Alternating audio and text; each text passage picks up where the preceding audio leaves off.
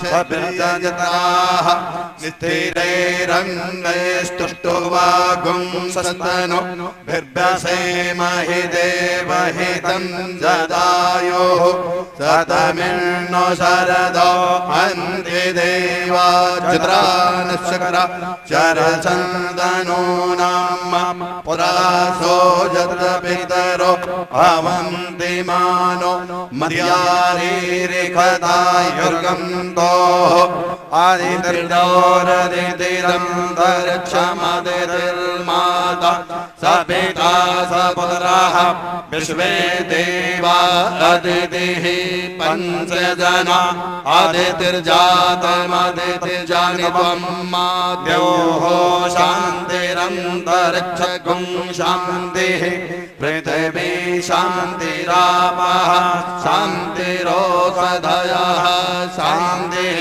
वनस्पतयः शान्तिर्विश्वे देवाः शान्तिर्ब्रह्म शान्तिः सर्वगुं शान्तिः शान्तिरेव शान्तिः सामा शान्तिरेदिः यतो यतः समीहसे ततो नो अभयं कुरु सन्नः कुरु प्रजाभ्यो भयन्नः पशुभ्यः सुशान्तिर्भवतु वृषभानि देव सवितद्दुरितानि पराशुव यद्भद्रं तन्ननाशुव सहस्रशीर्षपुरुषः सहस्राक्षः सहस्रपाता स भूमिगुं सर्वतत्त्ववा तष्टाङ्गुलं पुरुष एवेदगुं सर्वं जगद्बोधं दच्च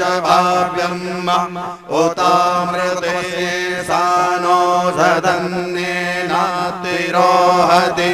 एतावानस्य महिमातो जायांश्च पूरकः पादोस विश्वाभूतानि त्रिपादस्यामृतं दिवे त्रिपादोर्धगोदैर्पुरुषः पादोश्चेह भवत् पुनः ततो विपण्डकरामसनासनासने अभि ततोऽभिराडजायत विराजो अधिपूरिकः सजातो अत्यर्चत पश्चात् भूमिमतो पुरः तस्मात् ज्ञात सर्वभूताः संवृतं मृगदाज्यम् पशोस्तासग्रे वायया नाराण्यग्राम्याश्च तस्मात् ज्ञात सर्वभूतरिचः सामानि जगिरे तस्माद् जगनीरे तस्मात् तस्मात् सवाजायन्तजेके शोभयादतः गावो हजग्निरे तस्मात् जाता अजावयः तञ्जगनं पराहि च परौखं बरखञ्जात मकरतः तेन देवा अयजन्त साध्यारिखयश्च जतपोरोखं व्यदधोः कथिधा व्यकल्पयन्ना मुखं किमस्यासेत किं बाहो किमुरोपादा उच्यते ब्राह्मणो समुखमासीत् बाहुराजन्यः कृताः पूर्वोतस्य च तपस्यः पद्भ्यां शूद्रो अजायत चन्द्रमा मनसो जातचक्षोः सूर्यो अजायत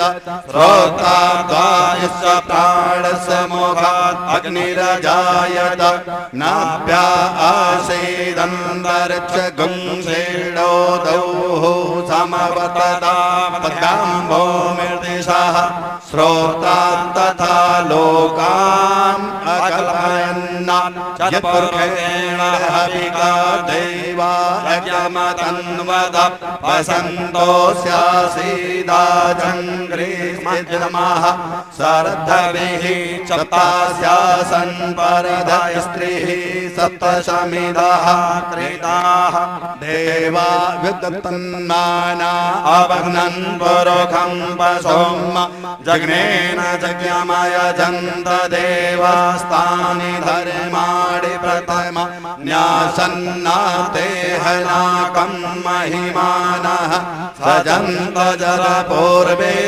साध्या सन्ति देवाः अथव्यासभोजनम् गुरुर्ब्रह्मा गुरुर्विष्णु गुरुर्देवो महेश्वरः गुरुः साक्षात् परब्रह्म तस्मै श्री गुरुवे नमः। अखण्डमण्डलाकारं व्याप्तं येन चराचरं तत्पदं दर्शितं येन तस्मै श्री गुरुवे नमः। अज्ञानातिमिरान्धस्य ज्ञानाञ्जनशलाकया चक्षुरोन्मीलितं येन तस्मै श्री गुरुवे नमः। ध्येयं सदा परिभवग्नमभीष्टदोहम् तीर्थास्पदं शिवविरिञ्चनुतं शरण्यं भृत्यार्थिहं प्रणतपालभवाब्धिपोतं वन्दे महापुरुषते चरणारविन्दं वंशी विभूषितकरा नवनीरदाभा पीताम्बरारुणबिम्बफलाधरोष्टात् पूर्णेन्दुसुन्दरमुखादरविन्दनेत्रात् कृष्णात् परं किमपि तत्त्वमहं न जाने। ब्रजे वसन्तं नवनीतचौरं गोपाङ्गनानां चतुकूलचौरम् अनेकजन्मार्जितपापचौरं चौराग्रगण्यं पुरुषं नमामि। ज्वालामालिन्यै नमः। सर्वोपचारार्थे गन्धाक्षतपुष्पाणिं समर्पयामि। चन्द्रमा मनसो जातश्चक्षुः सूर्यो अजायत स्रोतादायश्च प्राणश्च मुखः अग्निरजायत एतत्तं हविः प्रजननं मे अस्तु दशभिरग्ं सर्वगणगं स्वस्ताय आत्मशनि प्रजाशनि पशुशनि लोकशन्यभयशनि अग्निः प्रजां बहुलां मे करोत्पन्नं पयोरेतो अस्मासु धत्त।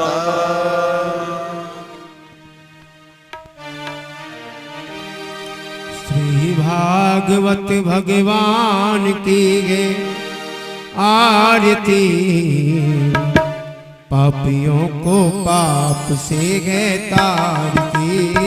भागवत भगवान की है आरती पापियों को पाप से है तारती। भागवत भगवान की है आरती पापियों को पाप से है तारती। भागवत भगवान की है आरती पापियों को पाप से है तारती। अमर ग्रंथ ये मुक्ति पंथ ये पंचम वेद निराला हरिदर्श जगाने वाला। अमर ग्रंथ यह मुक्ति पंथ यह पंचम वेद निराला नव ज्योति जगाने वाला। ये अमर ग्रंथ ये मुक्ति पंथ पंचम वेद निराला हरिदर्श कराने वाला। अमर ग्रंथ यह मुक्ति पंथ ये पंचम वेद निराला नव ज्योति जगाने वाला। हरि नाम यही हरि ध्यान यही हरि नाम यही हरि ध्यान यही। हरि नाम यही हरि ध्यान यही हरि नाम यही हरि गान यही। प्रभु के महिमा की आरती पापियों को पाप से तारती। भागवत भगवान की है आरती पापियों को पाप से है तारती। शांत गीत पावन पुनि पापों को मिटाने वाला हरि दर्श कराने वाला। ये शांत गीत पावन पुनीत पापों को मिटाने वाला हरि दर्श कराने वाला। हरि दर्श कराने वाला हरि दर्श कराने वाला। ये सुख करणी ये दुख हरणी ये सुख करणी ये दुख हरणी। ये सुख करणी ये दुख हरणी ये सुख करणी ये दुख हरणी। प्रभु मधुसूदन के आरती पापियों को पाप से गए तारती। भागवत भगवान की है आरती पापियों को पाप से है तारती। ये मधुर वो जगपंथ को सत्य मार्ग दिखाने वाला हरि दर्श कराने वाला। ये मधुर बोल मधुपंथ खोल सत्य मार्ग बताने वाला हरि दर्श कराने वाला। ये मधुर बोल जगपंथ खोल सत्मार्ग बताने वाला हरि दर्श कराने वाला हरि दर्श कराने वाला हरि दर्श कराने वाला। श्री राम घनश्याम श्री राम यही घनश्याम यही राम यही घनश्याम यही। हे राम यही घनश्याम यही प्रभु मधुसूदन के आरती पापियों को पाप से आरती भागवत भगवान की है आरती पापियों को पाप से है तारती। कर्पूर गौरम करुणावतारम संसारसारं भुजगेन्द्रहारं सदा वसन्तं हृदयारविन्दे भवं भवानी शरणमामि। त्वमेव माता च पिता त्वमेव बन्धो च सखा त्वमेव।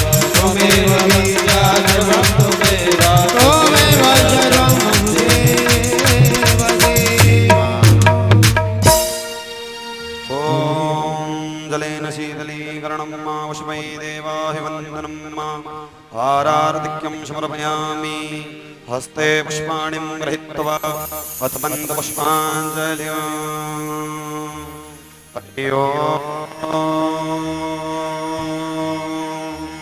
जगनेन यज्ञमयजन्त देवास्तानि धर्माणि प्रथमान्यासन्न हेहनागं महिमानः सचन्त यत्र पूर्वे शाद्याः सन्ति देवाः।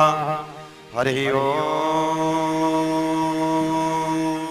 एकदन्ताय विद्महे वक्रतुण्डाय धीमहि तन्नो दन्ती प्रचोदयात्। हरिः ॐ गणाम्बिकायै सविद्महे कर्मसिद्धिश्च धीमहि तन्नो गौरी प्रचोदयात्। हरिः ॐ नन्दनन्दनाय विद्महे यशोदानन्दनाय धीमहि तन्नो कृष्णः प्रचोदयात्। सेवन्तिका वकुलचम्पकपाटलाब्जैः पुण्णागसाधकरवीररसालपुष्पैः बिल्वप्रभावितुलसीदलमञ्जरीभिः त्वां पूजयामि जगदीश्वर मे प्रसीद। नानासुगन्धिपुष्पाणि यथा कालोद्भवानि च पुष्पाञ्जलिर्मया दत्ता गृहा परमेश्वर गृहाण परमेश्वरी सांगाय सयुधाय सशक्तिकाय सवाहनाय सादरमन्दपुष्पाञ्जलिं समर्पयामि।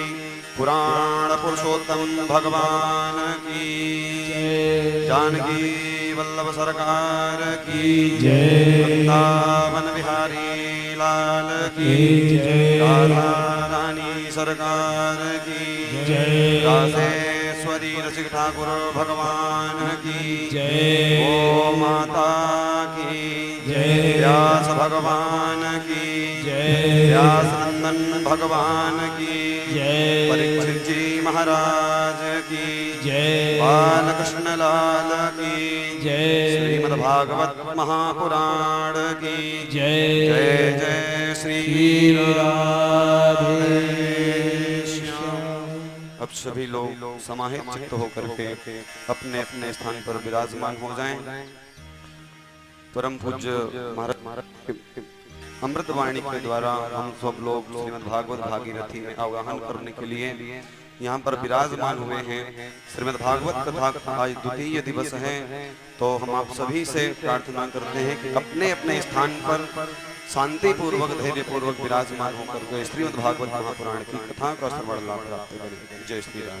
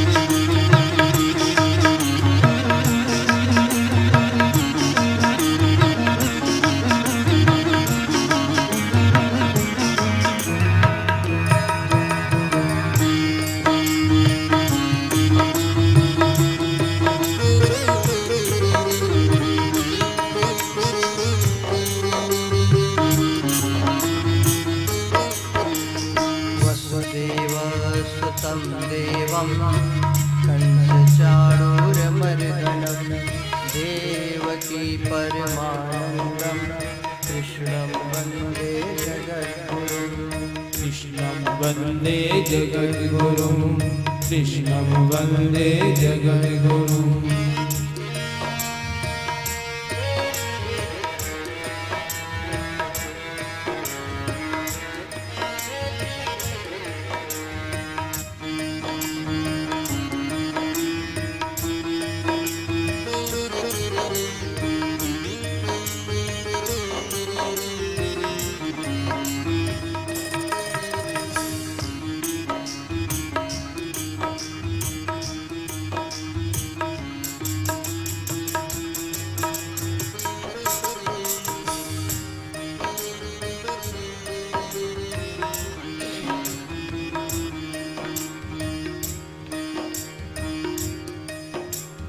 नाम संकीर्तनं यस्य सर्वपापप्रणाशनं प्रणामो दुःखशमनं नमामि हरिं परं नमामि हरिं परं तं नमामि हरिं परम्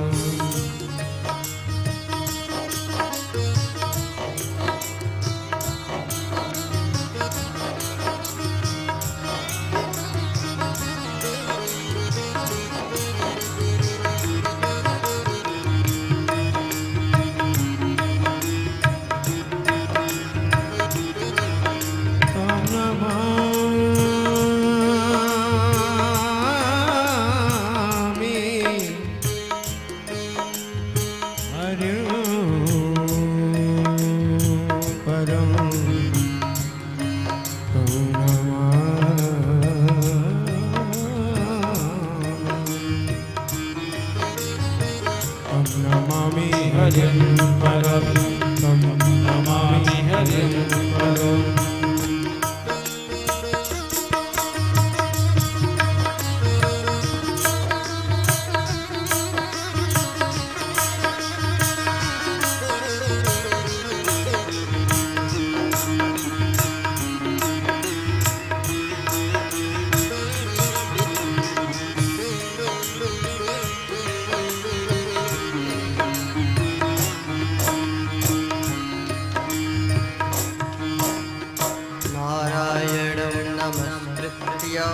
नरं चैव नरोत्तमं देवीं सरस्वतीं व्यासं ततो जयमुदीरये ततो जयमुदीरये ततो जयमुदीरये ततो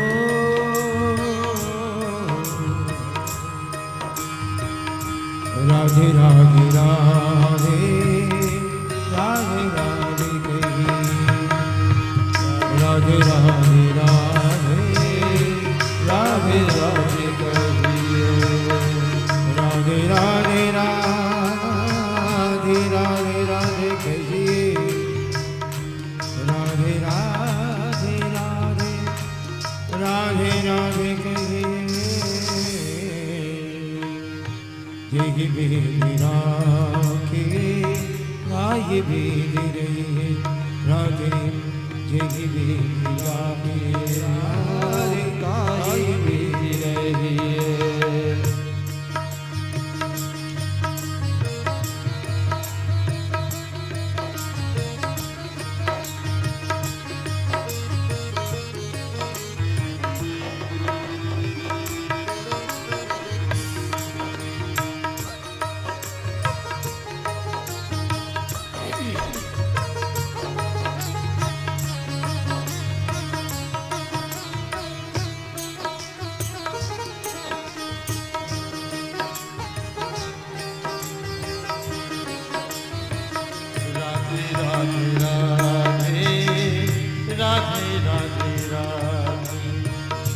राधे राधे राधे राधे कृष्ण कहिए राधे कृष्ण कहिए सब सुखी रहिए राधे राधे राधे राधे राधे राधे राधे राधे राधे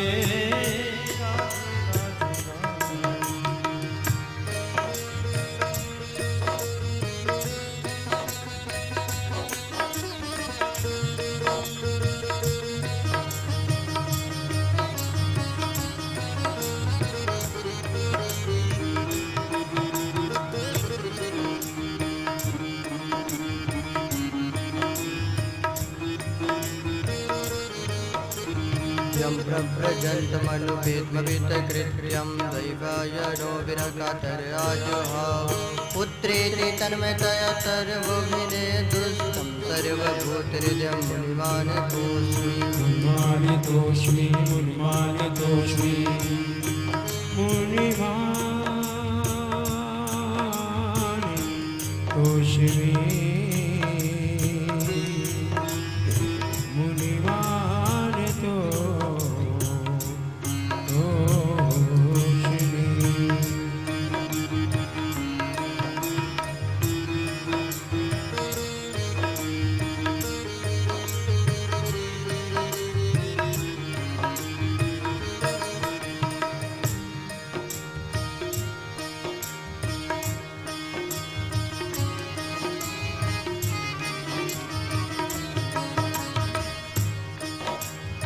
अज्ञानतिमिरान्धस्य ज्ञानाञ्जनशलाकया चक्षुरुन्मीलितं येन तस्मै श्रीगुरवे नमः तस्मै श्री गुरुवे नमः तस्मै श्री गुरुवे नमः तस्मै श्री गुरुवे नमः तस्मै श्री गुरुवे नमः तस्मै श्री गुरुवे नमः तस्मै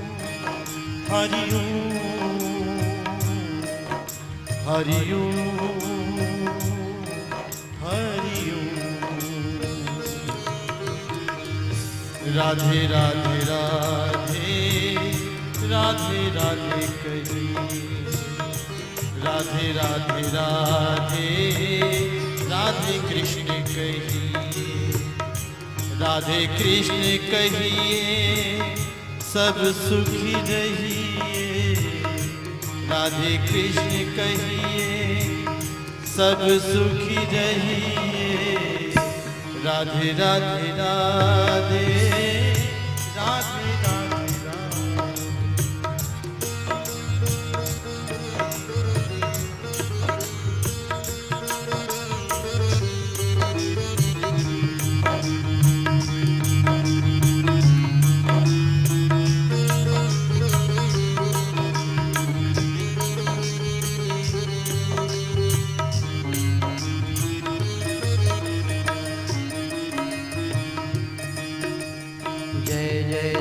राधारमण जय जय नवल किशोर जय जय श्री राधारमण जय जय नवल किशोर जय गोपी चित चोर प्रभु जय जय माखन चोर जय जय माखन चोरे जय जय माखन चोर जय जय माखन चोर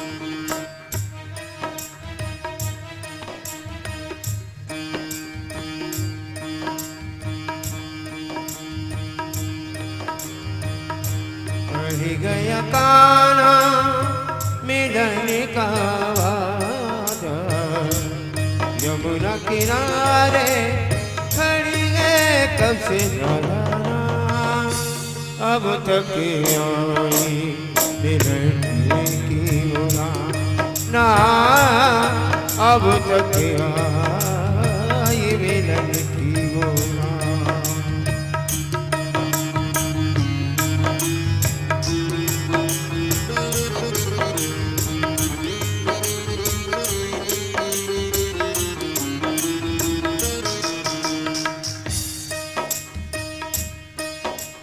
श्याम सलोने सांवरे नट खट नटवरिया, श्याम सलोने सांवरे नट खट नटवरिया, मायापति करुणा निधे हरो विषम भवताप, हरो विषम भवताप, हरो विषम भवताप।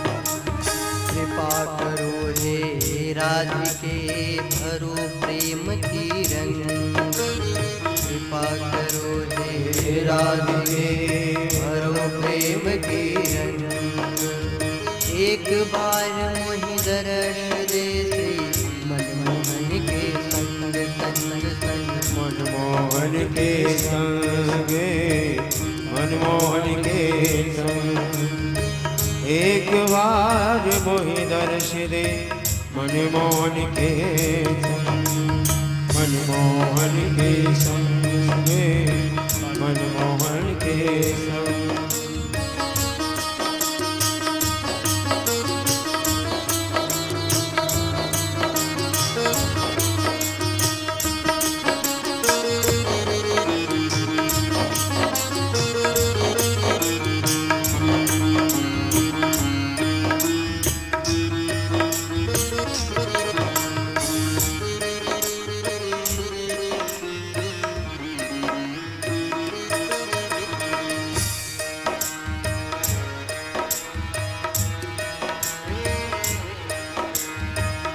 राधे राधे राधे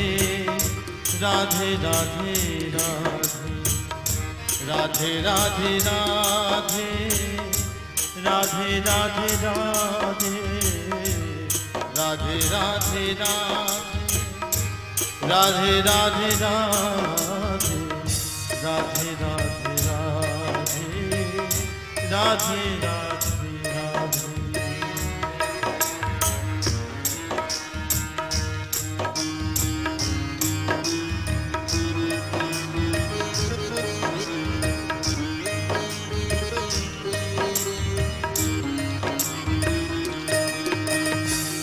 सद्गुरु के पद कमल करता मन ही प्रणाम, निज सद्गुरु के पद कमल करता मन ही प्रणाम, मैं सेवक हूँ बावरा नामदास श्रीकांत, नामदास श्रीकांत, नामदास श्रीकांत, नामदास श्रीकांत, श्रीकांत नामदास श्रीकांत।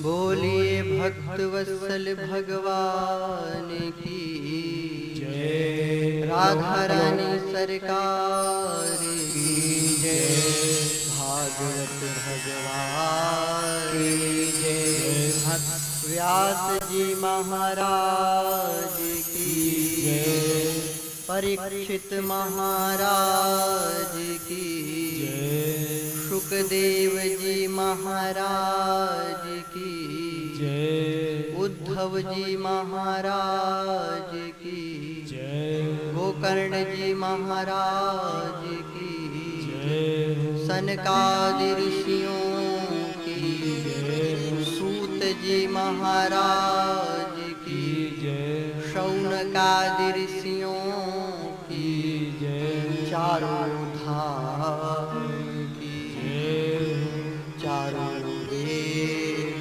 की सप्तपुरियों की सप्त ऋषियों की सप्त चिरंजीवियों की नवग्रहों की नवयोगेश्वरों की नवकन्याओं की पंच कन्याओं की द्वादश भागवतों की गंगा मैया की यमुना मैया की सरस्वती माता की प्रयागराज की गौ माता की धरती माता तुलसी माता की विंध्यवासिनी माता की काशी विश्वनाथ की श्री हनुमान जी महाराज की चित्रकूट धाम की कामदाना स्वामी की तुलसी माता की धरती माता की गौ माता की सब संतन की सब भक्तन की श्री सद्गुरुदेव भगवान की जय जय श्री राम जय जय श्री राम जय जय श्री राम।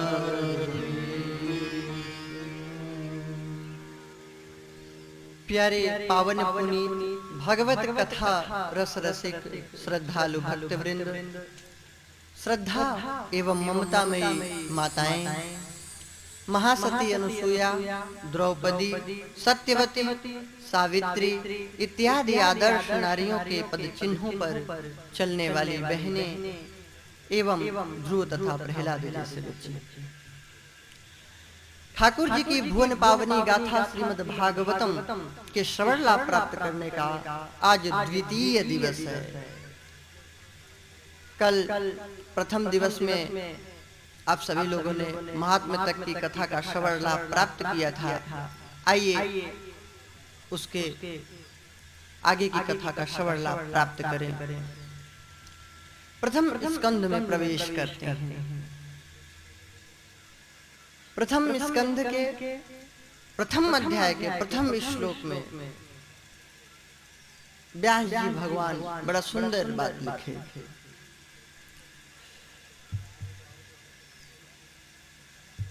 रूप का ध्यान करने के लिए सर्वत्र आया है कि इसका ध्यान करो, ऐसे ध्यान करो, लेकिन यहाँ व्यास जी कह रहे हैं सत्यम परम धीमहि, परम सत्य का ध्यान करना चाहिए। परम सत्य, परम सत्य क्या हो सकता है? जो वर्तमान में प्रेजेंट में है, वर्तमान में जो है, तो ऐसा नहीं कि वो भूतकाल में नहीं था, ऐसा नहीं कि वो भविष्य में नहीं रहेगा, तीनों कालों में जो रहेगा उसको बोलते हैं परम सत्य। सत्य तो कुछ भी और भी हो सकता है, भाई जो दिख रहा है मान लिया सत्य, लेकिन ये परम सत्य नहीं है। क्यों? क्योंकि आज दिख तो रहा है, लेकिन कल दिखेगा कि नहीं इसकी गारंटी नहीं, इसलिए वो परम सत्य नहीं है। कितने लोग आपके सामने जन्म लिए और चले गए, क्या वो हैं इस दुनिया में? नहीं है, तो उनको परम सत्य नहीं कह सकते। इस सृष्टि को हम परम सत्य नहीं कह सकते, क्योंकि यह भी नश्वर है। वैज्ञानिक भी यही बताते हैं कि भले बहुत लंबी आयु हो धरती की, लेकिन है एक दिन उसको नष्ट होना है। और लाखों वर्ष पहले, हजारों वर्ष पहले जो ऋषि मुनि लिख गए उस पर विश्वास नहीं है।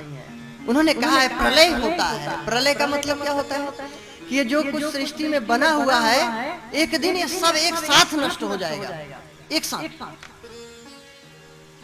तो उसके ऊपर हमें भरोसा नहीं है। क्या थ्योरी है? शास्त्रों को, पुराणों को पढ़िए, पूरा प्रयोगशाला आपको मिल जाएगा। पूरा प्रयोग करने के लिए आपको मैटर मिल जाएगा। कितनी बड़ी बात बोल दी है कि ये सब नष्ट होने वाले हैं। सत्य तो हो सकते हैं, परम सत्य नहीं है। तो ध्यान किसका करना है? परम सत्य का। तो हम जाने कैसे कि सत्य क्या है, परम सत्य क्या है, तब तो ध्यान करें। भागवत जी के 10वें स्कंद में चले, वहां पे इसका स्पष्टीकरण किया गया है कि सत्य क्या है। देवता लोग भगवान श्री कृष्ण जब बंदीगृह में प्रकट होने को थे तो उनकी स्तुति की थी बंदीगृह में। तो 9 बार सत्य सत्य से संबोधित किए थे, 9 बार। और 9 से बड़ी कोई गिनती नहीं होती। 0 से लेकर 9 तक की गिनती को ही क्रम बाई क्रम जोड़ते घटाते हुए लिखते जाते हैं, बढ़ाते जाते हैं, लेकिन 9 अपने आप में बहुत बड़ा संख्या है। और 9 की जो पहाड़ा है 9, उसमें भी अगर उसको ऐड करो, जोड़ो, तो उसमें भी 9 ही आएगा। जैसे 18, 8, 1, 9, 27, 7, 9। ये भी अद्भुत है। 9 योगेश्वर, 9 ग्रह, 9 संख्या पूर्ण है। तो इसका तात्पर्य क्या है कि हमको उस पूर्णता को प्राप्त करना है। किस पूर्णता को? जिसको विवेकानंद कहते थे, उस पूर्णता को प्राप्त करो जो समस्त मनुष्यों के हृदय में विराजमान है, जो समस्त देहधारियों के अंदर विराजमान है। अर्थात कौन? वही ईश्वरः सर्वभूतानां हृदयेषु अर्जुन तिष्ठति। वही ईश्वर, वही भगवान, वही परमात्मा जो समस्त देहधारियों के जीव मात्र के हृदय में, अंतःकरण में बैठा हुआ है, उसी सत्य की बात कर रहे हैं। सत्य व्रतम सत्य परम त्रिसत्यम सत्यस्य योनिम निहितम च सत्ये सत्यस्य सत्यमृत सत्य नेत्रम सत्यात्मकम त्वाम शरणम प्रपन्ना। 9 बार सत्य व्रतम। दिन का व्रत, व्रत किसे कहते हैं? फलाहार रहने को या उपवास रहने को? निराहार कह सकते हैं। उपवास तो होता है जहाँ उपवास, जहाँ भगवान की समीपता प्राप्त हो जाए उसको उपवास कहते हैं। उसी ईश्वर की समीपता प्राप्त करने के लिए योग, जप, तप सब किए जाते हैं। नारायण परावेदा, नारायण परो मखा। नारायण के लिए वेद है, नारायण के लिए यज्ञ है, नारायण के लिए तप है, जप है, ध्यान है, सब कुछ है। अगर वो उसके लिए नहीं है तो निरर्थक है, फिर कोई मतलब का नहीं है। चाहे मिर्चा का धुआं सूंघे, चाहे उल्टे लटके रहिए, चाहे सीधे बैठे रहिए, कोई मतलब नहीं। चाहे भूखे रहिए, चाहे खाइए, कोई मतलब नहीं। अगर नारायण के लिए नहीं है तो निरर्थक है वो। तो सत्य व्रतम, व्रत का तात्पर्य क्या है कि भूखे रह लिए तो व्रत हो गया। माता लोग बोलते हैं ना कि आज हम व्रत हैं। तो किस चीज का व्रत है? कहे हमने संकल्प लिया है कि आज हम अन्न नहीं खाएंगे, केवल फलाहार लेंगे। तो व्रत का तात्पर्य होता है दृढ़ निश्चय, जिसको बोलते हैं संकल्प। किसी कार्य को करने के लिए जो दृढ़ निश्चय है, आपका संकल्प है, उसे व्रत कहते हैं। संकल्प, जैसे ब्रह्मचर्य व्रत। तो व्रत को लोग समझते हैं कि भोजन नहीं करो, ये व्रत है। अब भोजन न करो और फिर जो है दूसरे दिन खा खा के फिर पति से लड़ो, फिर गाली दो, या पति ही है फिर व्रत रहे, फिर दूसरे दिन से चालू हो जाए, तुमने ध्यान नहीं दिया मेरा, हम भूखे पड़े रहे। और अभी 10 बज गया, भोजन ही नहीं दिया, तो व्रत नहीं है। तो क्या निराहार नहीं रहना चाहिए? रहना चाहिए, उससे आपका शरीर स्वस्थ रहेगा और कथा में भी बैठने की क्षमता बढ़ेगी, भजन में भी बैठने की क्षमता बढ़ेगी, योग साधना में भी, ध्यान में भी। तो उसके लिए वो व्रत जरूरी है, निराहार रहना, फलाहार रहना वो जरूरी है, अच्छी बात है। लेकिन उसके साथ साथ हमारा दृढ़ निश्चय हो कि हमको ईश्वर की ओर चलना है, हमें अपने दुर्गुणों को छोड़ना है। उसके साथ जब यह दृढ़ निश्चय हो जाएगा तो वह व्रत दिव्य हो जाएगा आपका।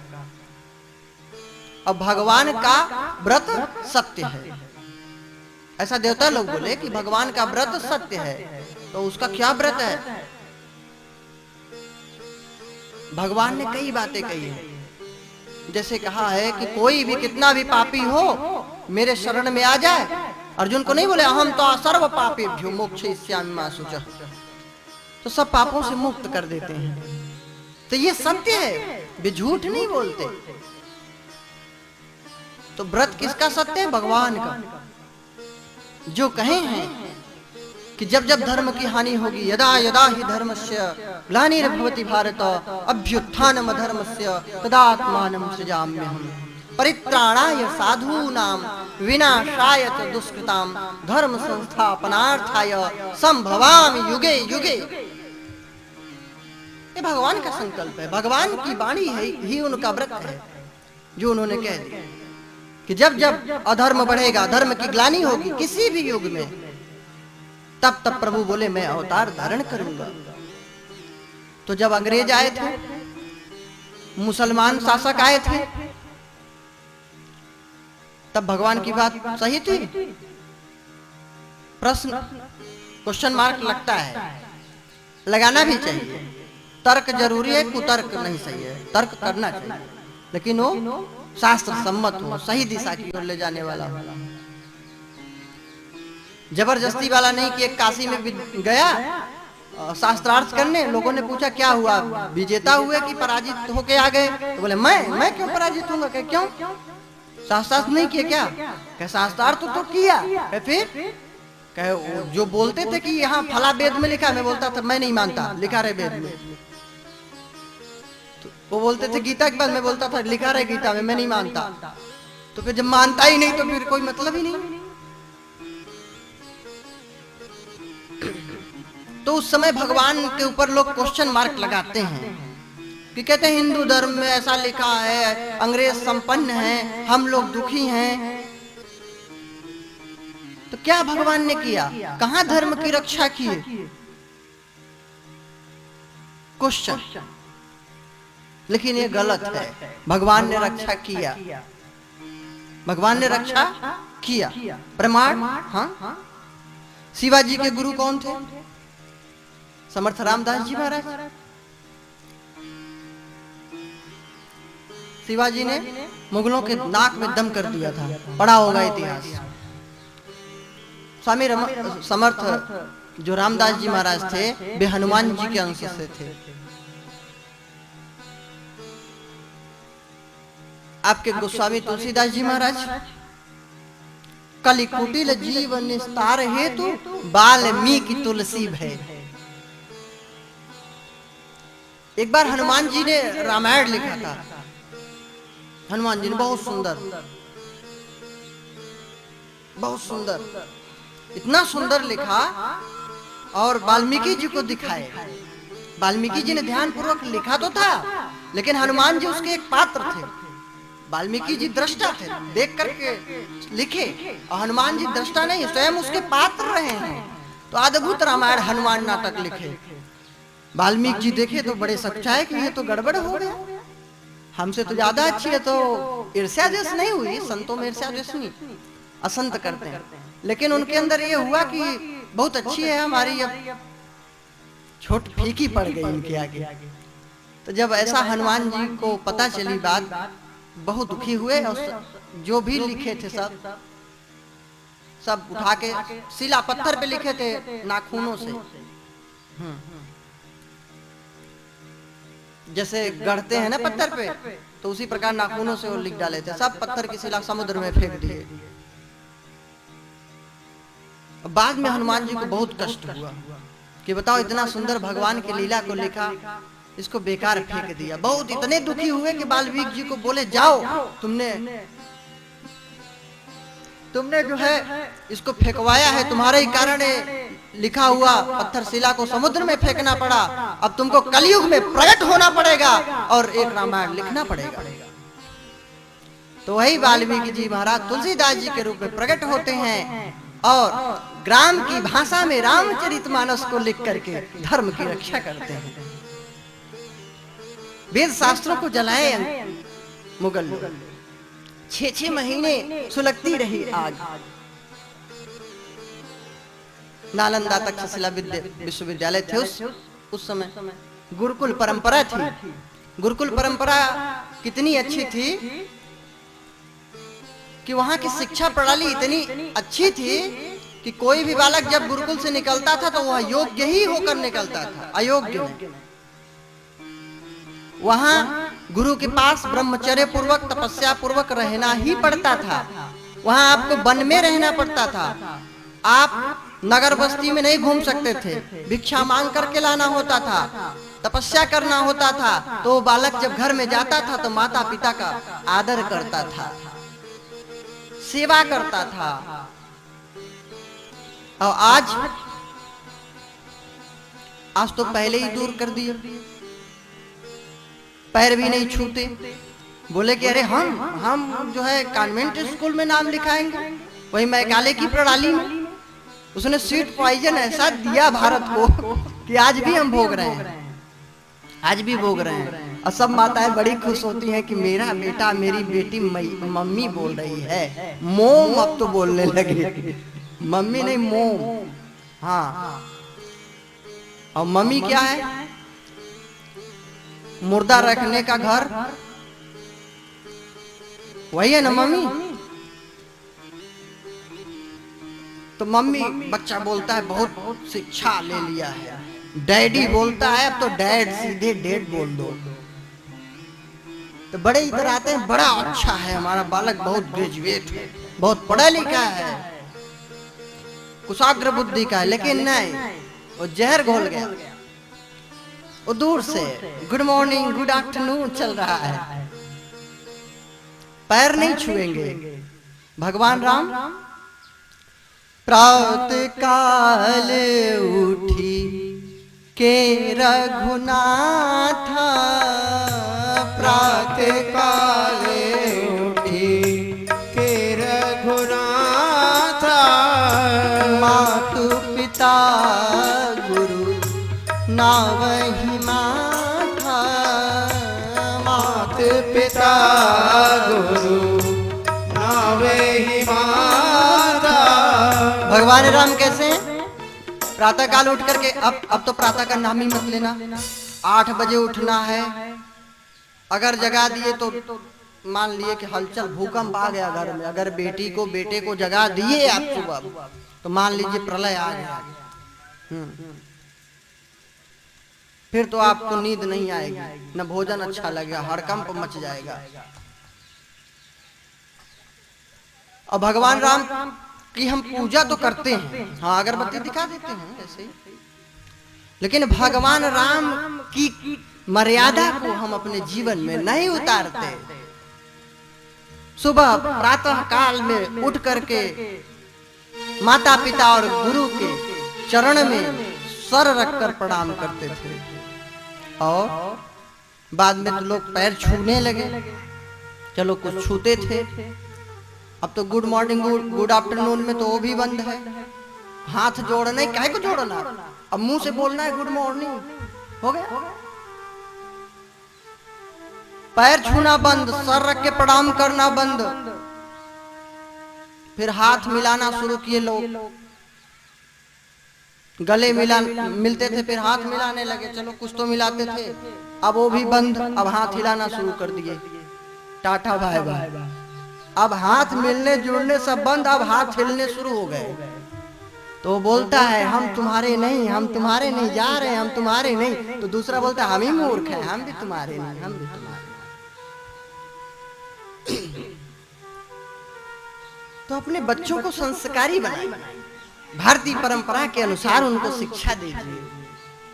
आंग्ल भाषा का ज्ञान होना बुरी बात नहीं है, लेकिन अंग्रेजों से बात करने के लिए सीखिए कि अपने घर में अंग्रेजी, ये अपने देश में अंग्रेजी क्यों सीखी जाती है? अंग्रेजों से बात करने के लिए। और लोग क्या करते हैं, अपने आंग्ल भाषा का प्रयोग कर रहे हैं। ये तो जैसे अंग्रेज है बेचारा, कभी कभी हमको भी पग यात्रा में मिल जाते थे, पूछते थे कुछ, तो उनसे तो इंग्लिश में ही बात करनी पड़ेगी, उनको तो हिंदी आती नहीं,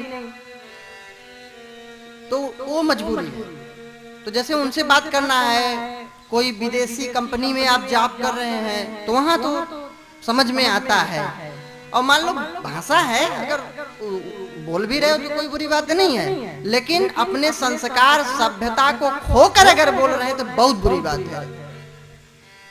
ये अक्षम्य अपराध है, इसका खामियाजा भुगतना पड़ेगा। इसका नतीजा यही है कि आज वृद्धाश्रम खुलने लगे।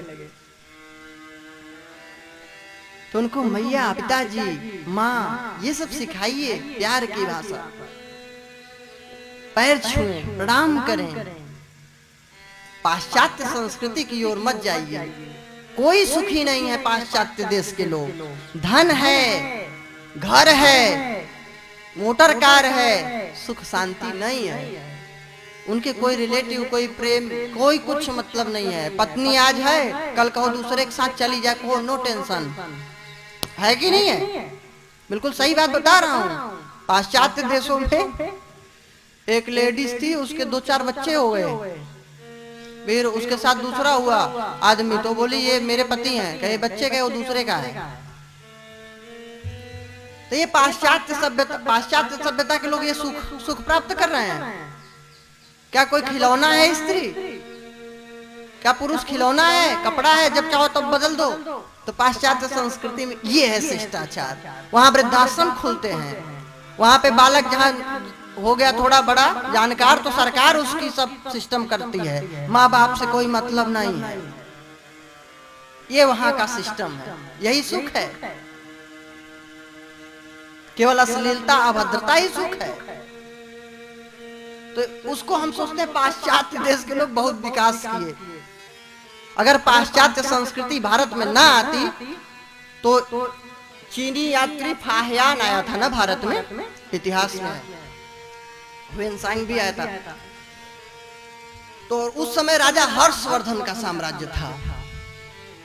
उसने लिखा है चाइनीज लैंग्वेज में अपना, फिर उसका ट्रांसलेट करके लोगों ने दिया होगा। उसने लिखा था कि भारत एक समृद्धशाली देश है, यहाँ सर्वत्र हरितियां है, हरियाली है, पूरी प्रजा खुशहाल है, न ही दरिद्र कोई दुखी न दीना। जैसे राम राज्य था, उसी प्रकार महाराज हर्षवर्धन के शासन में ऐसा देश। पढ़ लेना, आप लोग पढ़े लिखे हैं। उस समय भारत बहुत ही खुशहाल समृद्धशाली देश था। आप कहते हैं हम अब विकास कर लिए, तो काहे को विदेशी आए थे? हम मरने आए थे? जब एक गरीब देश था, नरभक्षी लोग थे, असभ्य थे, तो हम मरने आए थे? यहाँ क्या करने आए थे? लूटने आए थे। आज प्लास्टिक के गाड़ी पे चलते हैं, लोहे और धातु के विमान पे चलते हैं, तो इतना इतराते हैं। और भारत में इतना सोना था, इतना कि सोने की चिड़िया थी भारत। एक एक गरीब माताएं 1-2 किलो तो चांदी पहन ही लेती थी, इतने मोटे मोटे गले में लटकाए रहती थी। आज कहते हमारा रोल गोल्ड है। अब तो सोना भी गया, थोड़ा बहुत तो छोड़ा, सीधे नकली सोना भी बन गया। तो पहले भारत बहुत महान था, समृद्धशाली था। क्यों? क्योंकि वहां की संस्कृति और सभ्यता नष्ट नहीं हुई थी। आज सब दुखी है। घर में अगर 4 लोग हैं तो भी प्रेम नहीं है। बहू अलग चलती है, बेटा अलग चलता है, पत्नी अलग चलती है, पति अलग। ये है सुख। खूब गाड़ी खड़ा हो, बंगले खूब बन जाएं और घर में प्रेम न हो, तो अगर आप विकास मानते हैं तो भाई होगा। हम तो नहीं मानते इसको विकास। ये कोई विकास नहीं है। उस समय धन की औकात पता चलती है। लोग कहते हैं धन बहुत कुछ है ना, उस समय धन की औकात पता चलती है जब व्यक्ति कमा कमा करके सोने चांदी के थालियों को रख लेता है, खूब सुंदर बंगले महल बना लेता है, गाड़ियां इकट्ठा कर लेता है, और जब वृद्ध हो जाता है तो बालक पानी नहीं पूछते, बहू उधर मुख करके बैठ जाती है, बेटा अलग चलता है। तब औकात पता चलती है पैसे की, कि अगर काश संस्कार दिया होता, काश प्रेम किया होता, तो कम से कम नमक रोटी ही मिल जाती, गाड़ी न होता, पैदल ही घूम लेते, लेकिन कम से कम प्रेम से सुखी जीवन तो जीते। तब समझ में आती है, लेकिन जल्दी समझ में नहीं आती व्यक्ति को। धन नहीं होगा, लेकिन अगर प्रेम होगा, स्नेह होगा, तो लोग एक दूसरे का सहयोग करके जीवित रह लेंगे। लेकिन जहां घृणा नफरत होगी, चाहे जितना संपत्ति हो जाए, महाराज सोने की लंका ही तो थी, और भगवान राम जंगल में रहते थे, फिर भी भगवान के पीछे पीछे लोग चल रहे हैं, बंदर भालू तक सहयोग कर रहे हैं, और रावण की पत्नी ही उसको कह रही तुम गलत हो, उसका सगा भाई तक उसका साथ नहीं दिया। सोने की लंका तो थी, खरीद लेता सब कुछ। भाई पैसा अगर सब कुछ है तो आप तो कागज के नोट को लेके घूम रहे हैं, उसके पास तो सोने का थोड़ा मोड़ा सिक्का और कुछ खजाना नहीं था, सोने की पूरी महल ही थी, पूरी दीवारें सोने की, लेकिन सुख शांति नहीं थी, चैन नहीं था, क्योंकि वहां पे कुमति है। इसीलिए जहां सद्बुद्धि हो, सुमति हो, उसको भी एक धन बतलाया गया है। जहां सुमति तहां संपत्ति, नाना बहुत प्रकार की संपत्ति होती है, केवल एक पैसा, यही रुपया पैसा थोड़ी ना पैसा है, प्रेम भी एक धन है। पायो जी मैंने राम रतन धन पायो, क्यों मीरा ने कहा कौन सा रत्न? प्रेम, भक्ति, तो ये ऊपर का धन है। बहुत ध्यान से सुनिए आप लोग, तो धन ही सब कुछ नहीं है, धन के साथ साथ हमारे अंदर सद्बुद्धि हो, सदाचार हो, आचरण हो, तब वो महान बनेगा, नहीं तो नहीं बनेगा। तो भगवान राम प्रणाम करते थे, अब लोग जो है उससे दूर होते जा रहे हैं। तो आप लोग अपने बालकों को अच्छे सभ्यता सिखाइए, सत्य से जुड़िए, सत्य का ध्यान करिए। भगवान का व्रत सत्य है, तो उस शासन काल में भी भगवान ने रक्षा किया था। जो क्वेश्चन मार्क लगता था, तो उसमें मैंने बताया ना, तुलसीदास जी और स्वामी समर्थ रामदास जी सब प्रकट हुए और धर्म की रक्षा किए। कबीरदास जी प्रहलाद के अवतार थे, वैष्णव ही थे। रामानंदाचार्य जी भगवान रामानंदा गुरु मिल्या, कबीरदास जी स्वयं लिखते हैं, इसे सिद्ध होता है कि वैष्णव थे। तो इन लोगों ने इतना धर्म का प्रचार प्रसार किया। अब सिकंदर लोधी उस समय शासन था शायद कबीरदास जी के समय में, वो तक झुक गया था कबीर के आगे। क्यों नहीं रक्षा की है? और कोई थोड़ी ना किया था, संतों ने ही रक्षा किया। जब जरूरत पड़ी तो रक्षा किया, फिर अपना कार्य किया, चले। अब जब जरूरत पड़ेगा फिर करेंगे। तो भगवान ने अपने पार्षदों को भेजा कि नहीं? और रामानंदाचार्य भगवान भविष्य पुराण में पढ़ लेना, लिखा है। रामानंदाचार्य जी कलयुग में प्रकट हुए। भविष्य पुराण कब का लिखा? उसमें लिखा है रामानंद स्वयं रामो प्रादुर्भूतो महीतले। भगवान राम ही रामानंदाचार्य जी के रूप में प्रकट होंगे धरती पर, धर्म की स्थापना करने के लिए। रामानुजाचार्य जी लक्ष्मण जी के अवतार थे। शंकराचार्य जी शंकर जी के, ये सब धर्म की स्थापना किए कि नहीं? आज भी चारों धाम के रूप में उनके स्थापित किए, 4 धाम है। भगवान शंकराचार्य जी ने किया कि नहीं धर्म की रक्षा? तो ये तो भूल जाइए आप। महात्मा बुद्ध कौन थे? आज चीन में भी बौद्धिस्ट हैं, जापान में भी हैं। तो बुद्ध जी ने नहीं धर्म का रक्षा किया, प्रचार प्रसार किया? और मुगल काल में तुलसीदास जी और ये सब संतों ने किया। मीरा, रसखान, ये सब भक्त हुए। यहाँ तक कि मुगल शासन में भी अब अकबर के मंत्री थे अब्दुल रहीम खान खाना, नाम सुने होंगे आप लोग। मैं सत्य पे बतला रहा हूं कि भगवान का संकल्प सत्य है कि धर्म की रक्षा करने के लिए आएंगे। तो रहीम दास जी अब्दुल रहीम खान खाना थे, मुसलमान मुगल थे, लेकिन भक्त किसके थे? भगवान राम के। तभी तो रहीम दास दास लिखते थे। चित्रकूट में रमत हैं रहीमन अवध नरेश। रहीमदास जी ने लिखा है, चित्रकूट में रमत हैं रहीमन अवध नरेश, और जापे विपदा पड़त है सोई आवत यही देश। कि जिसको विपत्ति सताती है वही चित्रकूट में जाता है। तो ये कौन लिखा? रहीमदास जी। तो और तो छोड़िए, भगवान ने ऐसी लीला किया कि उन्हीं के लोग भक्त बन गए। एक हरिदास भक्त थे मुगल, वो भी बहुत महान भक्त हुए। आपने रहीमदास जी का सुना?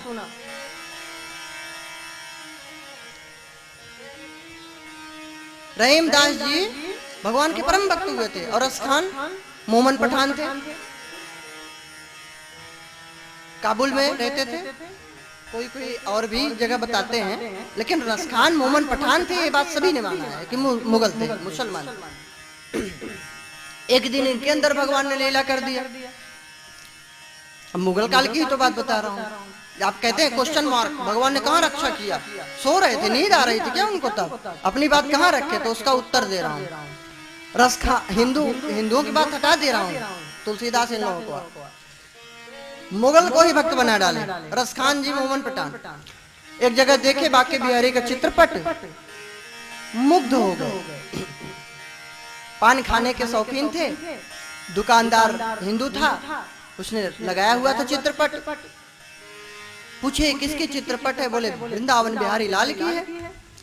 तो कहे मुझे दे दो, ये बहुत सुंदर लग रहे हैं, और इनके पैर में चरण पादुका नहीं है, इनको कांटे लगते होंगे, मैं इनको चरण पादुका पहनाऊंगा, मेरी इच्छा है। वह रसखान भक्त जो मोमन पठान थे, पादुका लेकर के स्वयं पैदल पैदल घूमते हुए वृंदावन पहुंचते। पैदल पैदल पहुंचे। लोग तो बोलते थे, अरे खान साहब ये मंदिर है, मंदिर मस्जिद नहीं है, आपका दिमाग तो नहीं फिर गया? कहाँ जा रहे हो? अरे बोले मेरा दिमाग नहीं फिरा है, मैं तो सही जा रहा हूँ। वो सोचते थे राजकुमार है, कोई सुंदर है, राजकुमार है, किसी राजा का पुत्र है, इसको मैं पादुका पहनाऊंगा, मित्रता करूंगा इसके पिता से, बढ़िया रहेगा। गए, कई दिन बीत गए, गोसाई जाने ही नहीं देते थे, रोक देते थे। बैठे रहे मंदिर के पीछे कि कभी तो ये निकलेगा, देखे बहुत भीड़, लोग जा रहे हैं। रस खान ने सोचा, मोमन पठान ने, कि लग रहा है बहुत बड़ा राजा है, इसके पास लोग अपने कष्ट विपत्ति को लेकर जाते हैं समस्या का समाधान करवाने, चलो कभी तो बाहर निकलेगा, महल में थोड़ी पड़ा रहेगा, तो मिलेगा। समय बीतता गया, प्रभु नहीं आए। भूखा प्यासा बैठे रहे कि चाहे मैं मर जाऊं, अब अन्न जल भी नहीं ग्रहण करूंगा जब तक ये नहीं आ जाएंगे। बिल्कुल प्राण निकलने ही वाले थे। मोमन पठान दुखी हो गए, बोले अरे मेरे यार, अरे मेरे मित्र बिहारी लाल, ये तेरा प्रेमी रसखान मोमन पठान अब इस दुनिया से जा रहा है। बस दुख इस बात का है कि तेरे चरणों में पादुका नहीं पहना पाया। बस इतना सुनना था कि वृंदावन बिहारी लाल जैसे चित्रपट में थे वैसे ही प्रकट हो गए। बोले भक्त वत्सल भगवान की जय। हृदय से लगा लिए मोमन पठान को। अरे बोले तू तो मेरा परम भक्त है, तू तो रस की खान है, ये भगवान का नाम दिया हुआ है रस खान। तू तो रस की खान है, क्या तू मुझे जूते नहीं पहनाएगा? जब ये भगवान का स्पर्श हुआ महाराज स्वस्थ हो गए रस खान जी, और पादुका पहनाए भगवान को। तो भगवान ने तो धर्म की रक्षा किया। धर्म नष्ट हो ही नहीं सकता। ऐसा एक बार थोड़ी हुआ है। राक्षस लोग तो अपनी ही पूजा कराते थे मंदिर में, कहते थे मेरी मूर्ति रखो, भगवान को हटाओ, नारायण मूर्तियों को तोड़ दो। हिरण्यकश्यप यही तो करता था, तो वहां भी रक्षा की। ये आज की बात थोड़ी है कि मुगल आए चले गए, अभी फिर आएंगे। फिर ऐसे तो धर्म की के ऊपर तमाम जो है आक्रमण होते आए हैं, होते रहेंगे, और हर बार प्रभु रक्षा करते आए हैं, करते आएंगे, निश्चित है। तो सत्य व्रतम, उनका संकल्प बिल्कुल सत्य है। लेकिन धर्म की रक्षा करने के लिए प्रभु संत रूप में आते हैं। आचार्य अवतार ग्रहण करते हैं, आचार्य गुरु के रूप में। दुष्टों का संहार कर, परित्राणाय साधूनाम विनाशाय च दुष्कृताम धर्म संस्थापनार्थाय संभवामि युगे युगे। साधुओं की रक्षा करने के लिए और विनाशाय च दुष्कृताम, दुष्टों का विनाश करने के लिए प्रभु आते तो हैं और चले भी जाते हैं करके लीला, लेकिन पापों का विनाश करने के लिए आचार्य अवतार धारण करते हैं। पापियों का विनाश तो भगवान कर देते हैं, लेकिन पाप का विनाश गुरु करते हैं भगवान के नाम के द्वारा। भगवान ने एक रावण का उद्धार किया, एक कंस का, और भगवान का जो गुरु महाराज ने नाम दिया है, जो परंपरा से जो है वैष्णवता, नारद जी ने कहा नहीं परंपराया, जो परंपरा के नहीं वैष्णवता कुत्र संप्रदाय पुरःसरा, संप्रदाय अनुसार परंपरा अनुसार जो प्राप्त गुरु परंपरा के अनुसार वैष्णवता है, धर्म है, वो नष्ट होता जा रहा है। तो आचार्य अवतार ग्रहण करके प्रभु धर्म की रक्षा करते हैं गुरु के द्वारा, क्योंकि गुरु पापी को तो नहीं मिटाता, लेकिन पाप को मिटा दे। पापी रह ही नहीं पाता वो व्यक्ति, पाप को मिटा देते हैं धर्म से जोड़ के, सत्संग से जोड़ करके, भगवान का नाम प्रदान करके। तो भगवान का संकल्प सत्य है, सत्य परम, वे ही परम सत्य है। कहा ना सत्यम परम धीमहि, परम सत्य का ध्यान करना चाहिए, परम सत्य का। अब कह देते कृष्ण का ध्यान करो, दुर्गा देवी का ध्यान करो, या इसका ध्यान करो, उसका, तो एक लोग विवाद करते, इसलिए कहे परम सत्य जो भी हो उसी का ध्यान करो, विवाद मत करो भाई। कितनी अच्छी बात लिखे भागवत जी की, एक एक शब्द बहुत महत्वपूर्ण है भाई। वेद शास्त्र की सार है, लेकिन बिना पढ़े बिना समझे नहीं समझ। पूरा प्रयोग करने की चीज है, पूरा प्रैक्टिकल करने की चीज है। अब समझ लीजिए, आया है वर्णन कि ब्रह्मा जी ग्वाल बालों को जब चुरा के ले गए थे, तो धरती पे आने में उनको इतना एक क्षण, एक सेकंड लगा था। सोने की सुई से कमल की पंखुड़ी में जितने देर में छेद कर दिया जाए, उतने देर में आ गए थे, उतने समय में,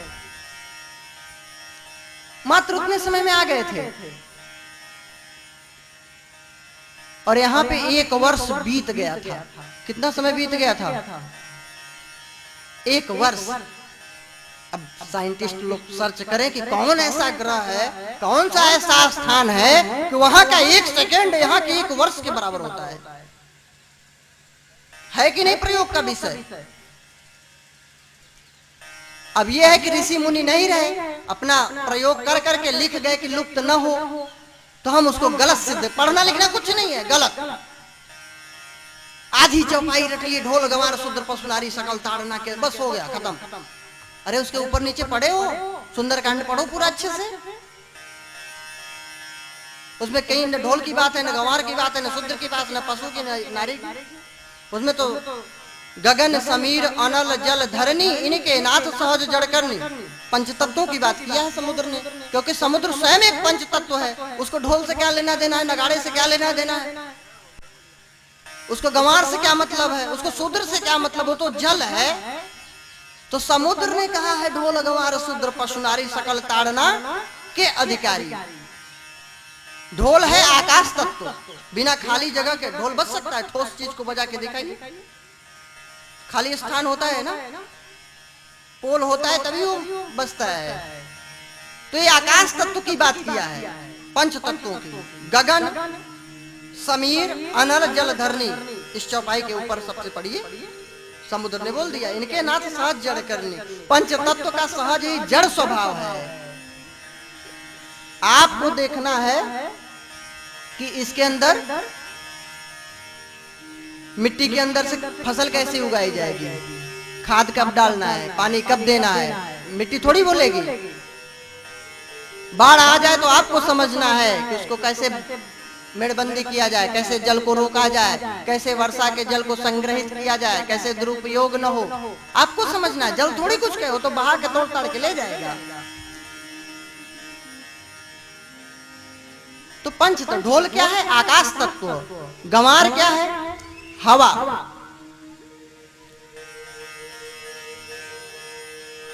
गंवार हवा है, वो खुशबू भी देगा। अगर फूलों से होकर गुजरेगा तो खुशबू मिलेगी, और नाले से होकर गुजरेगा तो बदबू भी मिलेगी। वो गंवार है, वो नहीं समझेगा। आप समझिए कि रुमाल लगाना है कि खुशबू लेना है, ये आपको समझना है। तो आकाश तत्व ढोल है, गंवार वायु है, दो तत्व हो गए। शूद्र कौन है? ढोल गंवार शूद्र, और उधर गगन समीर अनल, अनल अग्नि। अग्नि शूद्र है। शूद्र कहते हैं नीच को नहीं, नीच जाति को नहीं, उच्च जाति को नहीं। शूद्र मतलब पद्भ्याम शूद्र हो जाएगा, चरण सेवा करने वाला, पूरे शरीर को संभालने वाला शूद्र है। मतलब सभी जिसके आश्रित रहे वो शूद्र। चारों वर्ण के लोग, चार वर्ण बने ना, तो जो सेवा करे, अन्न की व्यवस्था, अन्न उगाए, सेवा करे, उनके लिए कल्याणकारी बने, वो शूद्र कहा गया। मतलब जो सभी के लिए ऐसा काम करे कि वो जी सके, सेवा करता है, और उसको हम लोग घटिया सोचते हैं। ऐसा है, भगवान के अंगों में निरूपण किया गया है। ब्राह्मणोस्य मुखमासेत बाहुराजन्यः कृतः उरुस्तद्वैश्यः पद्भ्याम शूद्रो अजायत। ब्राह्मण मुख है भगवान का, ब्राह्मण मुख है, भुजाएं क्षत्रिय हैं, उधर वैश्य। अब यहाँ चक्की चलती रहती है, इंजन हर समय, रुकने वाला नहीं व्यापार। और पद्भ्याम शूद्रो अजायत, चरण क्या है? शूद्र है। अब भगवान का ही अंग है, अधिकतर चरण की ही तो लोग पूजा करते हैं, क्योंकि भगवान का चरण में वास है भाई, शास्त्र कहता है। भगवान नारायण चरण में विराजमान है। तो अग्नि क्या है? शूद्र है। और ये क्या करती है? जीने से लेके मृत्यु पर्यंत जीवों के कल्याण का यही एकमात्र साधन है। चाहे जितना विज्ञान तरक्की कर ले, बिना अग्नि के जी नहीं सकता। कह रहे बिजली खत्म हो रही है, ईंधन कम पड़ गया, क्यों? ये भी एक अग्नि तत्व है। सूर्य क्या है? आग तत्व है, अग्नि तत्व है, तेज। तो कितनी बढ़िया साइंटिफिक बात है कि नहीं, कि भाइयों पेट्रोल सही, डीजल सही, कुछ भी ले लो, कोई आविष्कार सही, आग तत्व के बिना करके दिखाओ। तत्व तो अग्नि का ही है, उसको आप नकार नहीं सकते। तत्व तो अग्नि का ही है। जन्म, मृत्यु, भोजन की सुविधा, गैस ही सही, इलेक्ट्रॉनिक सिस्टम ही सही, लेकिन है तो अग्नि तत्व, है कि नहीं है? भूखे तो कोई नहीं रहेगा। अच्छा कहो कच्चा फल खा लेंगे, तो बिना तेज के सूर्य की रोशनी के वो भी नहीं सिद्ध होगा, वो भी अग्नि तत्व के कारण ही है। हम तो मांस खा के जीवित रहेंगे, तो कोई जीव मात्र सूर्य की रोशनी पर आधारित नहीं रह सकता बिना सूर्य के, तो वह भी अग्नि पर ही आधारित है। तो ये है शूद्र, इसके बिना आप जी नहीं सकते। गलत रूप से बताया गया, नेतागिरी की गई, हमारे धर्म ग्रंथों को तोड़ मरोड़ को बताया गया।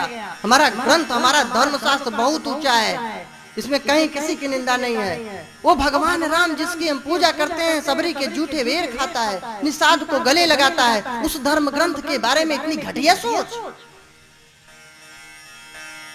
चार वर्ण बनाए गए थे इसलिए मनु जी महाराज जी द्वारा, वो राजा थे।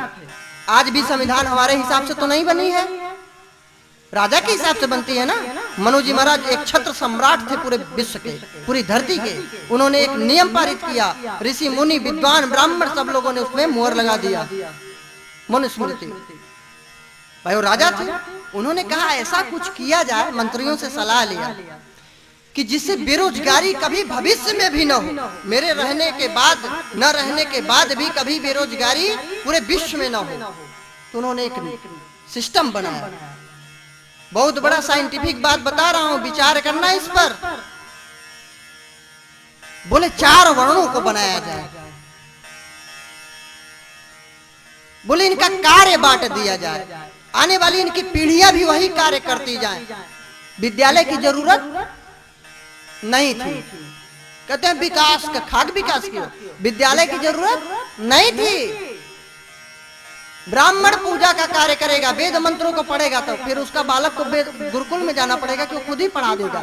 जब वो बचपन से ही वेद मंत्र सुन रहा है तो ऑलरेडी एक्सपर्ट है, उसके उस विषय में पारंगत है। बोले ब्राह्मण बना दिया, मनुष्य को ही सतयुग में केवल एक जाति थी, भागवत के 9वें स्कंद में है, हंस नाम था।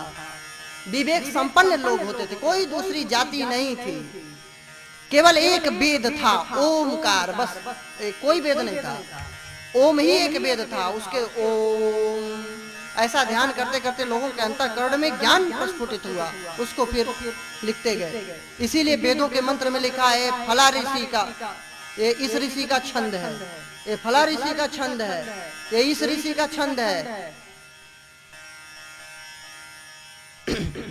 क्योंकि वेद प्रकट ही हुआ ऋषियों के दिव्य पावन पवित्र अंतःकरण में प्रस्फुटित हुए वेद मंत्र भगवान की कृपा के द्वारा। तो चारों वर्णों को बनाया गया। ब्राह्मण ही के वंश में आने वाली पीढ़ियां भी यही काम करेंगी, यज्ञ करना, यज्ञ कराना, दान लेना, दान देना, विद्या अध्ययन करना और विद्या अध्ययन कराना। चलो बेरोजगारी खत्म। अब दूसरा डिपार्टमेंट आया कि देखो फौज में केवल छत्री ही जाएंगे भाई, मतलब जो मतलब छत्री मतलब वो कहे जाएंगे, एक पद है और कुछ नहीं है। आज भी तो भाई हटा दे सरकार, इतना बुराई करते हैं ना ब्राह्मण की शास्त्र की, तो औकात हो तो हटा के दिखाएं, चपरासी को अधिकारी बोल के दिखाएं, आईएएस बना के दिखा दे तो मैं मान लूं। बेवकूफ बनाते हैं दुनिया को, समाज को पागल बना रहे हैं। यही लोग तो जातिवाद फैलाए। नहीं, पुराने जमाने में सब लोग एक दूसरे से हिल मिल के रहते थे प्रेम पूर्वक, ऐसा जहर घोल गए। तो बोले कि जो भी फोर्स में सेना में भर्ती होगा उसे छत्री कहा जाएगा, वो युद्ध करेगा, देश की रक्षा करेगा, आन बान शान के लिए मर मिटेगा, वही राजा का कार्य करेगा, युद्ध क्षेत्र में भाग लेगा, युद्ध का संचालन करेगा, देश की रक्षा करेगा, वो क्या बोला जाएगा? छत्री। और जो ज्ञान देगा वो मंत्री बनेगा, पूजा कराएगा वो ब्राह्मण। अच्छा, अब कौन आया? व्यापार का। भाई ज्ञान दिया, वेद पढ़ा लिखा पढ़ाया, यज्ञ किया, पूजा पाठ किया, कराया और युद्ध क्षेत्र में भाग लिया, लड़ा, सब कुछ किया। अब भाई खाएंगे पिएंगे कुछ की नहीं, कुछ खरीदेंगे कि नहीं, तो कहे व्यापारियों को नियुक्त किया जाए, जो व्यापार का काम करे वो व्यापारी। वो हो गए बनिया गुप्ता जी। कहे लोग वैश्य की पदवी ये पद है, कहे ये मनुष्य वैश्य नाम से प्रसिद्धि, इसके आने वाले पीढ़ियों को भी यही ड्यूटी रहेगी। क्या साइंटिफिक सिस्टम बनाया था। अब बात आई कि भाई सब कुछ सही है, अब एक और कार्य कौन करेगा? तलवार बनाना, मिट्टी के बर्तन निर्माण करना, यंत्र बनाना, रथ बनाना, जूते चप्पल बनाना, ये सब इंजीनियर शूद्र हुए। जितने टेक्निकल पर्सन थे राज्य के, उनको कहा तुम हो सेवक। सेवक शब्द एक पदवी, इंजीनियर की पदवी थी। सेवक मतलब इंजीनियर। आज के जो कारीगर है बनाने वाले, वो इंजीनियर को शूद्र कहा गया। चमड़े का उद्योग करने वाले इंजीनियर को चर्मकार बोल दिए। आज बोल दो तो कहीं गाली दे रहे हैं। भाई चमड़े का जो डिजाइन बनाए, चप्पल जूतों का निर्माण करे नई नई टेक्नोलॉजी के साथ, वो इंजीनियर तो है। तो बोले कि इनके आने वाली पीढ़ियां भी यही काम करेंगी। ये कपड़ा धुलने वाला काम फिर उसमें भी बांटते गए, ये बाल बनाने का काम करें, नाई हो जाएंगे। इनके आने वाली पीढ़ियां भी यही करेंगी। महाराज जब तक अंग्रेज और मुगल नहीं आए, कोई भी बेरोजगार नहीं था। अगर बेरोजगार थे, गरीबी थी, भूखे मर क्यों नहीं गए? सब लोग जिंदा कैसे? बेवकूफ बनाते हैं। हमें मानते हैं कि लोगों ने अहंकारवश बड़ी ऊंची अपने बनाया, लड़ा झगड़ा, वो बात सत्य है। वो व्यक्ति विशेष की गलती है, उसको जातिगत नहीं ले सकते आप।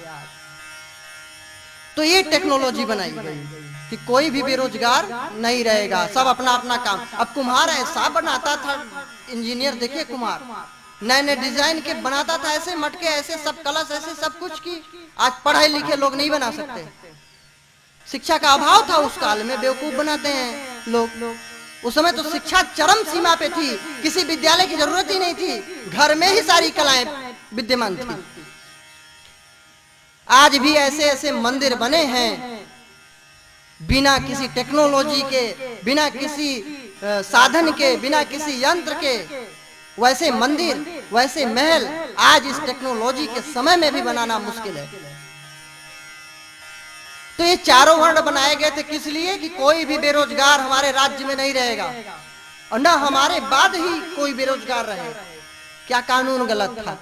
कोई सिद्ध करे भाई। हम तो खुली चैलेंज कर रहे हैं सबको कि इसको सिद्ध करिए कि गलत। हाँ, ये बात मैं मानता हूं कि कुछ लोगों ने अत्याचार किया होगा, तो ये बात, लेकिन आपको भी ये बात मानना पड़ेगा कि जिस जाति के लोग जहां ज्यादा रहे उन्होंने अत्याचार किया है, चाहे नीच रहे हो चाहे ऊंच रहे हो। मैं इसका रिसर्च किया हूं देश भ्रमण के माध्यम से। जिस जाति के लोग ज्यादा हुए उन्होंने नीचता किया, अत्याचार किया है, इस बात को आपको एक्सेप्ट करना पड़ेगा। ऐसा नहीं कि ब्राह्मण बस्ती में ब्राह्मण अत्याचार किया तो कोई और बस्ती थी तो वहां ठाकुरों ने अत्याचार किया, वैश्य लोग थे तो वहां वैश्यों ने अत्याचार किया, शूद्र थे तो शूद्रों ने अत्याचार किया है। तो आपको इसको भी मानना पड़ेगा और बात तभी बनेगी जब दोनों पक्षों की बात होगी। केवल नेगेटिव थिंकिंग से नहीं काम चलेगा, आपको दोनों बातों को सुनना पड़ेगा। तो आप कैसे कह सकते हैं शास्त्र गलत है? कोई लोग तो हमने सुना है, नाम नहीं लेंगे नेता, कि हम तो मनु को पाए तो चप्पल से मारे। अरे शर्म नहीं आती? कोई अगर जो कानून निर्माता को इस समय के बोल दे ऐसी बात तो फांसी दे देते हो, जेल दे दे। वो भी कानून निर्माता थे अपने समय के, आप नहीं थे। राजा थे, राजा, उनका पूर्ण अधिकार था कानून अपने देश में लागू करने के लिए। आप कौन होते हैं बोलने वाले?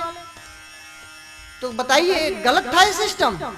भाई पढ़े लिखे लोग हैं, आपको बता रहे हैं, आप रिसर्च करिए।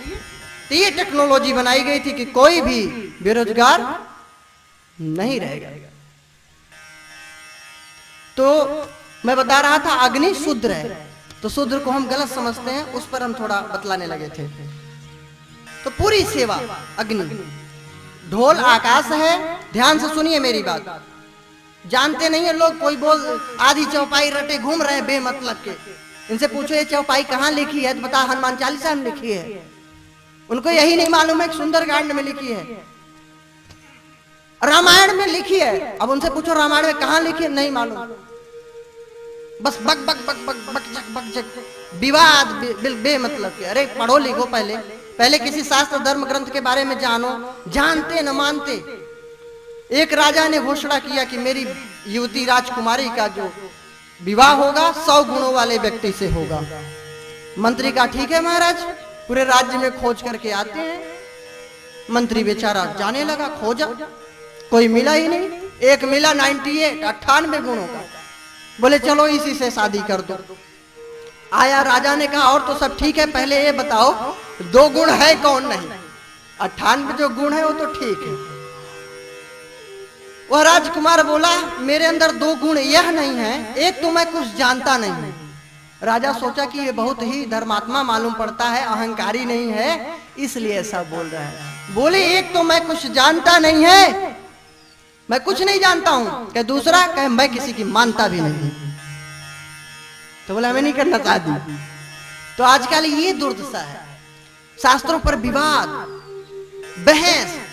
उनसे पूछ लो कौन से श्लोक में लिखा है, ये फला जो बकबक कर रहे हो कहाँ लिखा है, किस पृष्ठ पे लिखा है, कुछ नहीं पता है।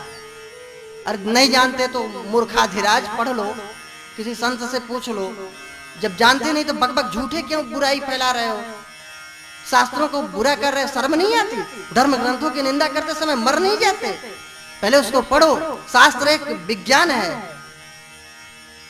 वर्ल्ड की सर्वश्रेष्ठ नॉलेज है शास्त्र, सर्वोपरि नॉलेज है, सर्वोपरि फिलॉसफी है, सर्वोपरि फिजिक्स है, सर्वोपरि केमिस्ट्री है। उसको पढ़िए।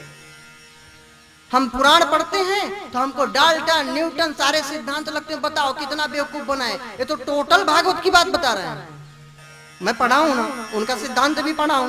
जैसे कहते हैं कि वह ये ब्रह्मांड एक अंडाकार था, गोलाकार था, सर्वप्रथम जल में जीव की उत्पत्ति हुई। वही बात वेद शास्त्र लाखों वर्ष से पहले बतला रहे, नहीं समझ में आ रहा है? नारायण किसका नाम है? जब वह स्वर्णकार अंडा हिरण्यगर्भ बोला जाता है, वेद मंत्र में है ना, हिरण्यगर्भ मतलब होता है वही सोने का गर्भ। तो ब्रह्मांड जब फोड़ के निकला विराट पुरुष, सर्वत्र जल ही जल हो गया। जैसे सिद्धांत है ना कि जैसे जिराफ के लिए कि वो उछलने लगा तो उसकी गर्दन बढ़ गई, सेम पढ़िए भागवत जी का द्वितीय स्कंद कि उस नारायण पुरुष की, विराट पुरुष की इच्छा हुई तो उसको भूख प्यास सताने लगी, तो उसको जो है जल की उत्पत्ति हो गई, फिर भोजन की उत्पत्ति। कैसे कि एकदम सुंदर बात लिखा है, पढ़िए तो उसको, पूरा प्रयोग का विषय है, पूरा खुली चैलेंज है मेरा, प्रयोग करिए तब उसको मैं मानू आपकी, पूरा फिजिक्स केमिस्ट्री है। हमें तो लगता है कि इस समय इसको स्कूलों में गुरुकुल स्थापना हो और फिर से वेद शास्त्र पढ़ाया जाए। ये बिल्कुल बेकार की हम ज्ञान ले रहे हैं, बे मतलब फिजूल की। बंदर से उत्पत्ति, क्या झूठ की बात है। आज 21वीं सदी में किसी लैब में एक बंदर को ले जाओ, साइंटिस्ट लोग से है निवेदन, किसी लैब में ले जाएं और उसको जो है कोई मनुष्य बना के दिखा दें। आज तक कोई मछली आदमी नहीं बनी, कोई बंदर नहीं बना आदमी। 21वीं सदी चल रही है और उस समय बन गया था।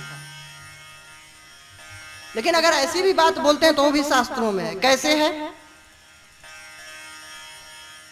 भगवान 12 रूप धारण किया। प्रथम उत्पत्ति जीव की हुई, मनुष्य तो पहले नहीं आया। फिर और विकास हुआ, मत्स्य अवतार जल में, प्रथम मत्स्य अवतार लिए धारण किए। फिर 12 अवतार, धीरे धीरे विकास हुआ सृष्टि का। कच्छप अवतार जल का ही है। नृसिंह अवतार सभ्य मनुष्य नहीं पूरे, आधे शेर आधे मानव। फिर परशुराम थोड़े क्रोधी, फिर राम भगवान आदर्श मर्यादा पुरुषोत्तम। धीरे धीरे सीढ़ी आई कि नहीं? हम इस सिद्धांत पे नहीं जा रहे हैं, फिजूल के सिद्धांतों को सही साबित करने में लगे हुए हैं। तो अपना जो वेद शास्त्र है बिल्कुल सही है। शूद्र क्या है? सेवा करने वाला, अग्नि। फिर से सुने, ढोल है आकाश, गंवार है हवा, शूद्र है अग्नि। और उसके बाद क्या है? ढोल गंवार शूद्र। पशु, पशु क्या है? जल। पशु को अभी छोड़ दो ना, हरे भरे खेत चरने लगेंगे सब, मार दो डंडे, दूसरे दिन फिर वहीं प्रकट मिलेंगे। उनको आपको समझना है कि इनको बांध के कैसे रखे कि फसल न खाए, वो नहीं समझेंगे। उसी प्रकार जल पशु की तरह है, वो आपकी खेत को बर्बाद भी कर देगा और आपकी खेत की खुशहाली भी लाएगा, खेत को सुंदर भी बनाएगा। लेकिन कितना जल देना है, कब देना है, ये आपको समझना है, जल को नहीं। ये पशु है।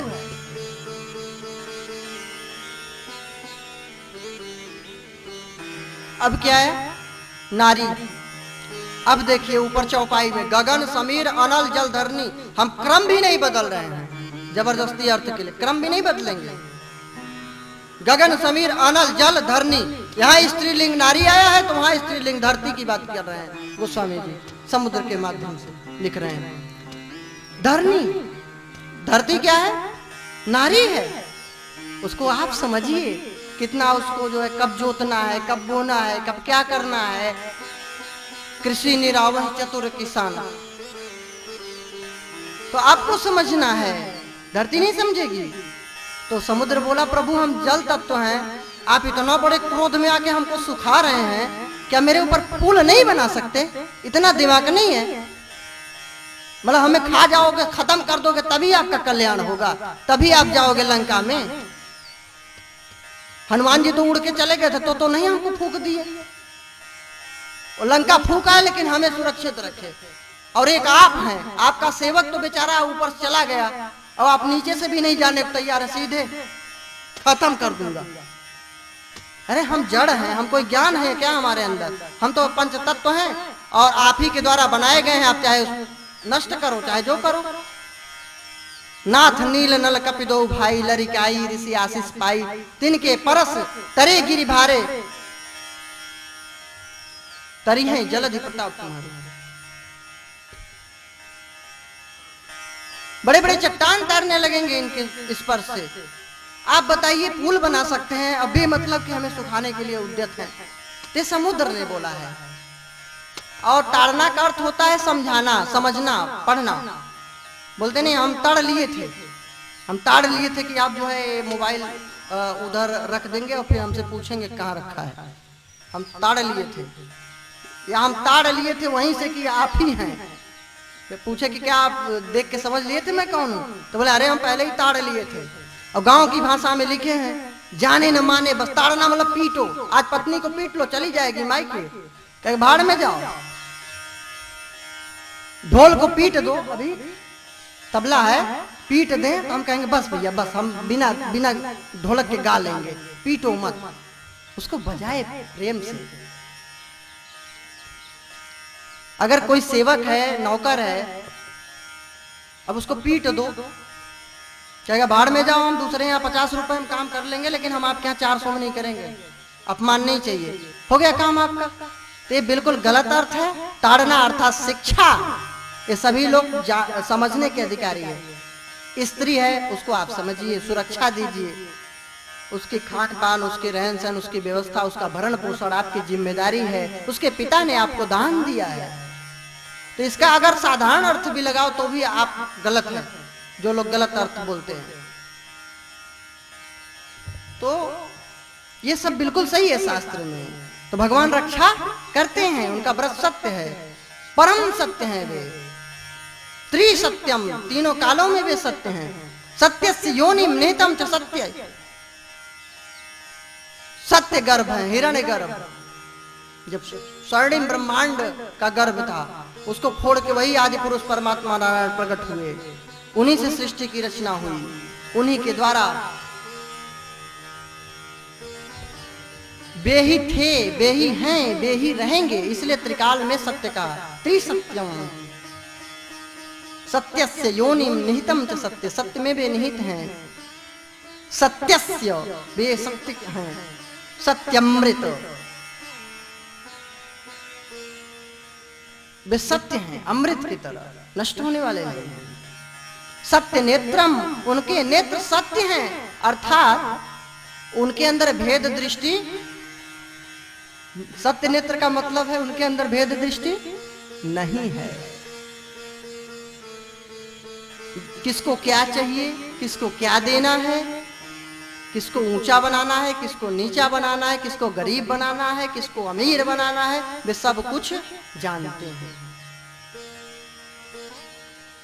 हम सोचते हैं भगवान गरीब बना दिए, दुखी बना दिए, क्या न्याय करता है ऐसे भगवान। कई हमने देखा है, तमाम लोग जैसे साइंटिस्ट बैठ गए, बेमतलब के फिजूल मतलब चर्चा करे, भगवान नहीं है, इट्स प्रूव्ड कर दिए, ये सिद्ध हो गया। भगवान नहीं है, सिद्ध कर दिए अपन जबरदस्ती। और वहां बुलाते किसको हैं? किसी वैसे साधु को, कोई ऐसे साधारण आदमी बुला लेंगे, वो बेचारा बोल नहीं पाता डिबेट में, बस गधे लोग हो गए, अरे भगवान नहीं है, देखो चुप करा दिया। अब ऐसा सब जगह उसको वायरल करेंगे। अरे बुलाइए जगत गुरुओं को, विद्वानों को, तो आपकी औकात अभी समझ में आ जाएगी। कहीं नहीं बुलाते, गली चलते किसी को पकड़ लाएंगे, बेचारा बोलना नहीं जानता, श्रद्धा उसकी है लेकिन नहीं बोल पाया, तो बस सिद्ध हो गया। हम आपकी कैसे बात मान लें? लाखों वर्ष पूर्व जो लिखा है वही साइंटिस्ट आज कर रहा है। हमारे शास्त्र में लिखा है विमान की बात, ठीक है मैं मानता हूं, थ्योरी है हमारे पास, प्रैक्टिकल लुप्त हो गया, ये मैं बात मानने को तैयार हूं, लेकिन थ्योरी तो है, हम प्रयोग कर तो सकते हैं।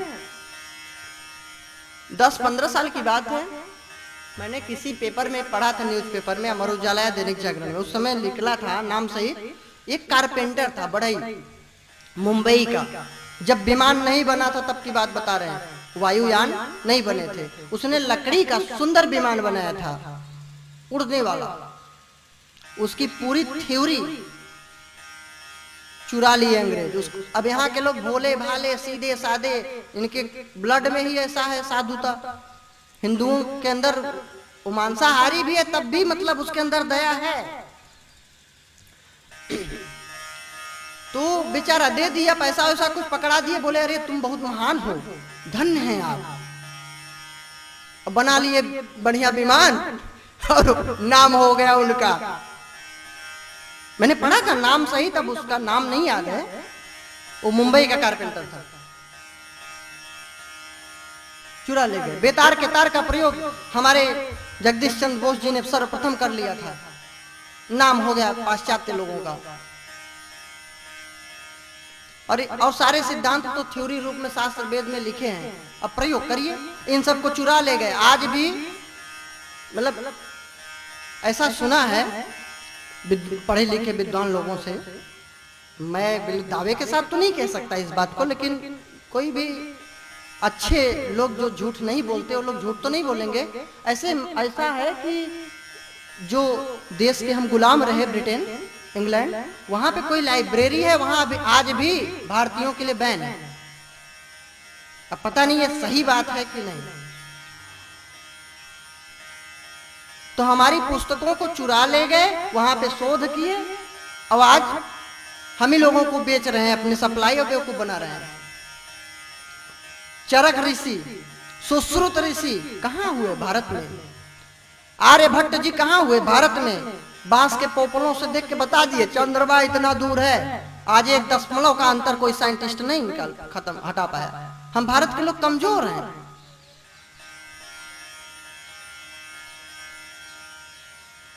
भारत समय की गणना कोई वैज्ञानिक नहीं कर सकता। हमारे शास्त्रों में भयानक समय की लंबी गणना है। अरे मिनट छोड़िए, सेकंड छोड़िए, घंटा छोड़िए, वर्ष छोड़िए, हटाइए, दिव्य वर्ष की बात करता है। युग की बात छोड़िए, कल्प की बात करता है, महाकल्प की बात करता है, प्रलय की बात करता है, प्रलय के बाद पुनः कल्प की बात करता है। अब कहां सो रहे हैं? तो ये टोटल थ्योरी है, इस पर प्रयोग होना चाहिए। तब अच्छा, बिना प्रयोग के कैसे कहते रहे हो गलत है? हाँ, ये जरूर है कथा कहानियों को भी उसमें लिखा गया है। क्यों? रोचकता के लिए, दिलचस्पी के लिए, जिससे प्रेम पूर्वक पढ़े। लेकिन कथाएं निरर्थक नहीं है, सत्य है। इतिहास पुराना नाम, इतिहास पुराण, ये सब जो है प्राचीन इतिहास ही पुराण है हमारे। आज भी राम भगवान का सेतु, पांडवों के द्वारा बनाया गया मंदिर, पुल सब विद्यमान है। हम क्यों न माने इसको सही? तो अगर वैज्ञानिकों का जो पाश्चात्य है उनका नाम पढ़ाया जा रहा है, उनके बारे में समझाया जा रहा है, उनका जीवन परिचय पढ़ाया जा रहा है, तो हम अपने ऋषि मुनि और अपने आदर्श को क्यों न पढ़ें, क्यों न उनको समझें?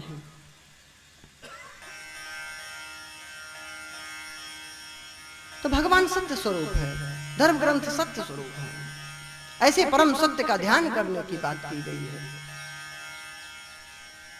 बहुत दिव्य है भागवत, अद्भुत ग्रंथ है। इसमें वर्णन है कि भागवत वेदों का सार है। निगम कल्प तरोर गलितम फलम सुख मुखादम व्रत द्रव संयुतम पिबत भागवतम रसमालयम मुहुरहो रसिका भुवि भावुकाः। इसमें लेकिन लिखा है कि नास्तिक लोग, अभक्त लोग, अश्रद्धालु लोग बिल्कुल इसको न पढ़ें। साफ लिख दिया गया है, उसको वही पढ़े जो इस पर विश्वास करता है। जो इसको मानता ही नहीं तो कोई मतलब ही नहीं है, वो चाहे जितनी अच्छी बात लिखी हो। भाई कोई भी साइंटिस्ट कुछ कह रहा है, हम न माने तो क्या कर लेगा वो? तो उसी प्रकार शास्त्र वेद जो कह रहे हैं, अगर हम न माने तो क्या कर लेगा कोई? न मानिए, भोगेंगे अपना बाद में। फिर बाद में समझ में आएगा कि सही था ये बात। गला हुआ सुंदर दिव्य फल है, रसी रस है, गुटली छिक्कल कुछ नहीं इसमें। तो ये निचोड़ है वेद शास्त्र का, भागवत जी, भागवतम। लेकिन मुहुरहो रसिका, रसिक लोग सुने इसको, भावुक लोग। और विष्णु दीक्षा विहीना नाम नाधिकार कथा श्रवे। जो भगवान नारायण की भक्ति नहीं करता, भगवान से प्रेम नहीं करता, सनातन वैदिक धर्म को नहीं मानता, उसको कहते हैं नाधिकार कथा श्रवे। उसको भगवान की कथा को सुनने का भी अधिकार नहीं है।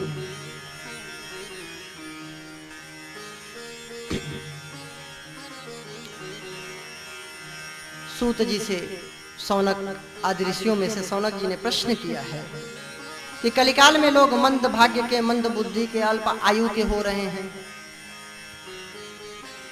अब बताइए, कंप्यूटर के जमाने में किसी को बोलो मंद बुद्धि तो कहेगा हमको गाली दे रहे हैं। लेकिन अब शास्त्र में तो यही लिखा है कि मंद बुद्धि और मंद आयु के लोग हो रहे हैं। तो आयु तो दिख रही है, आयु तो वास्तव में मंद है, अब बुद्धि भी है लेकिन समझ में उनको नहीं आ रहा, तो मैं क्या करूं। पहले की क्षमता इतनी ज्यादा थी, स्मृतियां जो लिखी गई है ना, ये स्मृतियां थी। गुरु ने शिष्य को पढ़ा दिया, शिष्य को याद हो गया, वही स्मृति बन गई। अब आज कंप्यूटर के जमाने में, टेक्नोलॉजी के जमाने में एक एक बात भी नहीं याद है, मोबाइल में नंबर तक देखते हैं लोगों का।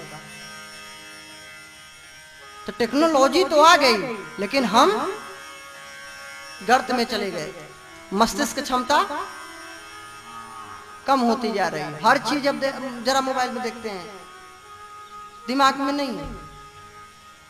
तो भाई अब मंद बुद्धि नहीं है, बताइए भाई, इसको सिद्ध करें कि मंद बुद्धि नहीं, हम तेज दिमाग के हैं।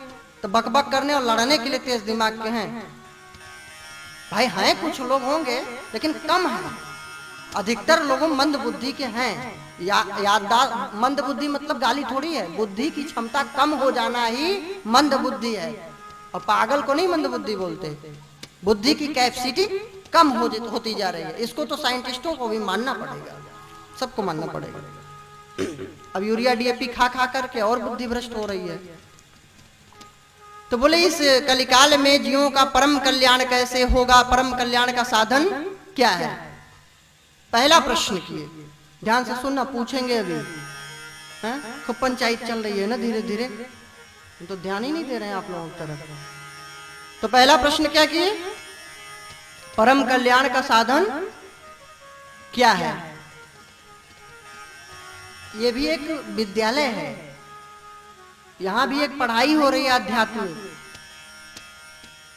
अब इस समय हम गुरु के रूप में हैं, टीचर जिसको आप बोल रहे हैं, तो हम आध्यात्मिक पढ़ाई भागवत जी को आपको समझा रहे हैं, सिखा रहे हैं कि इसमें क्या चीज है। तो उसमें परम कल्याण का साधन पूछा गया। पहला प्रश्न बोलो, तो पहला प्रश्न क्या है? बोलो जोर से एक साथ, नहीं पता? अब तुम लोग कैसे स्टूडेंट हो? परम कल्याण का साधन क्या है? पहला प्रश्न क्या है? अभी लड़ाई करना हो, अभी तो लड़ाई होगी, यहां सुनेगा पूरा गांव, अब नहीं आवाज आ रही। दूसरा प्रश्न, फिर परीक्षा में फेल हो गए मुक्ति में, तो फिर मत कहना कि हमें कैसा भागवत सुनाए। भाई हम परीक्षा ले रहे हैं, अब सिखा रहे हैं, पूछ भी रहे हैं कि आ गया बच्चों, तो बच्चे कह रहे हैं हाँ आ गया, बोलेंगे बस नहीं। तो फिर आप ही जानना परीक्षा में। अब परीक्षा होती है, इसकी परीक्षा तब होगी जब प्रभु के धाम जाना होगा। यहां भी होगी, जब अच्छे कर्म नहीं करोगे तो होगा भागवत नहीं सुना। भागवत सुनना निरर्थक था। जब कर्म नहीं बदलेंगे तो स्टूडेंट फेल, 0 नंबर है, लड्डू खाओ। पहला क्वेश्चन क्या था? अरे आप ही लोग बता दीजिए, सुनाई नहीं पड़ रहा है। परम कल्याण का साधन क्या है? दूसरा प्रश्न, इतने सारे वेद शास्त्र लिख डाले वेद व्यास जी महाराज, अरे इतना कौन पढ़ेगा? जिंदगी बीत जाएगी, मर जाएंगे तब भी नहीं पढ़ पाएंगे। तो उनका सार क्या है? वेद शास्त्रों का सार क्या है? 2 प्रश्न। तीसरा प्रश्न, भगवान श्री कृष्ण क्या करने के लिए, क्या लीला करने के लिए प्रकट हुए धराधाम में? चौथा प्रश्न, भगवान श्री कृष्ण बलदाऊ जी के साथ जब प्रकट हुए धराधाम में, कौन कौन सी लीलाओं को किए? पांचवा प्रश्न, भगवान ने कितने अवतार धारण किए, उनके अवतारों की कथा बतलाइए।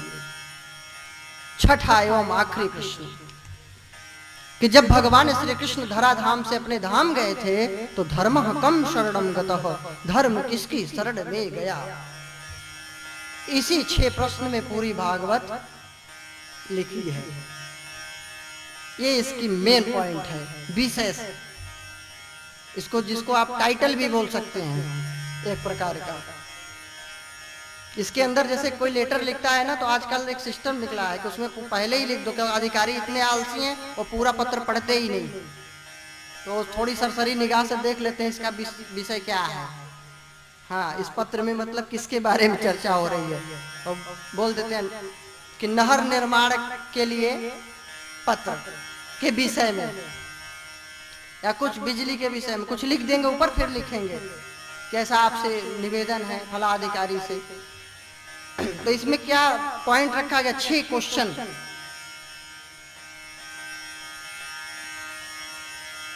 अब भागवत जी को आगे सुनाने के लिए उद्यत हुए सूत जी महाराज। अपने गुरुदेव की याद आ गई उनको, सुखदेव जी के। सुखदेव जी सूत जी के गुरु जी हैं।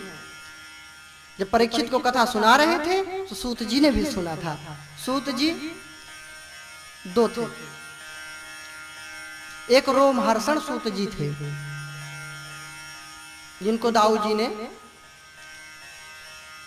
उद्धार कर दिया था तीर्थ क्षेत्र में, और उन्हीं के पुत्र हुए उग्रश्रवा सूत जी, जो भागवत जी में कथा करने जा रहे हैं।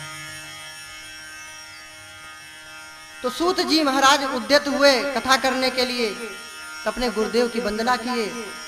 यह स्वानुभाव मखिल श्रुति सारमेक मध्यात दीप मतिपतिर सताम तमुंधम संसारिणाम करुणयाः पुराण गुह्यम तम व्यास सून मुपयामि गुरु मुनीनाम। मुनियों के भी गुरु जो हैं सुखदेव जी महाराज, ऐसे सुखदेव जी को प्रणाम करते। यह स्वानुभाव मखिल श्रुति सारमेक, समस्त वेद शास्त्रों का सार ये भागवत जी को प्रकाशित किया जीव मात्र के कल्याण के लिए। तो समस्त वेद शास्त्रों का सार क्या है? भागवत।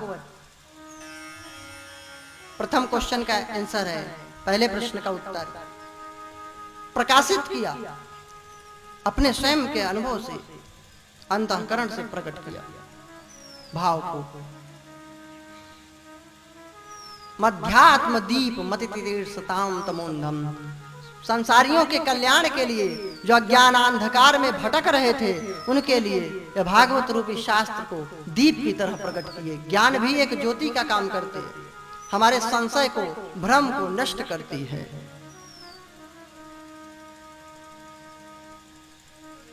तम व्यास सोनु मुपयामि गुरु मुनि नाम, ऐसे व्यास जी के पुत्र को हम नमस्कार करते हैं।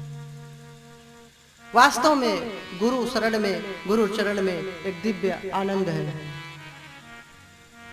जो भी अपने गुरु के शरण में जाता है, शीश नवाता है, वास्तव में उसको किसी बात का फिक्र चिंता करने की जरूरत नहीं है। अगर वो गुरु आदेश पे चले तो उसका सब बेड़ा पार हो जाएगा, वो कभी फेल हो ही नहीं सकता कहीं, क्योंकि गुरु के अनुसार जो चलेगा वो फेल कहाँ होगा।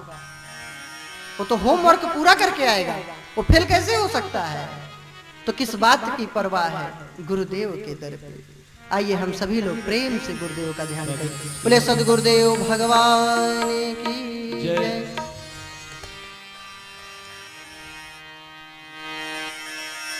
किस बात की परवाह है गुरुदेव के दर पे, किस बात की परवाह है गुरुदेव के दर पे।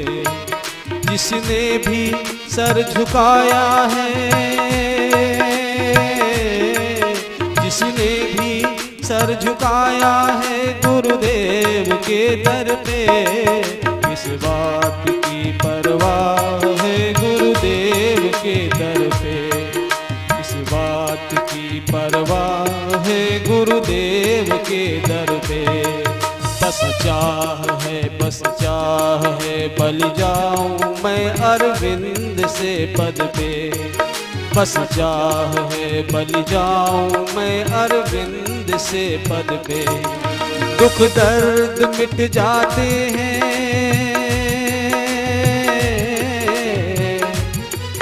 दुख दर्द मिट जाते हैं जब हाथ हो सर पे। किस बात की परवाह है गुरुदेव के दर पे, किस बात की परवाह है गुरुदेव के दर पे।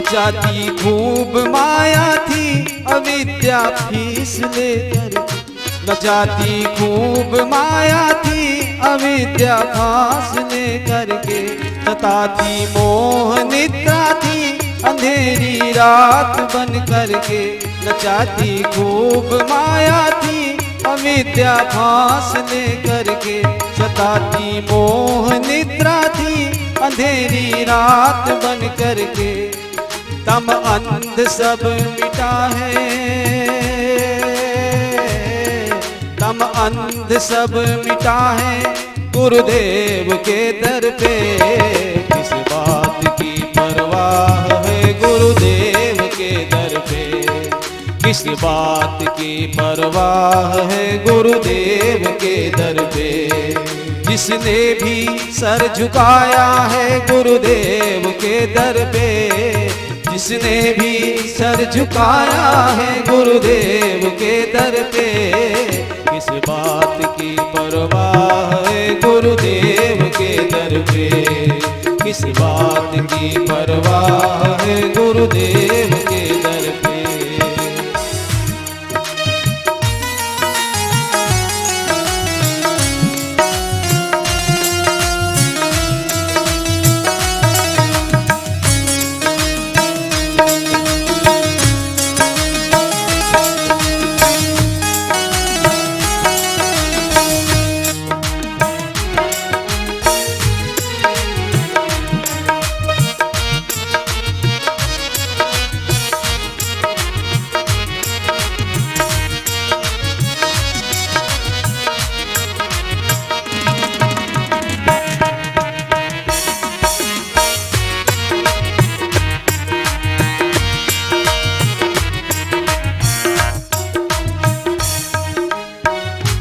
कश्ती डगमगा रही थी मझधार में मेरी, कश्ती डगमगा रही थी मझधार में मेरी, सहारा कुछ न दिखता था टूटी, सहारा कुछ न दिखता था टूटी पतवार थी मेरी, गुरु माझी बन के आए,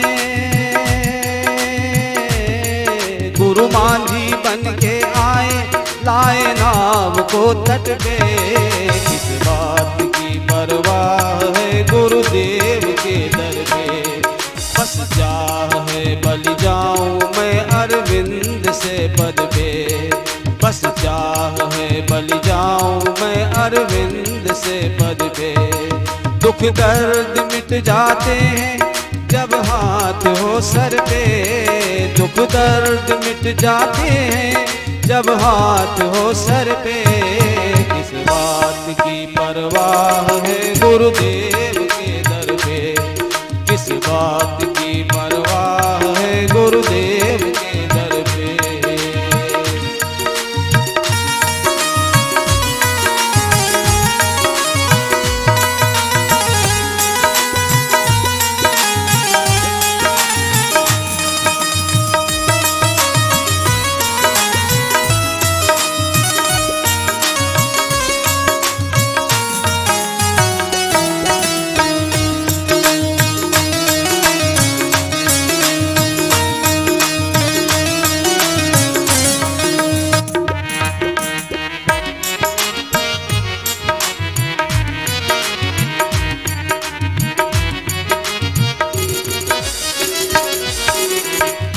दिवाकर बन के सतगुरु मिल गए अंधियार को हरने, दिवाकर बन के सतगुरु मिल गए अंधियार को हरने, उर में भक्ति की मणि दीप भरे उजियार को करने, उर में भक्ति की मणि दीप भरे उजियार को करने, पहुँचा दिया है कांत को,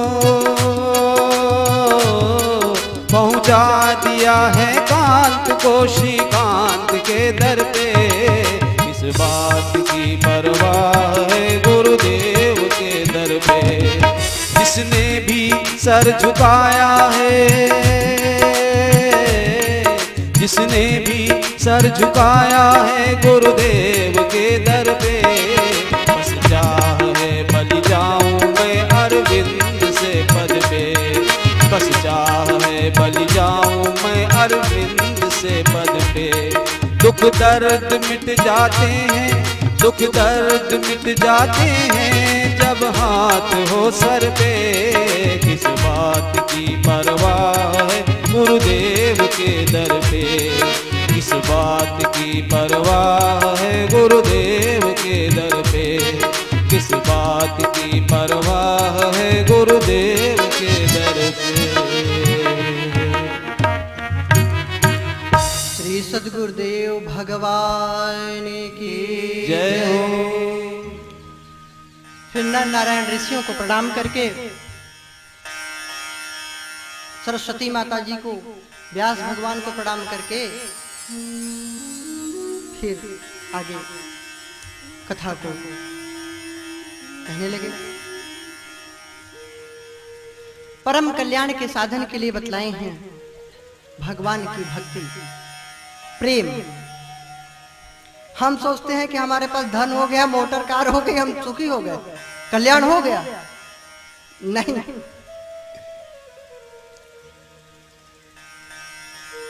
जब तक प्रेम नहीं आएगा जीवन में आप सुखी नहीं हो सकते। झूठ बोल रहे हैं आप, बेवकूफ बना रहे हैं केवल अपने आप को भी, दूसरे को भी। धन होना कोई बुरी बात नहीं है, लेकिन धन के साथ प्रेम होना, स्नेह होना, ये जरूरी है। अगर धन है और आप घृणा करें, नफरत करें, तो चाहे जितने बड़े आदमी बन जाइए, आपके घर कोई आदमी नहीं जाने वाला। तो जितने बड़े पैसे वाले बन जाइए, चाटुकार लोग जा सकते हैं बस, और कोई नहीं जाने वाला। अगर स्वाभिमानी एक गरीब भी होगा, नमक रोटी खाने वाला, तो कहेगा हम नहीं जाने वाले। और अगर वही प्रेम होगा तो एक गरीब की कुटिया में भी आदमी दौड़ करके चला जाएगा। तो परम कल्याण का साधन है प्रेम, भगवान की भक्ति। धन है अच्छी बात है, होना चाहिए, लेकिन उसके साथ साथ परम कल्याण के लिए क्या जरूरी है? प्रेम। इसीलिए विवेकानंद बोले कि किसी भी धर्म ध्वजा पर यह नहीं लिखा मिलेगा कि घृणा, नफरत, ईर्ष्या, द्वेष, लड़ाई झगड़ा, सबकी धर्म ध्वजा पताकाओं पे लिखा मिलेगा शांति। युद्ध नहीं, शांति। नफरत घृणा नहीं, प्रेम। अन्याय नहीं, न्याय। अधर्म नहीं, धर्म। असत्य नहीं, सत्य। धार्मिक तो कोई हो ही नहीं सकता। जो लोग लड़ने वाले हैं, अराजक तत्व हैं, कहते हैं जन्नत मिलेगी लोगों को मारेंगे, तो दूसरे धर्म के लोग, क्या घटिया थिंकिंग है, क्या घटिया धर्म है। जीव मात्र पर जो दया नहीं करता, जो जीव मात्र के लिए अमंगलकारी है, जीव मात्र को कष्टकारी है, वो कभी धार्मिक हो सकता है? वो किसी धर्म को नहीं मानता, वो झूठ बोलता है, वो किसी जन्नत में नहीं जाएगा, वो जहन्नुम में जाएगा, नरक में। और जिसका धर्म ऐसा है वो धर्म हो ही नहीं सकता। वो घटिया धर्म है जो यह सिखाता है कि किसी धर्म के लोगों को सताओ, मारो। हमारा धर्म तो कहता है कि सबका मंगल चाहो, कल्याण करो। यहां तक कि जो तुमसे बैर मानता उसका भी भला सोचो। जो तो को काटा बुए ताहि बोए तो फूल, जो तो को काटा बुए ताहि बोए तो फूल, तो को फूल को फूल है, वाको है त्रिशूल, वाको है त्रिशूल।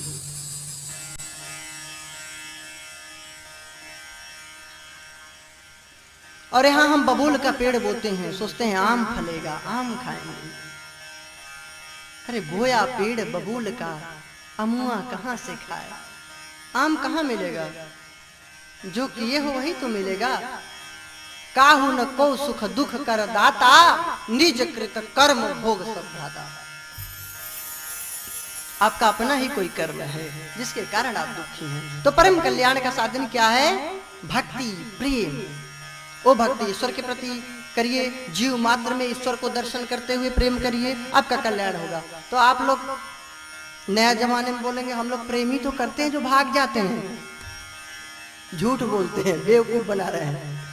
ये प्रेम नहीं है। ये माता पिता ने जो प्रेम किया है, जो आपके मल मूत्र को साफ किया है, जो आपको सूखे में सुला करके मल मूत्र में पड़ी रही माँ, उसके साथ नफरत की भावना है, उसके साथ आपका विश्वासघात है, आपका कभी कल्याण नहीं होगा जो माँ बाप को धोखा दे रहे हैं।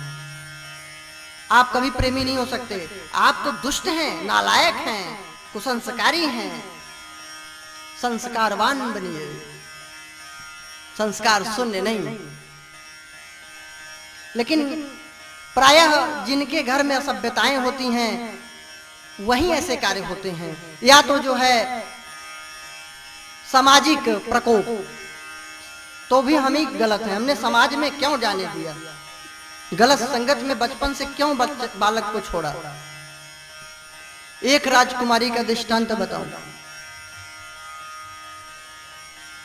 उसकी शादी तय की गई दूसरे राजकुमार से। उसका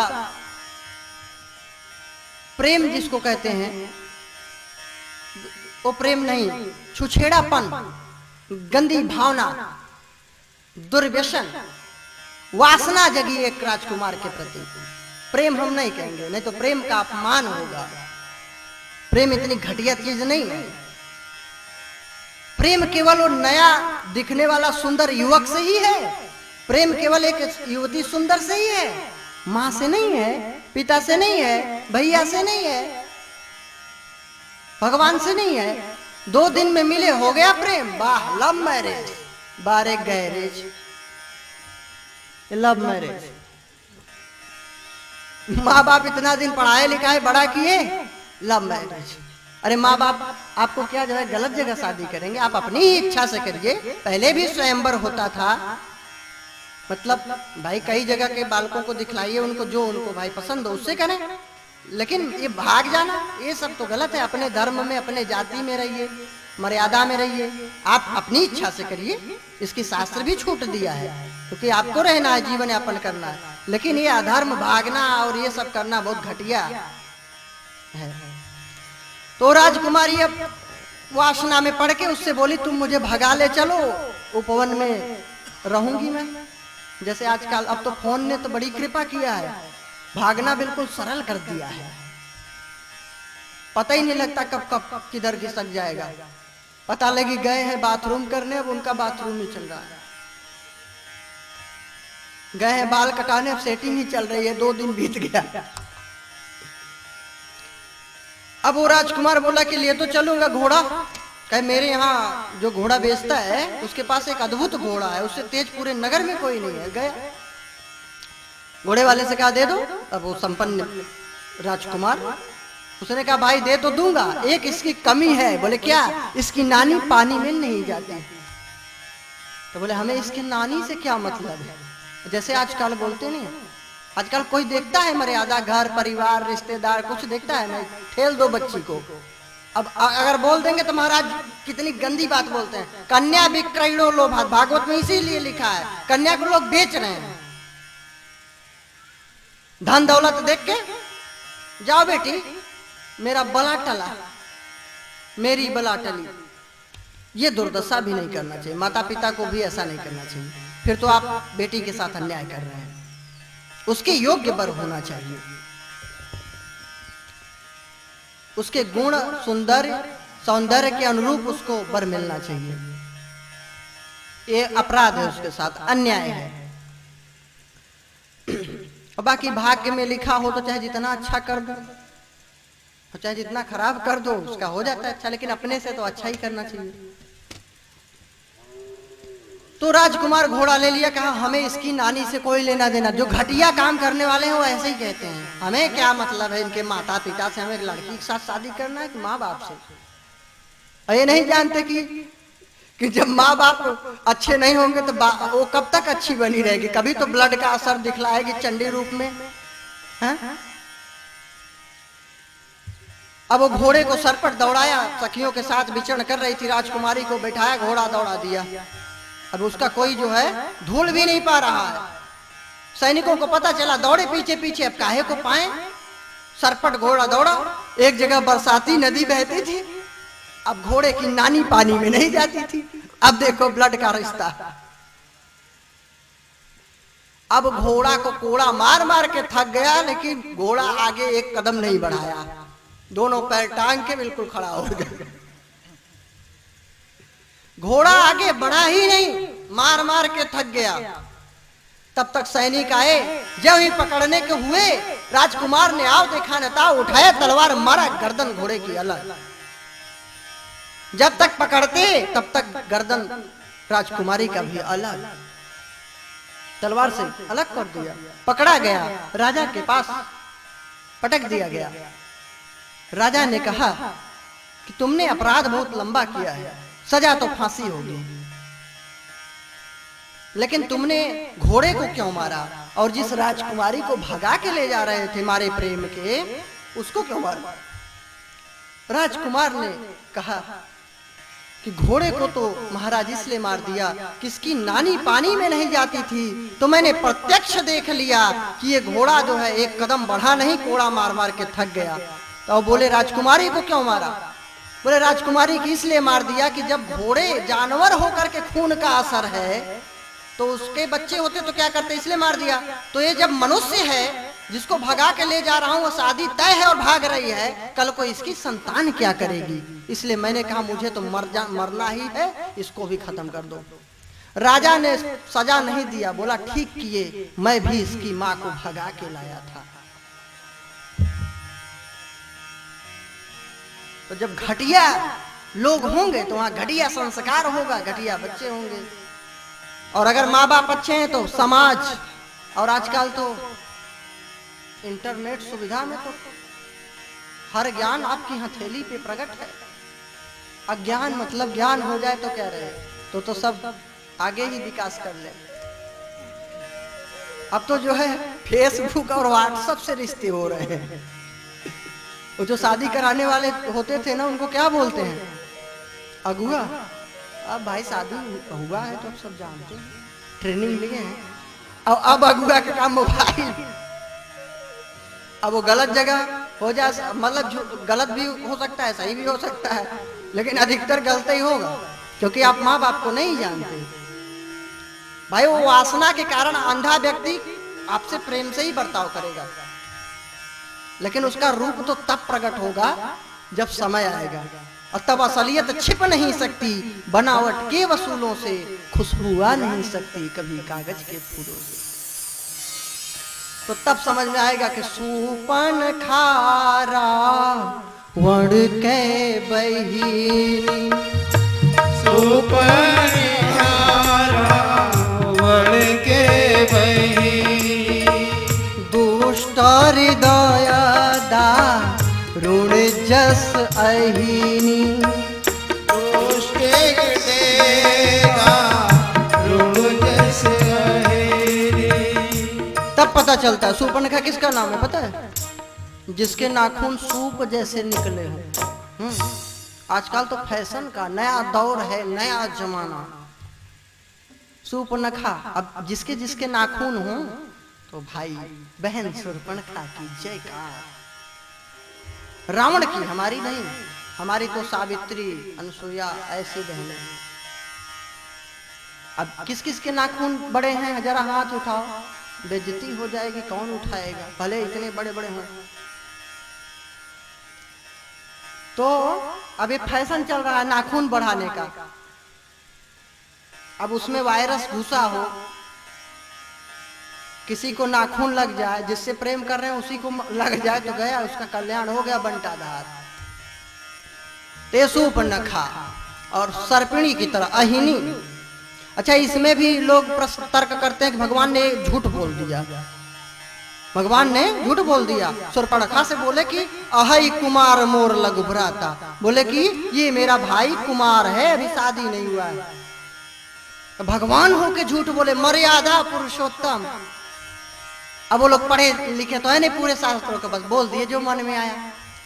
जब सूर्पणखा आई थी तो क्या बोला गया? अहिनी। अहिनी मतलब सर्पिणी। अब भगवान ने क्या बोला है? क्या बोला है लक्ष्मण के लिए? सीता ही चिताई कही प्रभु बाता, सीता चिताई कही देवी बाता, अहै कुमार मोर लघु भ्राता, अहै कुमार मोर लघु भ्राता। जब वासना रूपी शूर्पणखा प्रवेश करे आपके हृदय में तो आपकी दृष्टि किधर होनी चाहिए? ये रामायण से शिक्षा लेनी चाहिए भगवान राम से। भगवान राम ने शूर्पणखा को देखा तक नहीं। सीता चिताई कही प्रभु बाता, सीता चितई कही प्रभु बाता। जब वासना रूपी शूर्पणखा आई है तो भगवान ने उसकी तरफ देखा नहीं, अपनी धर्म पत्नी माता जानकी की ओर देखा है। बात उससे कर रहे, देख रहे हैं पत्नी की ओर। गलत दृष्टि जाए तो अपनी पत्नी का एक बार याद कर लेना कि उसके साथ क्या कर रहे हो। तो भगवान ने सीता माता की ओर देखा और क्या कहा उससे? ये नहीं कहा अविवाहित है, कहीं नहीं लिखा है। अहि, जैसे वो अहिनी बोला है, अहिनी मतलब सर्पिणी है, तो बोले चिंता मत करो, तो छोटी मोटी नागिन होगी। अहि, अहि किसको बोलते हैं? सर्प को। ये अहि, ये भी सर्प ही है और छोटे मोटे सांप थोड़ी है, शेषनाग। तो बोल तो सही ही रहे हैं, कहाँ गलत बोले भैया? ठेठ भाषा में गांव में अहि अहि ही है को ऐसे थोड़ी बोलेगा कोई ठेठ भाषा में। अरे अहाई तो लड़कवई, लड़का ही को लड़कवई बोल देते हैं, वैसे अहाई गांव की भाषा में लिखे हैं, ओदी भाषा में अहाई अर्थात अहि ही है। और बिल्कुल बिल्कुल तरुण कुमार, बुढ़ा उड्ढा नहीं, तो सर्प ही है, शेषनाग है। ये बात भगवान राम कह रहे हैं, न कि झूठ बोल रहे हैं। तो तर्क खत्म, शंका का समाधान खत्म। तो जिसके नाखून लंबे लंबे हो क्या है?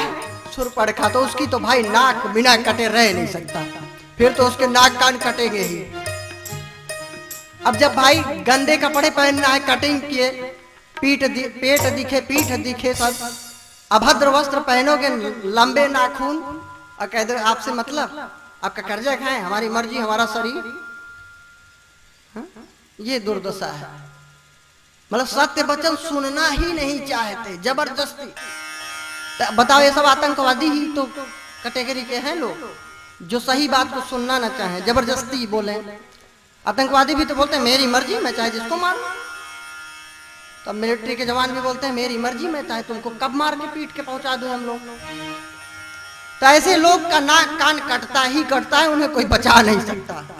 अगर उनका रहन सहन घटिया है, कुसंस्कारी है, तो चाहे वो युवती हो, कन्या हो, चाहे वो बालक हो, वो नाक कान कटवाएंगे ही कटवाएंगे, इसमें कोई संदेह नहीं।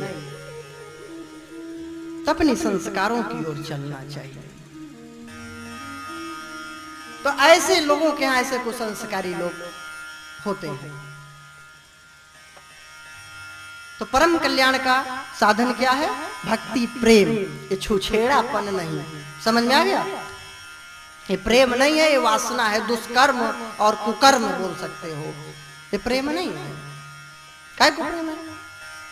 प्रेम है तो आप माँ से बता दो, पिता से बता दो, प्रेम से जाओ क्यों? भाग क्यों रहे? अगर इतना बड़ा प्रेम है, इसका मतलब कि हमारे कदम गलत हैं, इसीलिए चोरी से कार्य। चोरी से काम कौन करेगा बताओ? अभी लोग, हमने देखा है जब दान पेटी में लोगों को दान देना होता है, तो जब छोटे कम देना होता है दान पेटी में डालते हैं, जब लंबा देंगे ना तो सामने, महाराज जी ये इतना गौ माता के लिए। तो मतलब जो अच्छे कार्य करता है वो दिल खोल के रहेगा, वो क्यों डरेगा? किस लिए डरेगा? किस लिए शर्म करेगा? और जब गलत काम करेंगे तो धीरे से रात में जब सब सो जाएंगे तो फोन लगाएंगे, चिंता मत करो मैं आ रही हूँ या आ रहा हूँ, चलो। माँ बाप सो रहे हैं, जगह तो गाया, ढूंढते रहो। अरे आप लोग नहीं ऐसे करना, आप लोग महान बनना, सब लोग अच्छे संस्कारी बनिए। कथा सत्संग भागवत इसीलिए होना चाहिए हर समय, जिससे लोगों को याद बनी रहे धर्म की। नहीं, सब भूलते जा रहे हैं अपने मौज मस्ती में, पागलपन में। तो परम कल्याण का साधन है प्रेम, भक्ति भगवान की, श्रद्धा, समर्पण, विश्वास। भगवान पे आस्था होगी, विश्वास होगा, भक्ति बढ़ेगी, तभी तो भगवत प्राप्ति होगी, तभी तो परम कल्याण होगा। नहीं तो पुनरपि जननम पुनरपि मरणम पुनरपि जननी जठरे शयनम, भगवान शंकराचार्य जी ने लिखा। तो बार बार जीना मरना लगा रहेगा, गर्भवास के दुख से छुटकारा नहीं प्राप्त होगा, मलमूत्र के ढेर पे जीव लटका रहता है उल्टा। और सब शास्त्रों का सार क्या है? भागवतम, भागवत जी। भगवान के विषय में प्रश्न किए थे, क्यों आए थे? तो धर्म की स्थापना के लिए, धर्म की रक्षा के लिए आए थे। आपको चौथे दिन से भगवान की कथा चलेगी, बतलाएंगे, उनकी लीला भी कथा बताएंगे, तो उन सब प्रश्नों का उत्तर मिल जाएगा। अवतारों के विषय में प्रश्न किया था तो बतलाए हैं कि सनकादिक के रूप में प्रथम अवतार प्रभु ने धारण किया, कुमारों के रूप में। दूसरे अवतार में भगवान बारह रूप से प्रकट होकर धरती मैया का उद्धार किए। तीसरे अवतार में नारद जी के रूप में प्रकट किए और भक्ति का प्रचार प्रसार किए।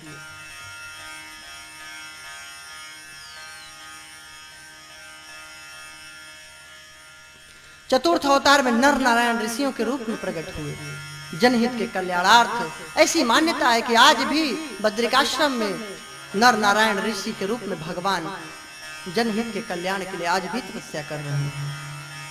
आज भी नाम है नर पर्वत, नारायण पर्वत बद्रीनाथ में। जो गए होंगे जानते होंगे, नहीं गए हैं तो सुन के तो समझ सकते हैं, फिर कभी अवसर प्राप्त हो तो जाना। पांचवें अवतार में कपिल भगवान के रूप में प्रकट हुए।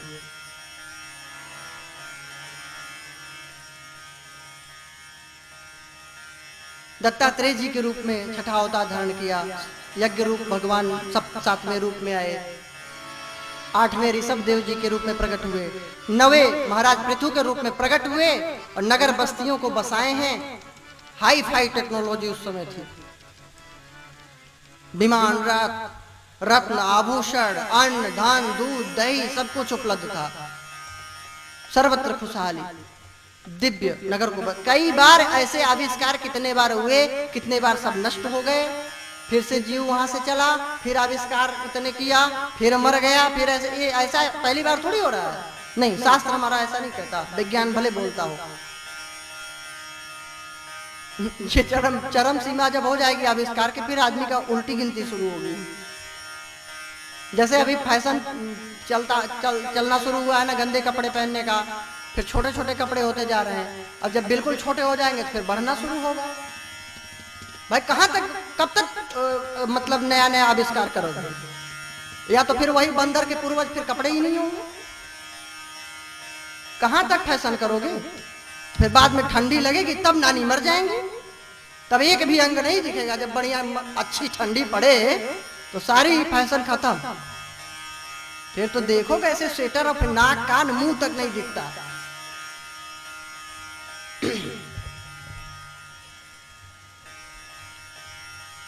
तो पृथु महाराज नवे रूप में आए। मत्स्य रूप में भगवान अवतार धारण किए। गिनते जाइए आप लोग, 24 अवतार बता दूंगा। कच्छप रूप में प्रकट हुए।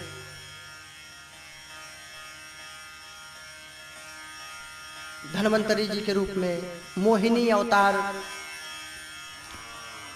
नरसिंह अवतार, वामन अवतार, परशुराम अवतार, महर्षि वेदव्यास जी के रूप में प्रकट हुए, जो वेदों का विभाजन किए, पुराणों को रचे, महाभारत को रचे। भगवान रामचंद्र जी 18वें अवतार में प्रकट हुए। 19वां 20वां अवतार में भगवान श्री कृष्ण और दाऊद जी, बलराम जी। 21वें हंस अवतार में प्रकट हुए थे। 22वें हयग्रीव के रूप में। 23वां अवतार बुद्ध जी का लेंगे, ऐसा भागवत में लिखा है। इससे सिद्ध होता है कि बुद्धा अवतार के पहले का भागवत है। ऐसा लिखा है भागवत में कि बुद्धा अवतार लेंगे 23वें अवतार में। और बुद्ध जी आए कि नहीं आए बताओ? आए थे बुद्ध भगवान। तो आपको मानना पड़ेगा, जब बुद्ध जी आए लिखा था पहले, अब ऐसा लिखा है बुद्ध जी आएंगे, तो कल की भगवान भी आएंगे, इसे भी आपको मानना ही पड़ेगा। और नहीं मानोगे तो कभी जब प्रकट होंगे तब लोग मानेंगे, हम लोग पता नहीं रहेंगे कि नहीं रहेंगे। ये 24 अवतार है प्रमुख प्रभु के।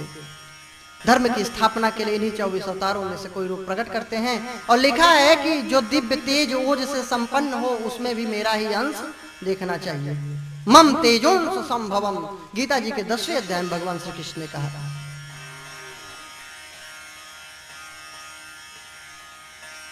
यत यत विभूति मत सत्वम श्रीमद्दुर्जित मेव वा तत् देवा व गच्छत्वम मम तेजोंश संभवम। मेरे तेज के अंश से ही वह दिव्यता, तेज, ओज, सौंदर्य प्रकट होता है किसी में। तो ईश्वर समय समय पे इस प्रकार भी आते रहते हैं। धर्म के लिए कली बताया था, भागवत जी के रूप में भगवान इसमें विराजमान है। धर्म इसी ग्रंथ में छिपा है। धर्म किसी शरण में नहीं लिया है, ज्ञान की शरण में है, भागवत जी में है। आप इसके अनुसार चलेंगे तो धर्म पुनः प्रकट हो जाएगा, नहीं चलेंगे तो छिपा शरण में है भगवान। और पूछे किस युग में, किस समय, कब जो है भागवत जी की रचना हुई, कब सुखदेव जी ने इसको कथा किया 7 दिन की, कब प्रचार में हुआ, तो कथा बतलाने लगे। भाई परीक्षित का जन्म की कथा होगी तब तो कथा प्रारंभ होगा। एक समय की बात है जब महाभारत का युद्ध हो रहा था, कौरव सब मारे गए थे, दुर्योधन अधमरा पड़ा था। यदा मृदे कौरव सृंजयानाम वीरेश्वतो वीर गतिम गतेषु भृगोदरा विद्ध गदा भीमर्ष भग्नो रुदंडे धृतराष्ट्र पुत्रे।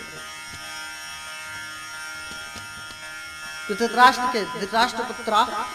के जो पुत्र थे वो सब मारे गए भीम के गदा के प्रहार से। अधमरा पड़ा था दुर्योधन। अश्वत्थामा आया है, द्रौपदी के 5 पुत्रों को मार डाला। अर्जुन युद्ध के लिए चले हैं, उसने ब्रह्मास्त्र का अनुसंधान किया। भगवान के कहने पे अर्जुन ने भी ब्रह्मास्त्र का अनुसंधान करके दोनों ब्रह्मास्त्र को शांत किया, क्योंकि अश्वत्थामा ब्रह्मास्त्र चलाना जानता था, लौटाना नहीं। पहले भी एटम बम थे।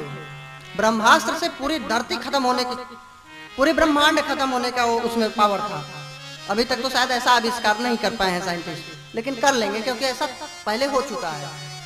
ब्रह्मास्त्र ऐसा अस्त्र था कि उससे पूरा ब्रह्मांड खत्म हो सकता था, ऐसा घातक अस्त्र था। और पता नहीं क्या बाण के नोक में ऐसी चीज प्रयोग करते थे मंत्रों के माध्यम से उसमें ऐसी ऊर्जा निकलती थी, वो बढ़ती ही जाती थी, ज्वाला उसकी घटती नहीं थी। लेकिन अर्जुन को ऐसी विद्या सिखा गए थे गुरु द्रोणाचार्य, अपने पुत्र को नहीं सिखाए थे। वो जानते थे कि ये अपराध भी कर सकता है, लेकिन अर्जुन वापस भी करना जानते थे। इसको कहते हैं टेक्नोलॉजी। नाश करना तो जान रहे हो, उसको सही भी करके तो दिखाओ। आज कितने वर्ष बीत गए, जापान में गिरे, क्या कुछ विकास हो रहा है? आज भी वहां पे देखने को मिल रहा है उसका प्रभाव। अरे कुछ ऐसा बनाओ मिसाइल कि उन मिसाइलों का प्रकोप खत्म, ऐसी टेक्नोलॉजी विकसित करें। तो ये है सही खोज। मतलब केवल घातक ही ना हो, संहारक ही ना हो, रक्षक भी हो। और रक्षा भक्षक से ही रक्षक का काम कर रहे हैं तो कैसे काम चलेगा? अरे चलो किसी देश का आदमी मारा जाए, विचार करो, आखिर वो है तो मनुष्य ही, मारा तो अपना मनुष्य ही जा रहा है। चाहे किसी देश का हो, किसी धर्म का हो, लेकिन मर तो मनुष्य ही रहा है तो वो अपना ही किसी रूप में, है तो मनुष्य ही ना। इसीलिए धर्म की ओर लौटना पड़ेगा, प्रेम करुणा आना पड़ेगा। नहीं छोटी छोटी बात में लोग लड़ेंगे, मरेंगे, एक दूसरे को खा जाएंगे।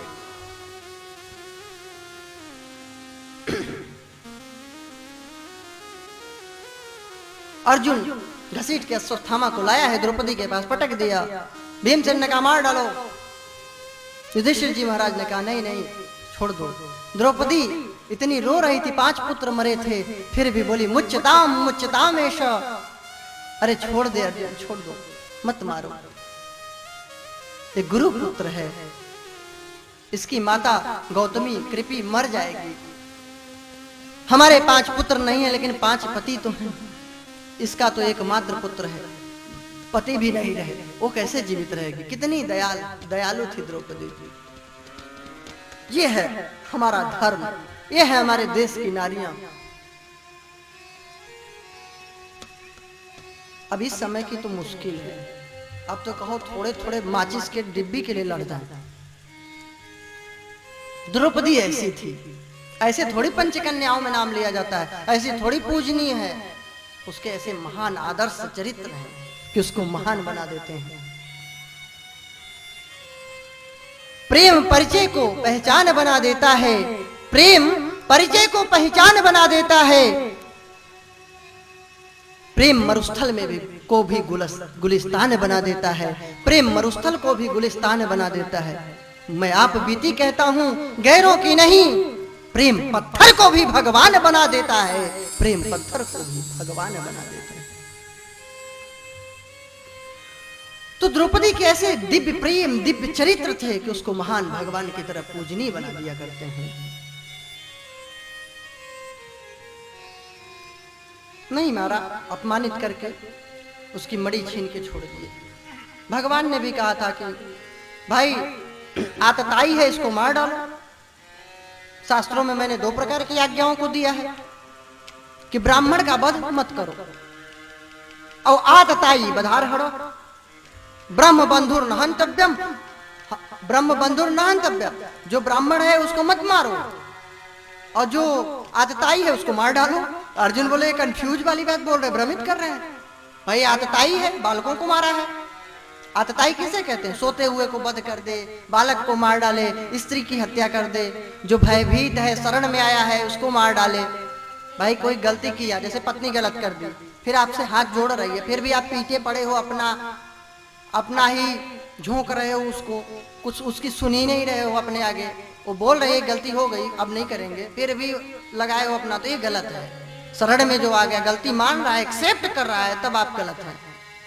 जब आदमी एक्सेप्ट कर लिया तो फिर क्या, गलती तो किसी से भी हो सकती है। तो ऐसे लोगों को जो अपमानित करे, वध करे, वो आतताई है, तो आतताई था। लेकिन अर्जुन जानते हैं कि हर आदमी का वध एक जैसा नहीं होता। दंड का विधान देखिए राजा के लिए अलग है।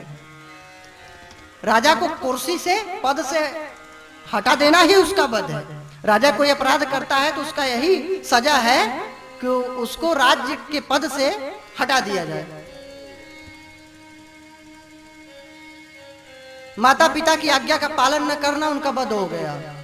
गुरु महान पुरुषों का अपमान कर देना, तू तय इत्यादि हल्के शब्दों से संबोधन कर देना, उनका वध हो जाता है। अर्जुन जानते थे तो अपमानित करके उसका सर का मणि निकाल छोड़ देते।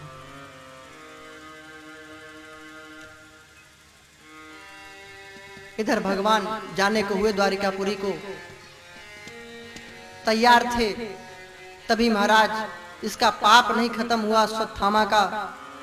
अभिमन्यु की पत्नी उत्तरा गर्भवती थी, उसके गर्भ में एक शिशु पल रहा था। उसको नष्ट करने के लिए इसने एक शक्ति अस्त्र चला दिया, ब्रह्मास्त्र, कि पांडवों को वंशहीन कर दूंगा। लेकिन जाको राखे साइया, मार सके ना कोई, बाल न बांका कर सके जो जग बैरी हो। भगवान ने बचा लिया, वो शरण में गई। कुछ दिन रहे प्रभु। भीष्म पितामह का उद्धार हुआ। एकादशी के दिन प्रस्थान किए प्रभु की स्तुति करके। भगवान द्वारिकापुरी में आए, इनका स्वागत हुआ। इधर परीक्षित का रक्षा कर लिए थे, उनका जन्म हुआ। युधिष्ठिर जी महाराज राजा बने, बहुत ही धर्म कर्म में रुचि है इनकी, धर्म का राज्य हुआ। इधर अर्जुन गए थे द्वारिकापुरी भगवान के पास, 7 महीने से आए नहीं थे। कलयुग वहीं से शुरू हो गया था। युधिष्ठिर जी के कथनानुसार युधिष्ठिर जी ने कहा, यहाँ की विधवा स्त्रियां श्रृंगार करने लगी, सबके कर्म विचित्र होने लगे, सब अपराध करने लगे, पुच्छल तारे उदित होने लगे, मूर्तियां हिलती डुलती सी दिखाई पड़ रही हैं, रोती सी दिखाई पड़ रही हैं, अशुभ अमंगल होने लगे, अपशकुन होने लगा। लग रहा है भाई बहुत बड़ा घोर कलयुग आ गया। और इधर अर्जुन भी नहीं आए बहुत दिनों से, फिर 7 महीने बाद आए। उनसे प्रश्न किया कि तुम क्यों नहीं आए, क्या हुआ? उनको चिंता थी कि कहीं भगवान अपने धाम को तो नहीं चले गए। तो बतलाए हैं कि आज वही अर्जुन हूं, वही गांडीव धनुषधारी। गोपियों को भीलों ने हरण कर लिया, भीलों से हम उनकी रक्षा नहीं कर पाए। यही वही धनुष था, वही बाण। आज पता चली भैया कि ये मेरी शक्ति नहीं थी, ये तो भगवान श्री कृष्ण की शक्ति थी, जिसके कारण मैं इतना बड़ा पराक्रमी बना था। तो जो हमारे पास धन संपत्ति वैभव ज्ञान आता है तो ईश्वर के कारण आता है। और हम क्या सोचते हैं, हम बहुत बड़े ज्ञानी, हम बहुत बड़े धनवान, हम बहुत बड़े शक्तिशाली। ना ना ना, अरे उसकी कृपा को याद करो, जिसने आपको धन दिया है, जिसने आपको संपन्न बनाया, ताकतवर बनाया, विद्वान बनाया, ज्ञान दिया, उसको याद करिए। क्योंकि वो नॉलेज ऑफ नॉलेज, नॉलेज का भी नॉलेज है, power of powers, king of Kings, वो राजाओं का भी राजा है, शक्तियों का भी शक्ति है। उसको याद करिए जिसने आपको ये दिया है। कुंती माता ज्यों सुनी कि प्रभु चले गए स्वधाम को, तो वहीं शरीर को त्याग कर दिया है योगाग्नि में। पांचों पांडव भी परीक्षित को राज्य दे करके चले गए। हिमालय यात्रा में वे भी अपने धाम को चले गए। परीक्षित भी बड़े ही धर्म पूर्वक शासन कर रहे थे। एक दिन निकले हुए थे वन में। पहले शिकार खेलते थे लोग, राजा लोग, तो इस पर भी आया है कि मांसाहारी थे, जीवों को मारते थे। तर्क, क्वेश्चन मार्क शास्त्र पे।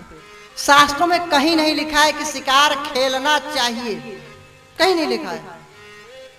शास्त्रों में कहीं नहीं लिखा है किसी जीव को मारना चाहिए।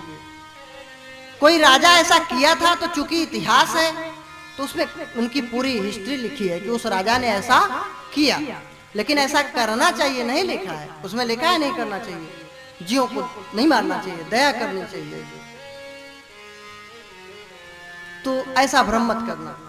और पहले बहुत ज्यादा जीव जंतु थे, शेर, बाघ, ये सब जो है जीव मात्र के लिए कल्याणकारी नहीं थे, इतने अधिक संख्या में थे कि अगर राजा लोगों को ऐसा शास्त्र में लिखा है अगर ना होता तो बहुत समस्या होती थी। तो इस बहाने जीव जंतु भी भयभीत रहते थे और प्रजा भी खुशहाल रहती थी। लेकिन मैं उसको सही साबित नहीं कर रहा हूं, वो गलत भी है, ऐसा जीव को नहीं मारना चाहिए, गलत ही है भी नहीं। लेकिन ऐसा उन्होंने किया, यह जिक्र है, ऐसा करना चाहिए शास्त्र में नहीं है, उसमें है ऐसा नहीं करना चाहिए। क्योंकि अब इतिहास है, पुराण घटी घटनाओं को लिखा गया है तो उसको भी लिखा गया है। एक दिन कलयुग मिला, गाय को पीट रहा था, सता रहा था राजा के वेश में। कलयुग का दमन किए, शरण में आ गया। उसने याचना किया, 4 जगहों को दिए रहने के लिए। द्यूतम पानम स्त्रियः सूना यत्रा धर्म चतुर्विध। द्यूत जुआ में, बोले हमारे पूर्वज लोग, दादा लोग खेले थे जुआ तो नाश हो गया, महाभारत हुआ। तो कलयुग का वास रहेगा तो कोई जुए को खेलेगा नहीं। अब मदिरा पान में दे दिया कि इसमें भी कलयुग रहेगा, शायद मान जाए सनातन धर्मी लोग, लेकिन कहाँ मानने वाले। छान छान किसी की न मान, निकल जाएगी जान, फिर कौन करेगा पहचान। ऐसे तो सनातन धर्मी है। हाँ, ब्रांडेड पीते हैं, साधारण थोड़ी। अरे मर जाओ, ब्रांडेड कहते हैं महुआ का बनता है और अंगूर का। ते मलमूत्र भी तो भोजन से ही बनता है, तो भोजन क्यों खाते हो? मलमूत्र ही शुरू कर दो। बनता तो है उसी से, लेकिन पता है कैसे बनता है? सड़ जाता है, कीड़े पड़ जाते हैं, गंधा जाता है, वहां जा नहीं सकते बगल से, फिर वो जहर बनता है बढ़िया नशीला। भक्ति की नशा करो, नशा के भेद को जानो, नशा क्या है मेरे यारों। नशा के भेद को जानो, नशा क्या है मेरे प्यारों। नशा को तुम नहीं करना, मैं कब कहता मेरे यारों। नशा करना तुम्हें है तो, नशा करना तुम्हें है तो जगाने की नशा कर लो। नशा धरना तुम्हें है तो कुछ पाने की नशा धर लो। नशा है ज्ञान की गंगा, यही भगवान है प्यारों। नशा को तुम नहीं करना, मैं कब कहता मेरे यारों। नशा को तुम नहीं करना, मैं कब कहता मेरे यारों। भक्ति की नशा करिए, जन जागरण की नशा करिए, लोक कल्याण का काम करिए, इसकी नशा करिए। बालक बालिकाओं को अच्छी शिक्षा दीजिए, संस्कार देने की नशा करिए। लेकिन सब संगठन है समाज में हर तरह की, ये संगठन नहीं है। कम से कम अपने घर, अपने पड़ोसी के यहाँ तो कर लो अच्छा। हर आदमी अगर अपने घर का भी ध्यान दे ले तो फिर सब खुशहाल ही हो जाए जीवन। इसीलिए कहे आप भले, तो बात तो लगता है हमारे लिए, एक आदमी के लिए नहीं, वो सब आदमी के लिए कह दिए। आप हर आदमी यही सोचे आप भले तो जग भला, और आप ही से जग है। तो उसको 4 जगहों पर स्थान दिए, मदिरापान में, जुए में, दुराचार में, व्यभिचार में। और भाई द्रौपदी को अगर वस्त्रहीन न करता तो शायद बच जाते, हो सकता था कौरवों को न मारते। इसी अपराध के कारण उनको सबको मरना पड़ा। और हिंसा, देखिए बोला था ना मैंने, कहीं नहीं लिखा है जीवों को मारना। परीक्षित ने स्वयं कहा है कि हिंसा में कलयुग तू रहना, और हिंसा ही करने निकले थे कलयुग खोपड़ी में जो बैठा था। क्योंकि उन्होंने कहा था कि जब जीवों को मारना कोई मारे तो उसमें तुम सवार हो जाना उसके खोपड़ी पे। एक परीक्षित ने ही कहा था। और फिर याचना किया तो धन में दे दिया वास, अनीति पूर्वक कमाए गए धन में कलयुग का वास है। अब जरासंध के मुकुट को पहन लिए थे, भीम महाराज जीत लिए जरासंध को, मुकुट ले आए थे। संयोग नहीं बना पहनने का, परीक्षित महाराज पा गए दिव्य मुकुट, पहन लिए। अब एक तो अनित पूर्वक का, अनित का धन, कलयुग का वास हो गया। दूसरे बुद्धि भ्रष्ट हो गई, पहनते ही चल दिए शिकार खेलने। अब तो कलयुग आएगा ही आएगा। इन्होंने कहा है हिंसा में, मैंने पहले ही कहा ना, कहीं नहीं लिखा है हिंसा करो। जब कहते तुलसी जसी भवितव्यता तैसे ही मिले सहाय, आप उन आवे ताही तहां ले जाए। सुनहु भरत भावी पर प्रबल, बिलखि कहे मुनिनाथ, हानि लाभ जीवन मरण, जस अपजस विधि हाथ। अब लीला होनी थी, कथा का प्रचार होना था, तो बुद्धि भ्रष्ट हो गई। समीक ऋषि की कुटिया में पहुंचे, जल मांगे, वो ध्यानिष्ठ थे, नहीं दिए, सांप लपेट के चल दिए। उनके पुत्र को पता चली बात, श्राप दे दिया, जा इतना अहंकार है तुझे, तक्षकः सप्तमे हनि, तक्षक सर्प 7वें दिन तुझे डस लेगा, मर जाएगा। बात राजा को पता चली, परीक्षित को बड़े दुखी हुए। जब मुकुट उतारे जाने, बहुत कष्ट हुआ उनको। सब राजपाट तिनके की तरह छोड़ करके गंगा तट पे चले गए। सबसे प्रश्न करने लगे कि कैसे जीव का कल्याण होगा, जिसको 7 दिन में मर जाना है, उसका उपाय मुक्ति का क्या है बतलाइए, उसके लिए क्या कल्याणकारी मार्ग है। अब कौन बताए 7 दिन में इनको मुक्त पहुंचाए, कोई नहीं बता पा रहा था।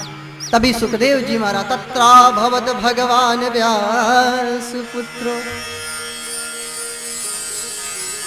सुखदेव जी महाराज चले आ रहे थे दिगंबर वेशी, 16 वर्ष के सुंदर, घुंघराली अलके, घुंघराले बाल। ऐसा लगता है मानो दिगंबर वेश में भगवान श्री कृष्ण ही प्रकट हो गए। स्त्री बच्चे पीछे पीछे घूम रहे हैं, बालक कंकड़ मार रहे हैं, नागा बाबा आ गया, नागा बाबा आ गया। न तो किसी को गाली देते हैं, न तो किसी को कुछ बोलते हैं, मुस्कुरा के देखते हैं, बस हो गया, चल देते हैं। बोले सुखदेव जी महाराज की जय। सुखदेव जी का पूजन किए, परीक्षित सिंहासन पे बिठाए हैं। उनसे भी यही प्रश्न किए कि गुरुदेव, जो 7 दिन में चला जाएगा, मरने वाला है, उसके लिए क्या कर्तव्य है, किसका भजन करे, किसका जप करे, किसका कीर्तन करे, उसका मुक्ति कैसे, उसका कल्याण कैसे होगा। बस यहीं पे 19 अध्यायों वाले प्रथम स्कंद को प्रणाम करते हैं, यही पूर्ण होता है। राधे राधे राधे राधे श्याम हरे, बोलो राधे राधे राधे राधे श्याम, बोलो राधे राधे राधे राधे श्याम हरे, श्याम हरे, श्याम हरे, श्याम हरे, श्याम हरे, राधे राधे राधे राधे श्याम हरे।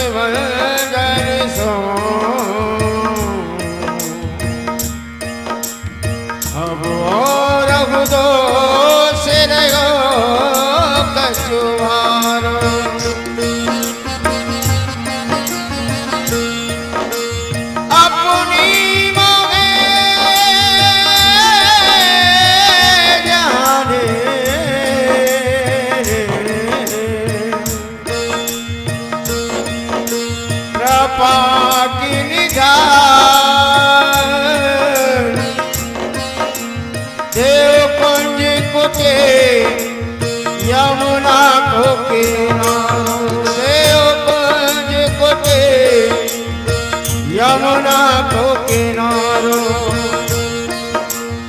अपनो मोहे जान दया करिए अपनो मोहे जान दया करिए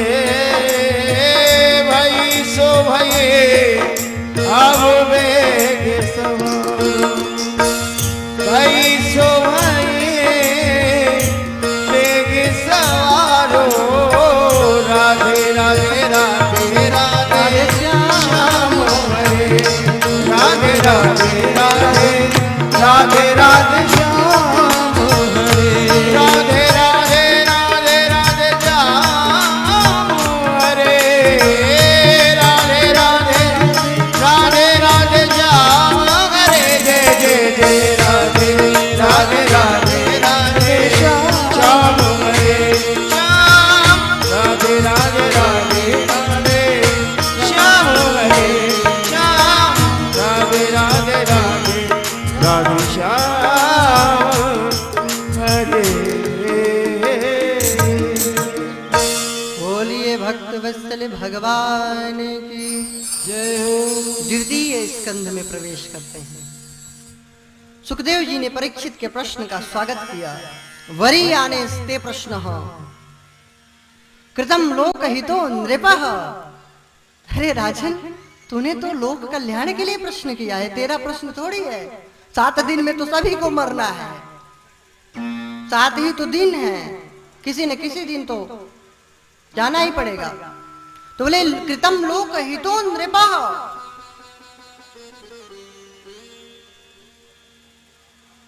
लोक हित के लिए प्रश्न किया।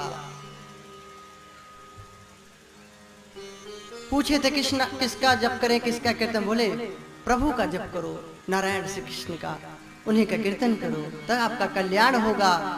और मरने वाले के लिए बतलाए हैं कि अंत काल में जीव भगवान का स्मरण कर ले। अंते नारायण स्मृति जन्म लाभ परः पुंसा मनते नारायण स्मृति। जन्म का लाभ, जीवन का लाभ इतने में ही है कि अंत समय में भगवान का स्मरण हो जाए। अंत काले च मामेव स्मरण मुक्त्वा कलेवरम।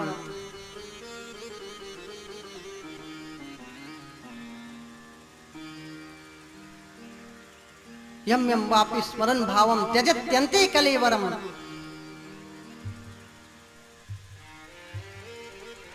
तम तमेवैति कौन्तेय सदा तद भाव भावितः। भगवान ने कहा जो जिस भाव को करते हुए मरता है, उसी भाव से भावित होने के कारण वही शरीर प्राप्त करता है। ले रिसर्च का विषय। मरते समय कोई व्यक्ति के अंदर क्या चल रहा है, उसकी एनर्जी, उसकी पावर, उसकी ऊर्जा, उसकी सोल, उसकी आत्मा उस योनि को प्राप्त हो जाती है खोज का विषय कि नहीं? आप कहते हैं अरे ये सब फर्जी है। मैंने कहा ना फिजिक्स केमिस्ट्री है कि नहीं, शोध का विषय है कि नहीं, करो ना शोध। वह व्यक्ति वही जी, कुत्ता का याद करके मरोगे तो कुत्ता बन जाओगे,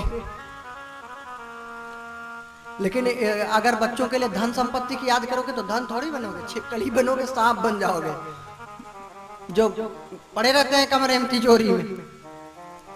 भाई निर्जीव थोड़ी, जड़ वस्तु थोड़ी बनेगा जीव, कोई जीव बनेगा।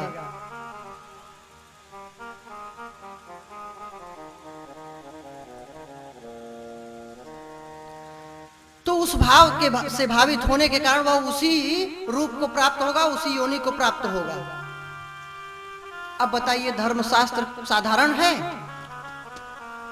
कितना बड़ा साइंस है, कितनी बड़ी फिलॉसफी, कितनी ऊंची साइंस है कि विज्ञान अभी तक वहां पहुंचा ही नहीं। अभी वो इसी जीवन तक लटका है, उसको ही सुखी नहीं कर पाया। अच्छा सुखी कर पाया होता, धरती को मंगल में बना पाया होता, तो मंगल पे धरती क्यों खोजने जाता? अपनी बुद्धि से विचार करिए कि अगर धरती को मंगल में बना लेता तो मंगल पे धरती खोजने की जरूरत ही नहीं होती। आज मंगल में धरती नहीं बना पाए, आज धरती को मंगल में नहीं बना पाए, इसीलिए मंगल पर धरती खोज रहे हैं। और हमारा साइंस आध्यात्मिक कितनी ऊंची साइंस, मतलब जीवित रहने की तो बात छोड़िए, मरने के बाद क्या होगा उसकी भी बात करता है शोध का विषय कि नहीं? मरने के पहले तो दिख रहा है, उसको क्या सिद्ध करना है? सिद्ध तो उसको करो मरने के बाद को, उसको हमारा शास्त्र कह रहा है, हम जीवन को भी बतला रहा है। अच्छा आप कहेंगे कि शास्त्र को कैसे माने, सही है, तो शास्त्र जीवन की भी बात करता है, आपको कैसे रहना चाहिए इसकी भी बात करता है, मरने के बाद की भी बात करता है, दोनों की बात करता है। और साइंस तो जीने के लिए भी जीने नहीं दे रहा है, ऐसे ऐसे आविष्कार कर रहा है कि एक बम पटको वो देश साफ, मतलब मारने के ही सारे आविष्कार। एक बम पटको पूरी दुनिया जी जाए ऐसा कोई आविष्कार नहीं। और पहले था संजीवनी विद्या का उल्लेख है शास्त्रों में, उल्लेख है। अब रिसर्च का विषय है, करिए शोध करिए, थ्योरी लिखा है, प्रयोग करने वाले थे वो लोग चले गए, लेकिन थ्योरी है ना, आप उस पर शोध करिए, संजीवनी विद्या का सर्च करिए, ना मिले तब ये गलत है मान लेंगे, लेकिन मिलेगा, क्योंकि जिन खोजा तीन पाइया गहरे पानी पैठ, मैं पूरा बूढ़न डरा रहा किनारे बैठ। खोजोगे तो क्या नहीं मिल जाएगा, भगवान ही मिल जाएगा। तो हमारा साइंस जो है, हमारा अध्यात्म जीवन की तो बात करता है, जीवन जीने की कला तो है ही इसमें, सिखाता है, लेकिन मरने के बाद क्या होता है उसको भी बतलाता है। और आपको एक बात बतलाऊं प्रमाण के लिए, पहले साइंस मनोविज्ञान, मन को नहीं मानता था। आप पढ़ लेना आप साइंस का इतिहास, मन को भी साइंटिस्ट नहीं मानते थे। अब आज साइकोलॉजी, मनोविज्ञान पैदा हो गया। और हमारा शास्त्र क्या बोलता है? जीवात्मा, बुद्धि, मन, इंद्रियां, चित्त, अहंकार, इतनी ही बात नहीं करता। आत्मा उतनी ही बात नहीं करता। परमात्मा उतनी ही बात नहीं करता। उसकी योग माया, मूल प्रकृति, महत तत्व, सतोगुण, तमोगुण, रजोगुण, वैकारिक प्रकृति की बात करता है। पूरी सृष्टि का पूरा साइंस इसमें भरा पड़ा हुआ है। सृष्टि कैसे हुई अभी मैं बताऊंगा इस स्कंद में, प्रयास करूंगा आपको कि लगे कि साइंस है।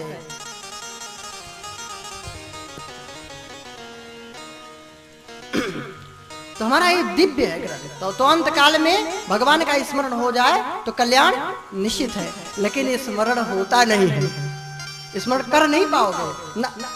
एक व्यक्ति मरने लगा तो उसके बालक बोले कि पिता श्री राम राम बोलिए, अब जाना है। बड़े संस्कारी रहे होंगे बालक। अब पिता श्री काहे को बोले कि चुप, फला को इतना पैसा दिया था, लिया नहीं ब्याज पे, बताया नहीं तुम लोगों से, अब ले लेना, मर रहा हूं मैं। राम नहीं बोल रहा है, बस पैसे की याद आ रही है।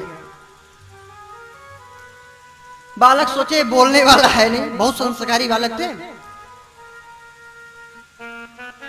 अपने जीजा को बुला लाए, बहनोई को अपने बुला लाए। उसका नाम था सीताराम। सोचे शायद अब बोल दे। पिताश्री कौन आया है? पिताश्री बलगम साहब की मर रहे हैं, तो काय को सीताराम नहीं निकलेगा? मर रहे हैं बलगम साहब का, कह रहे चुप, मुझे बेवकूफ समझता है? छोटी लल्ली का घर वाला आया है दैट तेरी की। लेकिन भगवान का नाम नहीं आया, इसीलिए कहा है जन्म जन्म मुनि जतन कराय। जन्म जन्म मुनि जतन कराही, अंतराम कही आवत नाही। अंतराम कही आवत नाही। जन्म जन्म मुनि लोग जत्न करते हैं, तप करते हैं, अंतिम समय में भगवान का नाम भूल जाते हैं, जल्दी नहीं आता। बहुत कठिन है। नहीं, वास्तव में मुक्त हो जाओगे, ईश्वर धाम पक्का मिलेगा। और कोई वैज्ञानिक कह रहा है तो मूर्ख बना रहा है, उसने खोज ही कितना किया है। वो सूर्य चंद्रमा, हमारा शास्त्र कहता है करोड़ों ब्रह्मांड है, एक की बात ही नहीं करता। साइंस अभी अब जाके अब 21वीं सदी में कुछ कहने लगा है, तो इसका मतलब शास्त्र की ओर ही तो चल रहा है। बेवकूफ बना रहा है हमारे धर्म ग्रंथों को कि गलत है, और खुद गलत है, मतलब अनजान है, मूर्ख है, वहां तक पहुंचे ही नहीं। अभी तक पहुंच के तो दिखाओ।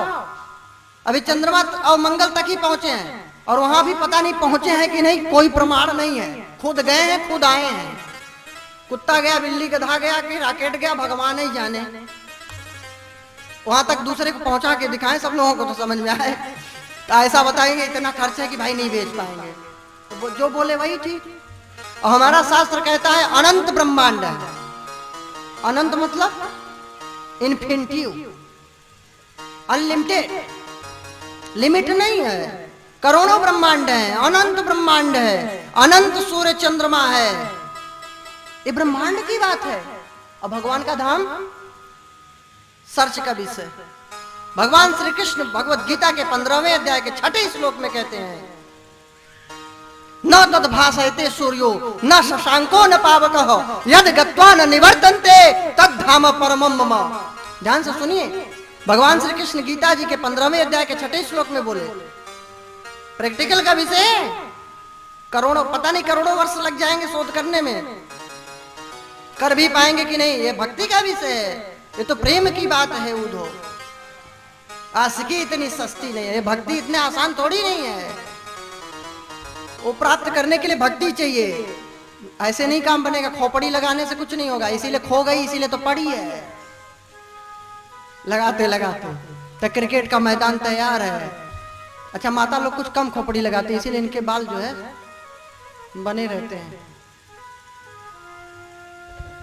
खूब प्रसन्न हो गए, हमारी बड़ाई हो गई। आने दो समय में फिर बुराई भी करेंगे, चिंता मत कर। तो हमारा शास्त्र कहता है, भगवान स्वयं कहते हैं कि मेरा धाम कौन सा है? जहां सूर्य चंद्रमा की रोशनी ही नहीं पहुंचती, और जहां वैज्ञानिक चले तो जाएंगे यंत्रों से, कभी भूल भटके वापस नहीं आ पाएंगे। ये है लफड़ा वहां पे, मतलब बताने लायक रहेगा ही नहीं। जब वो वहां पहुंचेगा तो भगवान कह रहे हैं यद गत्वा न निवर्तन्ते। उस लोक में, उस वातावरण में ज्यों ही पहुंचा, उसकी ऐसी भक्ति का चुंबकीय शक्ति इतनी भयानक है कि आप वहां से वापस आ ही नहीं सकते। यद गत्वा, उस धाम में भगवान कहे कोई जाता नहीं है। वहां बहुत बड़ा भक्त, मेरा परम भक्त जाएगा, जो मेरा अंतिम समय में स्मरण करे, भजन करे, और वो वापस नहीं आता। वो कभी बीमार नहीं होगा, बूढ़ा नहीं होगा, मरेगा नहीं, जवान ही रहेगा, 16 वर्ष की आयु ही बस। अब ऐसा कौन सा लोक है, कौन सा जगह है? रिसर्च का विषय है, खोज करिए। कौन कहता है शास्त्रों में रिसर्च की बातें नहीं है? टोटल प्रयोग करने की बात है, करो ना। और जब ना मिले तब कहिए, तो मिलेगा क्यों नहीं? जब है तो मिलेगा, लेकिन भक्ति से मिलेगा। ऐसे तो खोजते मर जाओगे। अभी मंगल चंद्रमा तक ही लटके पड़े हैं, और यहाँ करोड़ों आकाशगंगा, करोड़ों ग्लेशियर, सब कुछ है, करोड़ों हैं जो ब्लैक होल बोल रहे हैं।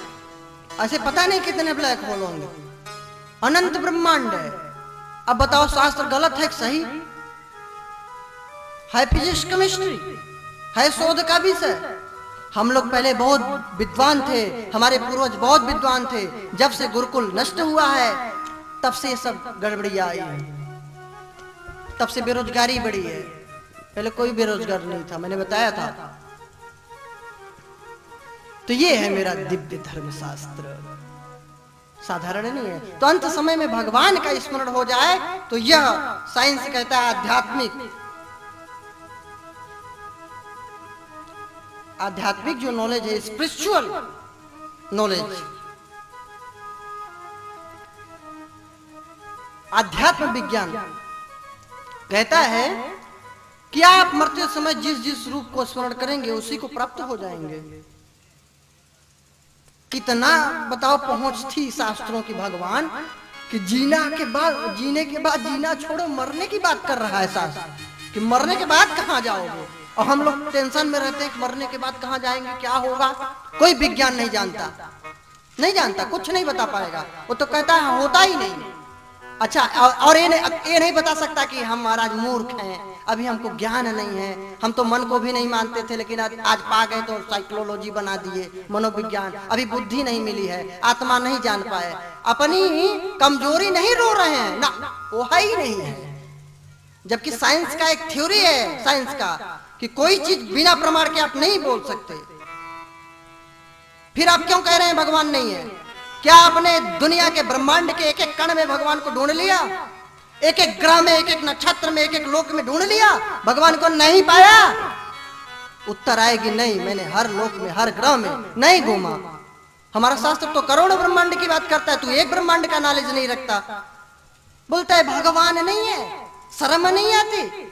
साइंस कहता है, विज्ञान कहता है कि कोई चीज, विज्ञान का अर्थ तो बहुत अच्छा होता है, विशेष ज्ञान। भगवान ने कहा ज्ञानी होते प्रिय मोह विज्ञानी, वैज्ञानिक मुझे परम प्रिय है।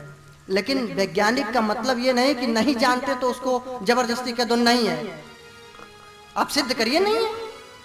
मान लो हमने सिद्ध नहीं कर पाया भगवान है, तो आप सिद्ध कर दीजिए नहीं है, करिए, बताइए सूर्य लोक में जा पाए? उत्तर आएगा नहीं। किस किस लोक में गए? 9 ग्रहों में शोध करा है? उत्तर आएगा नहीं।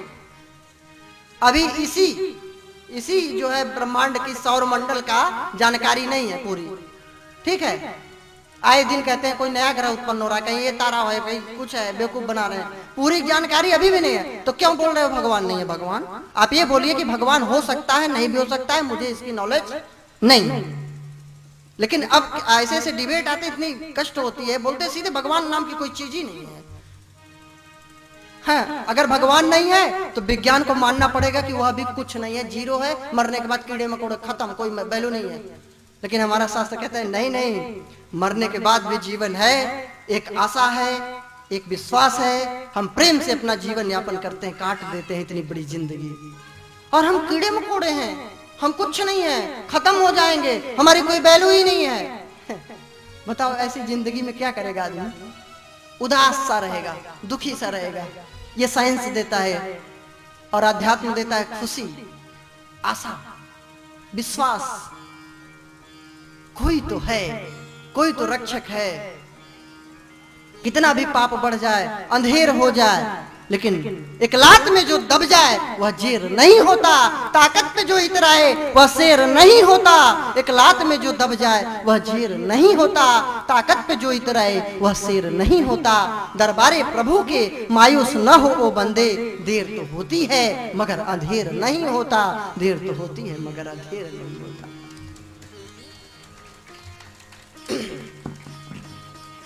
एक विश्वास है, एक आशा है, एक आस्था है, ये है आध्यात्मिक विज्ञान।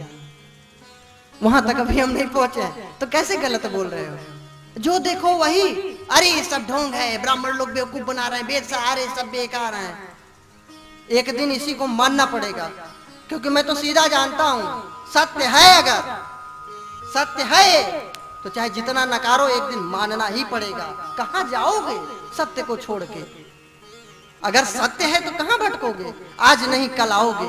जैसे मन को मानने लगे, मनोविज्ञान बना दिए, वैसे आपको आत्मा को मानना पड़ेगा।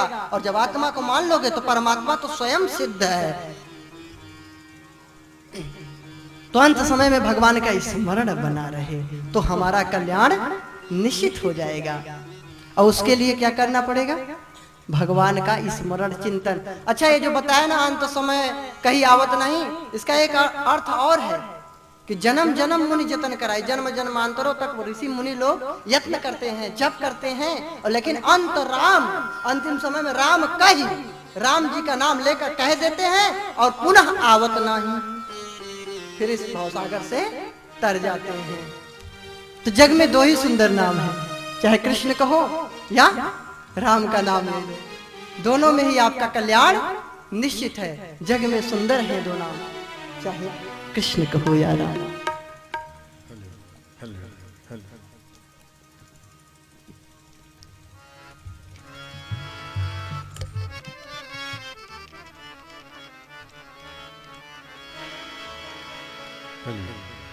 तो साउंड बढ़ाएं इसका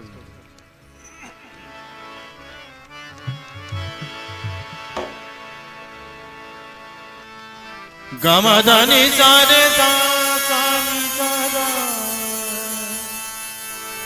मदनी जरे रे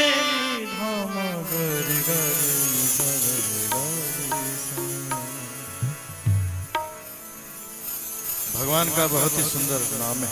जग में सुंदर है दो नाम, चाहे कृष्ण का हो या राम।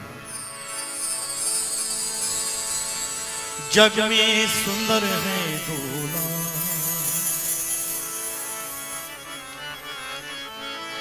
चाहे कृष्ण का हो या राम। जग में सुंदर है दो नाम,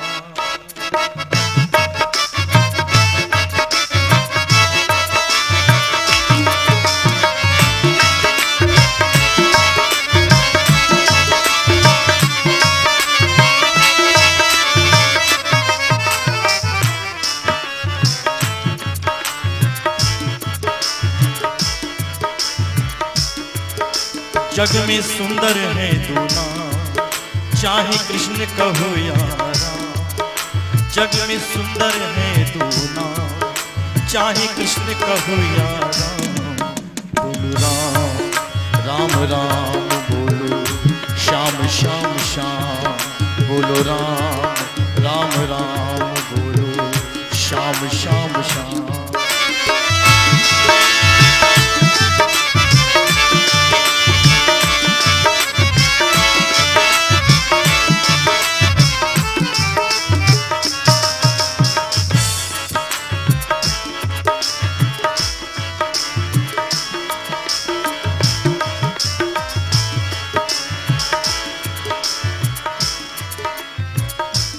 प्रस्तुत भजन में एक विशेषता है। भगवान कृष्ण और भगवान राम दोनों का प्रत्येक पंक्ति में एक साथ वर्णन किया गया है। यही सुंदरता इस भजन में।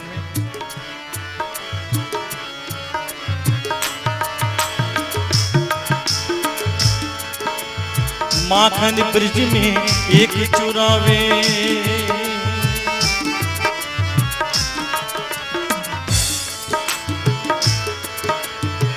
माखन ब्रिज में एक चुरावे, एक बेर बिजली के खावे। प्रेम भाव से भरे अनोखे दोनों के काम, चाहे कृष्ण कहो या राम। जग में सुंदर है दो नाम, चाहे कृष्ण कहो या राम। बोलो राम राम राम, बोलो श्याम श्याम श्याम। बोलो राम राम राम, बोलो श्याम श्याम श्याम।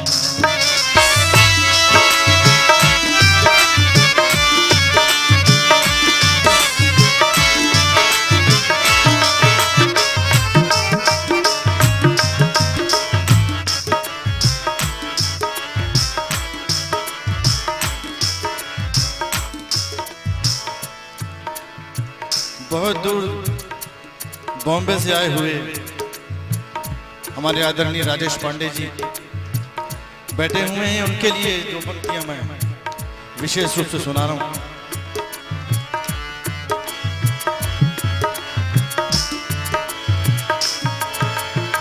एक कंस पापी को मारे, एक दुष्ट रावण संहारे।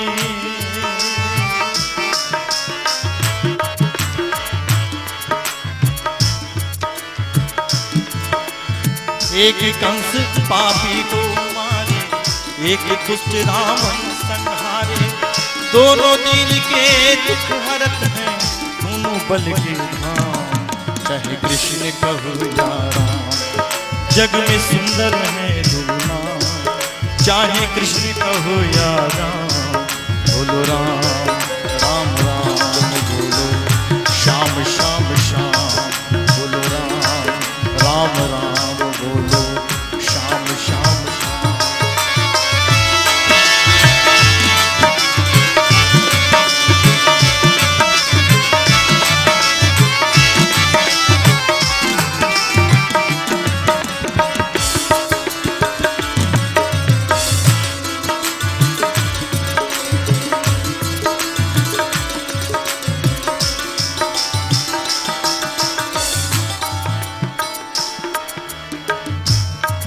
भजन की अंतिम पंक्तियां प्रस्तुत कर रहा हूं।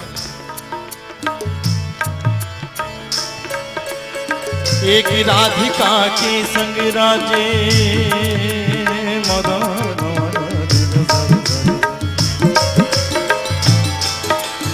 एक राधिका के संग राजे, एक जानकी संग विराजे। चाहे सीताराम कहो, चाहे सीताराम कहो, या बोलो राधे श्याम। चाहे कृष्ण कहो बोलो राम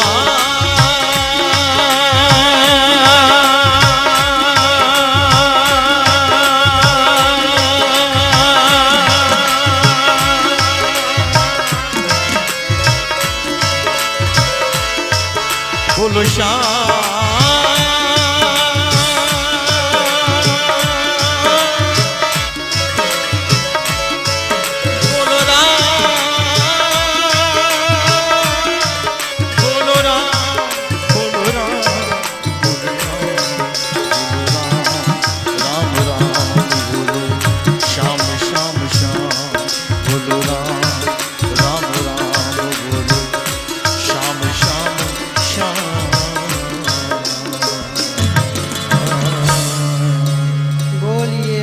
वत्सल भगवान की जय हो।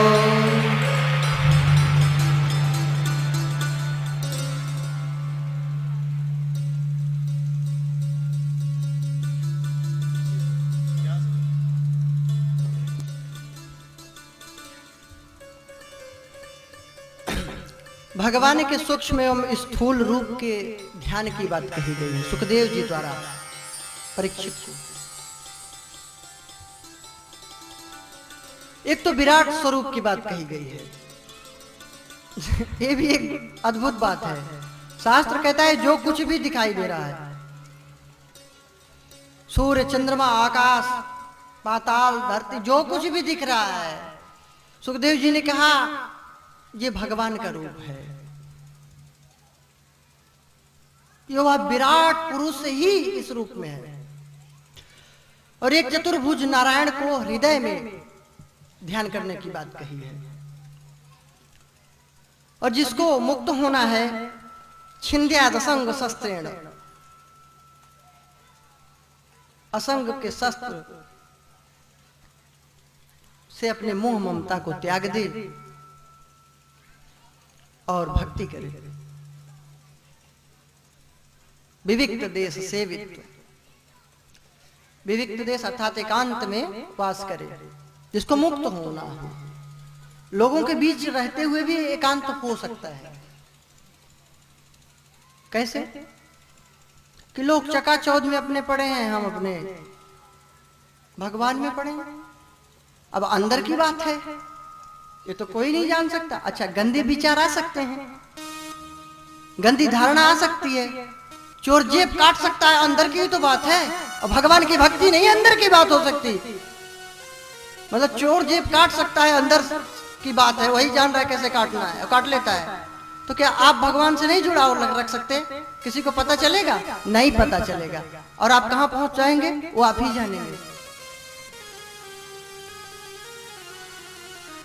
ईश्वर की ओर,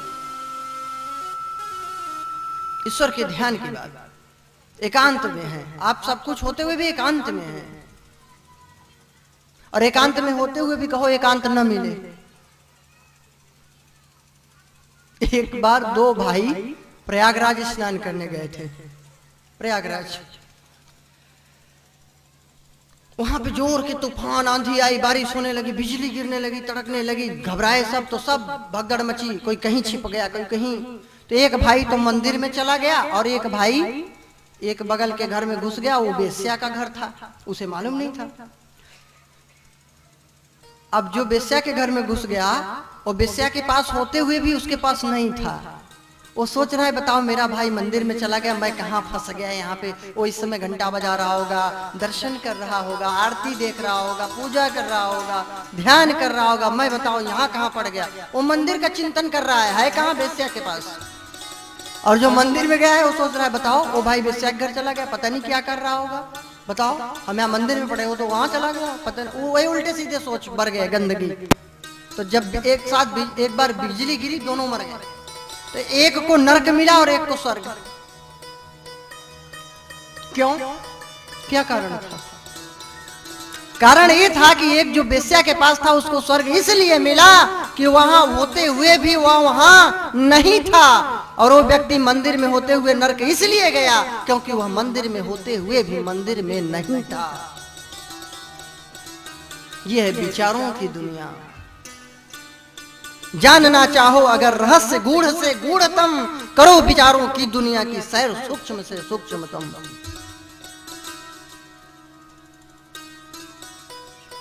तो इसीलिए कहा गया है, कहते हैं साइंस इसी में तो परेशान है। वो कहता है कि ये कहते हैं मुझे ईश्वर दिखा, तो दूसरे क्यों नहीं दिख रहा है?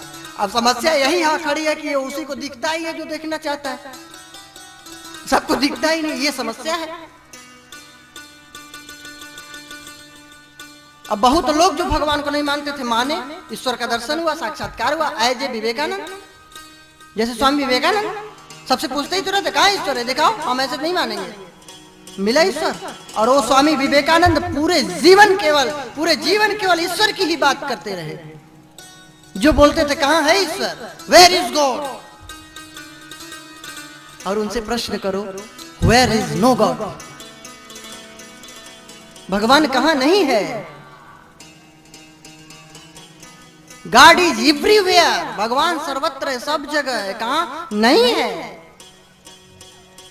हम कहते हैं कहाँ है भगवान? जब भगवान है ही, उसके सिवा कुछ है ही नहीं। जब भगवान ही है तो हम कहाँ बताएं कहाँ है, जब वो सर्वत्र है, सब जगह है। अब तुम्हें इन आंखों से नहीं दिख रहा है, अनुभूति नहीं हो रही है, ज्ञान का मार्ग नहीं अपना रहे हो, श्रद्धा भक्ति नहीं है, तो भगवान कहाँ से मिल जाए? भगवान कहता है श्रद्धावान लभते ज्ञानम, कहता है मम माया दुरत्यया, मेरी माया दुर्जय है। लेकिन जो भक्ति करता है कहते हैं माया में ताम तरंते। तो भक्ति का विषय है। इसी स्कंद में चतुर्थ श्लोकी भागवत की चर्चा हुई है, 9वें अध्याय के 32वें श्लोक से 35 श्लोक तक। ब्रह्मा जी को मोह न हो जाए इसलिए भगवान ने ज्ञान दिया। अहमेवाश्मेव,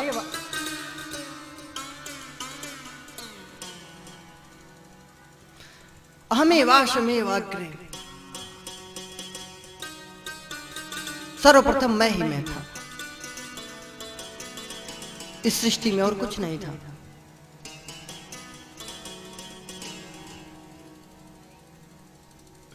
नान्य यद सत सद पदम, सत असत कुछ नहीं था।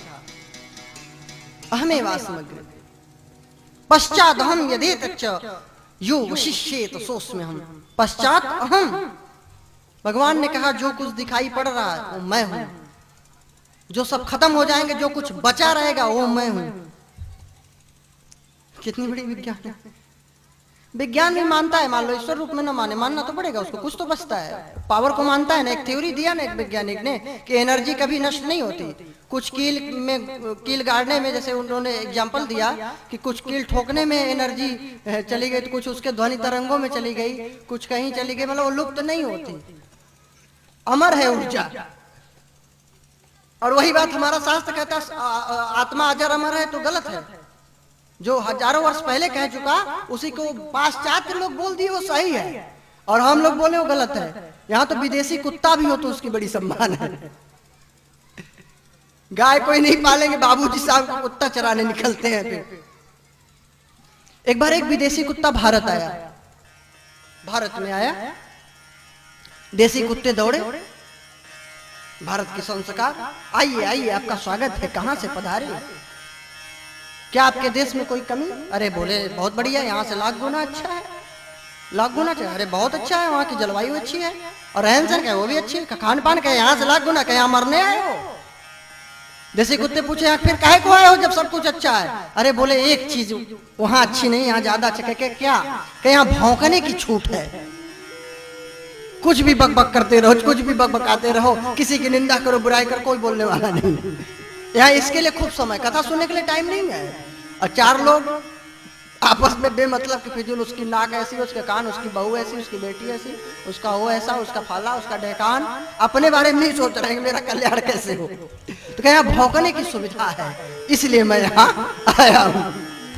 तो विदेशी कुत्तों का भी बड़ा सम्मान है। तो विदेशी लोग अगर कुछ बोल दिए तो सही है, हमारे ऋषि मुनि लिख गए हजारों वर्ष पूर्व, वो गलत है। इस बुद्धि को बदलना पड़ेगा। पूरी दुनिया लोहा मान रही भारत के आविष्कार की, शून्य की खोज, दशमलव की खोज। आयुर्वेद का जनक भारत है, विदेश नहीं है। चरक सुश्रुत जी की कहीं मूर्ति लगी है यूनिवर्सिटी में, विदेश में। यहाँ हम लोग अपने सोच रहे हैं कुछ नहीं विकास, क्यों नहीं विकास किए? हम लोगों ने जीना सिखाया, ऋषियों ने स्वस्थ रहने के लिए आयुर्वेद दिया, आयुर्विज्ञान, औषधि शास्त्र, क्या नहीं है? योग प्राणायाम दिया, अभी कुछ खोज ही नहीं हुआ। फालतू की चीज नहीं खोजे हमारे ऋषियों ने, केवल कल्याणकारी खोज किया। पूरा वो लोग रिसर्च जब करते थे तो उसमें नियम होता था, कोई ऐसा आविष्कार जो जनहित का कल्याण न हो, किसी भी प्रकार से दुरुपयोग करे तब भी कल्याण हो, ऐसा खोज करो। तो योग प्राणायाम दुरुपयोग करिए, कभी नुकसान नहीं होगा, चाहे जितना करिए, क्या नुकसान होगा बताइए? थक जाएंगे, सो जाएंगे, बस यही होगा ना, मर थोड़ी जाएंगे। ये आविष्कार किया, आयुर्वेद का आविष्कार किया। हाँ कि आपका कम से कम लीवर और किडनी तो डैमेज नहीं हो रहा था, पहले खोज ही नहीं किया था। बालक को माता पिता की सेवा करनी चाहिए, वृद्धाश्रम नहीं बनवाना पड़ता। कितने पैसे फिजूल के बर्बाद हो रहे हैं देश के। ये आविष्कार नहीं था, संस्कार सिखाया। बड़ों का सम्मान करना, सेवा करना, प्रेम करना, ये आविष्कार नहीं था। ये हमारी बुद्धि का फर्क है बस, और कुछ नहीं। तो भगवान ने कहा हमें वासम एव अग्रे नान्यद यद सत सत परम पश्चाद हम यदि तच्च यु वशिष्येत सोष्म्यहम्। 9वें अध्याय का 2 स्कंद के 32वां श्लोक। भगवान ने कहा मैं सबसे पहले था, आज हूं, आगे भी जो कुछ रहेगा मैं ही रहूंगा, और कुछ नहीं रहेगा। साथ असत कुछ नहीं, मैं ही मैं। ईशावास्यमिदं सर्वम,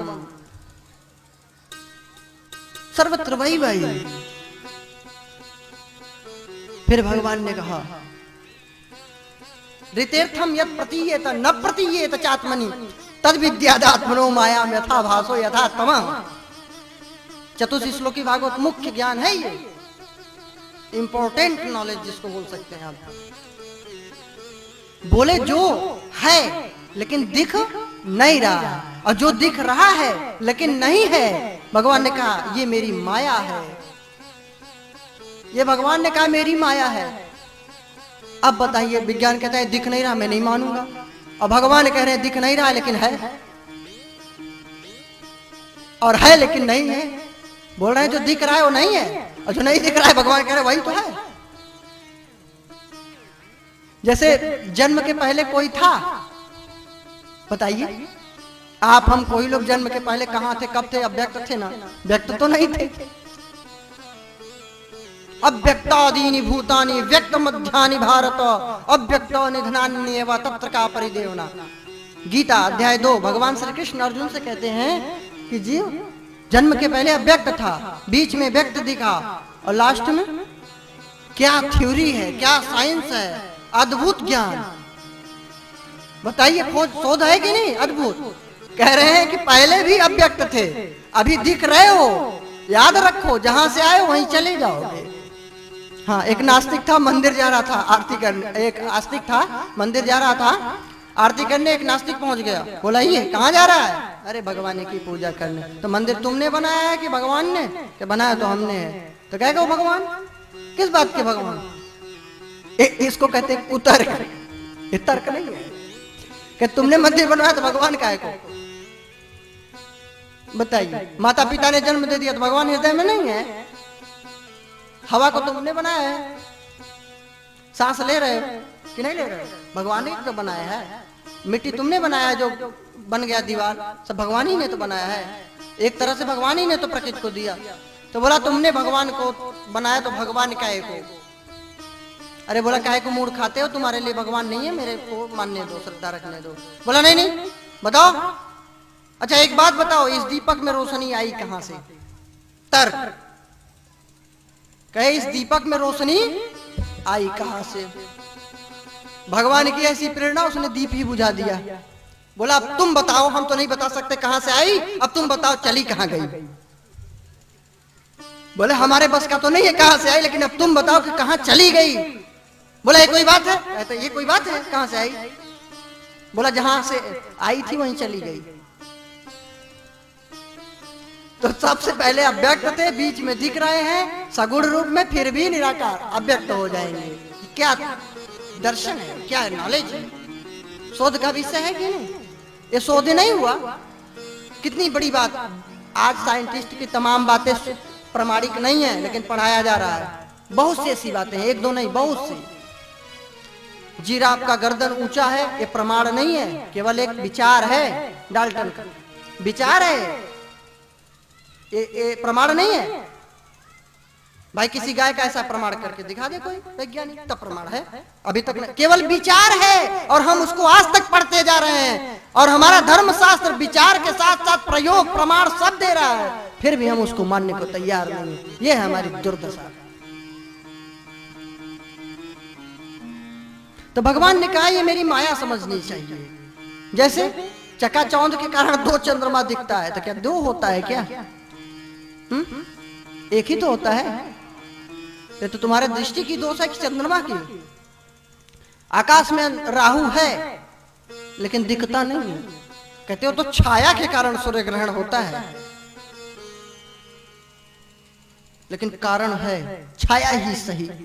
चलो कुछ तो बतलाए, कुछ नहीं है ये तो नहीं कहा, ये तो माना कि ग्रहण होता है, चलो नहीं राहु, चलो छाया ही सही। भगवान लेकिन नहीं दिखता इसका मतलब नहीं है ये गलत। बहुत चीजें नहीं दिखती लेकिन हैं, जैसे बैक्टीरिया, वायरस दिखता है क्या? कहते हैं लैब में उससे दिखता है। तो इसी प्रकार हृदय रूपी लैब में ध्यान के माध्यम से, योग के माध्यम से, भक्ति के माध्यम से हृदय रूपी लैब में वो दिखेगा, प्रयोगशाला में दिखेगा। ये प्रयोगशाला है, ये क्या है? लैब। यहाँ पे उत्तर भी आपको देना है, प्रश्न भी आप ही को पूछना है। ये विचित्र कहानी है, इसीलिए साइंस को नहीं समझ में आ रहा है। स्वामी रामतीर्थ तो गणित के प्रोफेसर थे, पढ़े होंगे, लाहौर के थे। इतने पढ़े लिखे विद्वान होकर के भी भक्त हो गए भगवान के। बोले अब मैं राम से हार गया। राम का हो गया। बोल no sin, no grief, safe in my happy self. My fears are fled, my doubts are slain, my day of triumph come. कोई पाप नहीं, कोई दुख दर्द नहीं, कोई कष्ट नहीं। यहाँ स्वयं से प्रश्न कर रहा है, स्वयं से उत्तर। क्या आनंद है! स्वयं विद्यार्थी, स्वयं परीक्षक, स्वयं निरीक्षक, स्वयं परीक्षार्थी, स्वयं निर्णय करने वाला, स्वयं उत्तर, स्वयं प्रश्न। क्या सुंदर अद्भुत लैब है भाई। किसी मटेरियल की जरूरत नहीं है, केवल नॉलेज की जरूरत है, ज्ञान की, आध्यात्मिक ज्ञान की।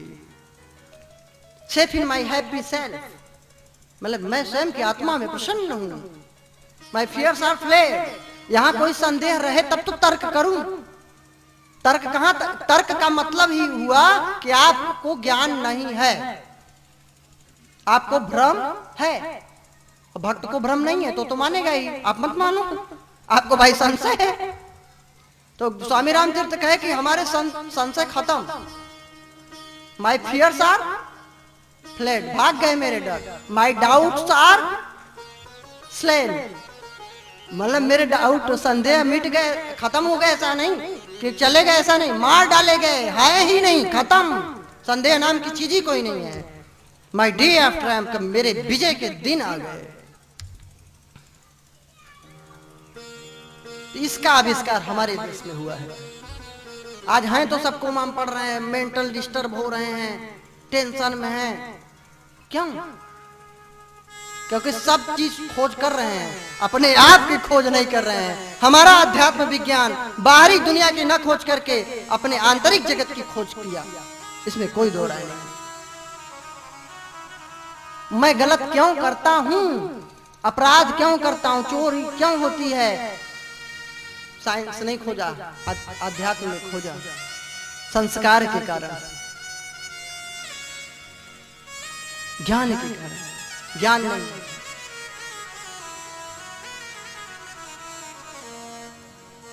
अगर आध्यात्मिक मार्ग में चला जाए तो सब छोड़ देता है। जैसे उदाहरण अंगुलीमाल डाकू, वाल्मीकि इतने महान कवि हुए, आदि कवि वाल्मीकि थे, महान बन गए, डाकू ही तो थे। तो हमारा सिद्धांत इस पर निर्भर है, एक चोर को, एक डाकू को एक संत बना दिया करता है। यह है हमारा साइंस, जिसको हम लोग नहीं समझ रहे हैं। बोले जो कुछ दिख रहा है नहीं, और जो कुछ है वो दिख नहीं रहा है, मेरी माया है। तद विद्यादात्मनो मायाम यथा भासो यथा तमः। लेकिन जो ही ज्ञान का प्रकाश होगा, भक्ति आएगी, मिट जाएगा संदेह भ्रम। जैसे स्वामी राम तीर्थ कहते थे, वैसे आप भी गाने लगोगे फिर उछल करके। यथा महांति भूतानि भूतेषु च वचस्सनु प्रविष्टान्य प्रविष्टानि तथा तेषु न तेष्वहम्। प्रविष्टान्य प्रविष्टानि तथा तेषु न तेष्वहम्। ये बड़ी अच्छी, बहुत अच्छा साइंस है। कहे जो कुछ ब्रह्मांड में है, प्रकृति वर्ग में, टोटल इस पिंड शरीर में भी है। जो ब्रह्मांड में है वही शरीर में ही भी है। क्या शोध है, क्या साइंस थी। आज विज्ञान बता दे कि पंचभूतों से नहीं बना है शरीर, तो मैं मान लूं। शास्त्र कब से कह रहा है पंचभूत शरीर। क्षिति जल पावक गगन समीरा पंच रचित है अधम शरीर। पंच तत्वों से निर्माण हुआ है। क्या कोई साइंस कहता है पंच तत्व से नहीं है? 6 तत्व बताता है, 7, 4, 5 ही क्यों बता रहा है? मतलब हर चीज सही है। जो हमारी मन होगी वो मान लेंगे, जो हमारे समझ में नहीं आएगा वो नहीं मानेंगे। अरे उसको समझो, फिर खोज करो। तो बोले इस पंच भौतिक शरीर में वही चीज है। जैसे गुब्बारे में हवा भर दो तो बाहर भी हवा, गुब्बारे में भी हवा, फूटेगा गुब्बारा तो हवा हवा में मिल जाएगा।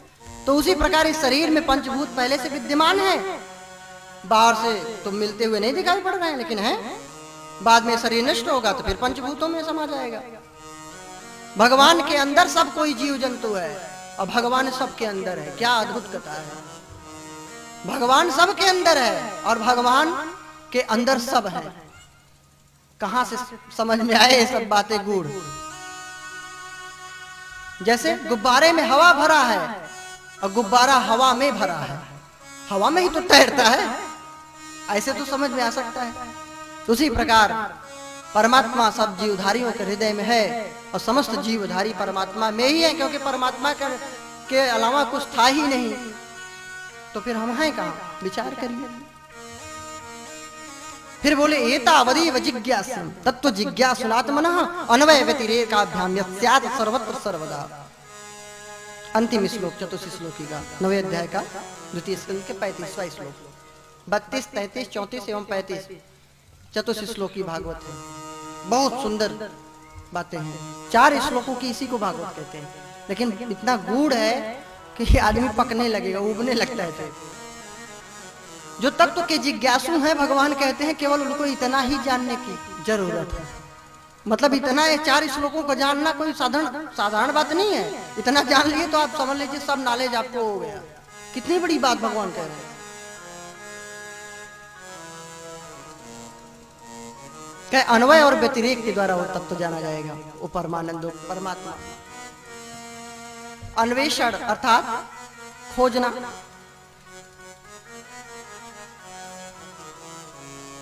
प्रभु कहाँ है, कहाँ है, तो उत्तर आएगा यहाँ है, यहाँ है। भाई प्रश्न उठता है कि वो व्यक्ति कहाँ है। इससे सिद्ध होता है कि भगवान नहीं है। इससे ही सिद्ध होता है कि भगवान है, क्योंकि भगवान शब्द ही सिद्ध कर रहा है कि भगवान है। आप उसको खोज क्यों रहे हो फिर नहीं है तो? उसकी चर्चा ही क्यों कर रहे हो? हंसी की बात है कि नहीं? विचार करिए कि जो चीज नहीं है उसकी चर्चा ही क्यों हुई। आपका प्रश्न ही आपका उत्तर है। भगवान नहीं है या काफी है बतलाने के लिए कि भगवान ही है? नहीं, आप यह प्रश्न ही क्यों कर रहे भगवान नहीं है? नाम ही कहां से आया? ये नाम कहां से लाए आप? भगवान, गॉड और ईश्वर, अल्लाह, ये सब कहां से लाए? किसने दिया? कहां से प्रकट किए? और नाम ही सिद्ध कर रहा है कि मैं ही तो हूं। अब तुम कह रहे हो तो ठीक है, अंधा व्यक्ति कह रहा है कि नहीं है सूर्य, तो ठीक है, उसके लिए नहीं ही है, वो सही बोल रहा है। तो उसके अंदर भक्ति नहीं है, ज्ञान नहीं है, आस्था नहीं, विश्वास नहीं, तो उसके लिए नहीं है। लेकिन वो बोल रहा है नहीं, कहीं नहीं है, ये गलत है। जैसे चावल में कंकड़ पत्थर हो, कचड़े, और चावल ज्यादा हो, कंकड़ पत्थर कम हो, तो माताएं क्या करती है? कंकड़ पत्थर बीन के फेंक देती हैं, चावल रख गया। और जब कहीं जो है चावल कम हो, कंकड़ पत्थर ज्यादा, तब चावल बिनना शुरू करती है, कंकड़ पत्थर अलग अपने आप हो जाता है। उसी प्रकार ईश्वरीय बातें करने से, ईश्वर की ओर जलने से, ईश्वर का ही चिंतन करने से आप ईश्वर को प्राप्त कर लेंगे, या ईश्वर की ओर न ले जाने वाली जो कार्य हैं, जो क्रिया हैं, उनका त्याग करते जाइए तो अपने आप ईश्वर की ओर चले जाए। या तो बुराई को छोड़ दीजिए तो अच्छाई मिल जाएगी, या तो अच्छाई को पकड़ लीजिए, बुराई छूटे ही है, बुराई की तरफ ध्यान ही मत दीजिए। ये 34 श्लोक की भागवत है। भागवत जी का 10 लक्षण बतलाया गया है। अत्र सर्गो विसर्गश्च स्थानम पोषण मूतयः मनवंतर रेशानु कथा निरोधो मुक्तिराश्रय। सर्ग क्या है? ये इंद्रियों के अधिष्ठात्री, देवता, मन, ये सब पंचभूत, ब्रह्मांड, ये सब प्रभु नारायण ने रचना किया। अच्छा, नारायण क्यों नाम है पता है? नार कहते हैं जल को। और जब ब्रह्मांड और विराट पुरुष प्रकट हुआ, वो स्वर्णमय अंडा को फोड़ के ब्रह्मांड को बहुत दिनों तक जल में हजारों वर्ष रहा, तो नार में शयन किया, इसलिए नारायण हो गया। जल से उत्पत्ति की बात बतलाया है वेद शास्त्रों ने। देखिए कहां गलत है थ्योरी। वही विज्ञान कह रहा है तो अपना नाम दे के कह दिया कि ये मेरा सिद्धांत है। अब वेद शास्त्र उससे पहले ना, इससे सिद्ध होता है वेद शास्त्र पहले के हैं, क्योंकि वेद शास्त्र सही है, तुम्हारी बात गलत है भाई। आप तो अभी कलयुग के हैं, अभी आप सिद्ध कर रहे हो। वेद शास्त्र पता नहीं कब के लिखे गए हैं, कितने पूर्वज चले गए, पता नहीं कब के लिखे। युग बदल गए, लेकिन वो ज्ञान नहीं बदला, परंपरा आता गया।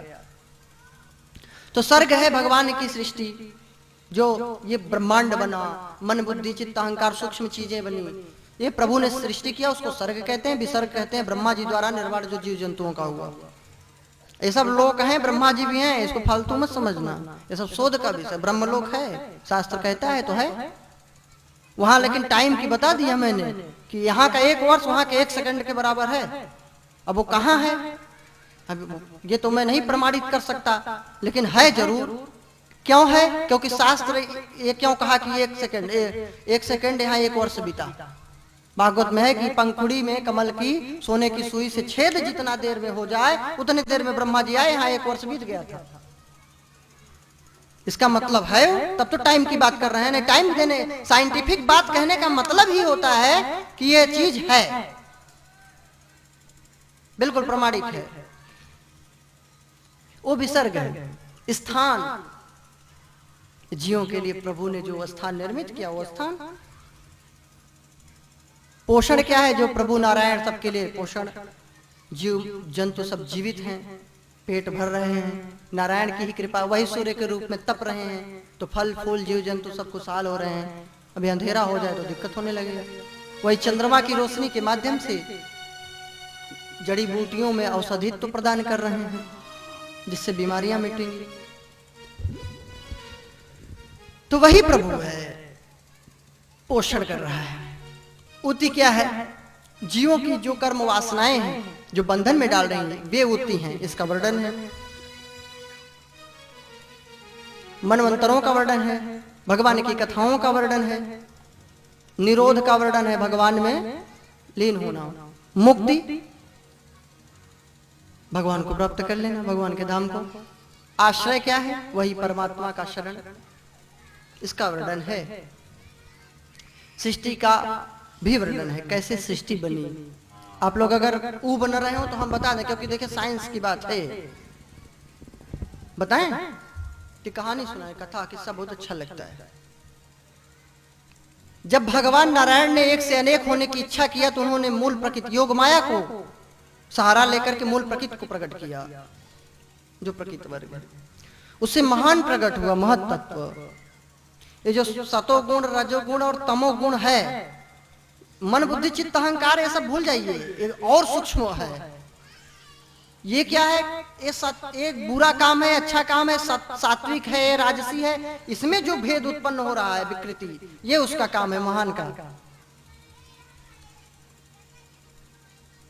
वैकारिक, तेजस और तामस, तीन प्रकार का अहंकार उत्पन्न हुआ। तामस अहंकार में क्षोभ उत्पन्न हुआ तो उससे प्रकट हुआ आकाश। और हमारा साइंस देखो, अब भागवत जी का साइंस, यह साइंस अध्यात्म कहता है कि हमको सुनाई पड़ता है आकाश के कारण, अगर खाली स्थान न हो तो हम नहीं सुन पाएंगे। आज कोई साइंस बोल दिया कि पानी में कम सुनाई पड़ता है, बाहर ज्यादा सुना, उसने अपना एक थ्योरी दे दिया। क्या बेवकूफ बनाने की थ्योरी? भागवत में पहले से लिखा है कि आकाश तत्व के कारण ही हम सुन पाते हैं। और इसका गुण क्या है? शब्द। शब्द कैसे आया? निर्वात, खाली स्थल से। शोध है कि नहीं है? बिल्कुल प्रमाणिक बात है, बिल्कुल एकदम रिसर्च करिए आप। फिर आकाश में क्षोभ उत्पन्न हुआ तो प्रकट हुआ वायु। खाली स्थान न हो तो वायु रह नहीं सकता। क्या साइंस है! अब वायु का क्या गुण है? स्पर्श।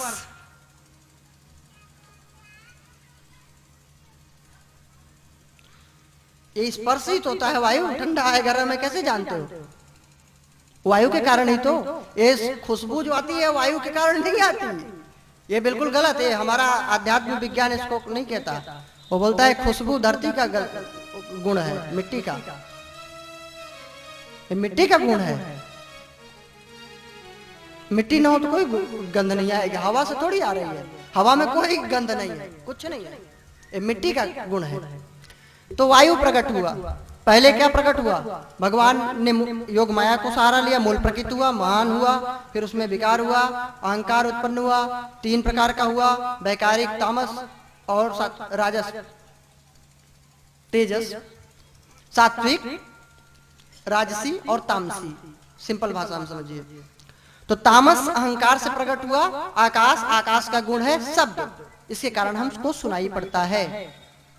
ये सब बातें सब नहीं आपको बताएंगे, क्योंकि ये सब शोध का विषय है। जो इसमें गहरा अध्ययन करेगा, विचार करेगा, वही आपको सुनाएगा। नहीं वो किस्सा कहानी बस सुना दिया हो गया, फिर हम भी वही सुने हैं तो काहे को हम जो बोल दिया वही मान लिए।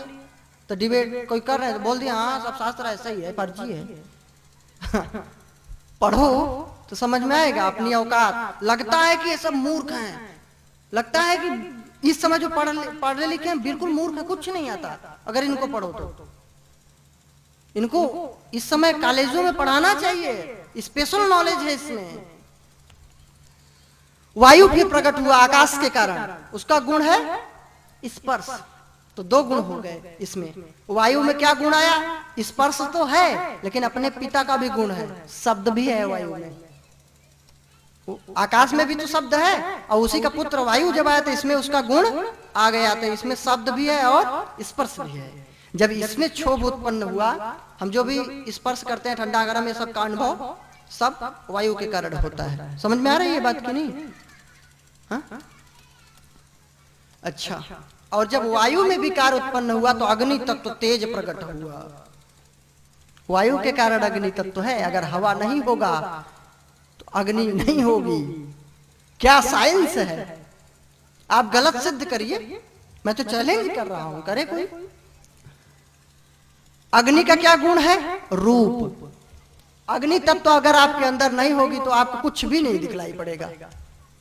अगर बाहर प्रकाश ना हो, अग्नि तत्व ना हो, सूर्य ना हो, आपके आंख होते हुए आप नहीं देख पाएंगे। और इन नेत्रों में भी अग्नि तत्व है, इसीलिए कोई ऐसे देखता है तो एकदम डर जाता है आदमी। अग्नि तत्व के कारण हमको देख, अग्नि का गुण है रूप, लेकिन अपने पूर्वजों का आ गया गुण, तो इसमें 3 गुण हो गए। क्या? शब्द भी है, स्पर्श भी है अग्नि में, और रूप भी है। यह है आध्यात्मिक साइंस का ज्ञान। अग्नि में कह रहे हैं कि अग्नि में शब्द है, रूप भी है और स्पर्श भी है। नहीं है तो छू के देख लो, खुद ही पता चल जाएगा। 3 गुण हैं। और अग्नि में जब विकार हुआ, जल प्रकट हुआ। अग्नि न हो तो जल नहीं आ सकता, अग्नि के कारण जल प्रकट हुआ है। शोध किया है ऋषियों ने, मूर्ख नहीं थे, जंगल में बैठ के कंदमूल खा के भूखे रहते थे, रिसर्च किए हैं। आज तो बनी बनाई चीज मिल गई, भोजन बनाने वाला बना दिया, चुपचाप थाली परस के खा लिए, बोले हम। अग्नि में विकार होने से क्या हुआ? जल तत्व। और जल का गुण क्या है? रस। किसी चीज का स्वाद खट्टा है कि मीठा है, क्या है, ये जल के कारण होता है। अगर जल तक तो उसमें बिल्कुल न रहे एक मात्रा भी, आप स्वाद बता ही नहीं पाओगे। जल तत्व के कारण है। रसना में ही, रसना में अगर लार ग्रंथियां ना हो ना, जल ही तो है, तत्व तो जल का ही है, चाहे रूप चाहे जो हो। तब बताइए क्या स्वाद ले पाओगे? हाँ, तो ये नहीं कह देना कि सूखे में भी स्वाद आ रहा है, लेकिन स्वाद जिससे आ रहा है उसकी बात भी कर लीजिए। क्या साइंस है? तो इसमें कितना तत्व हो, कितना चीज हुआ, कितने गुण हुए जल में? इसमें आकाश का गुण शब्द भी है, वायु का गुण स्पर्श भी है, अग्नि का गुण रूप भी है, और रस तो उसका गुण है ही है। तो इसमें 4 गुण हो गए, शब्द, स्पर्श, रूप और रस। 4 गुण है जल तत्व में। सिद्ध करिए कि नहीं? जब जल तत्व में विकार उत्पन्न हुआ, जल तत्व से, ऐसे समझो सिंपल भाषा में, जल से मिट्टी बनी। शोध किया है ऋषियों ने, आप रिसर्च करिए। और आपको अभी हम इसी प्रकार वापस भी ले चलेंगे प्रलय की ओर भी, याद रखना। जल से मिट्टी, अंतिम 5वां तत्व मिट्टी।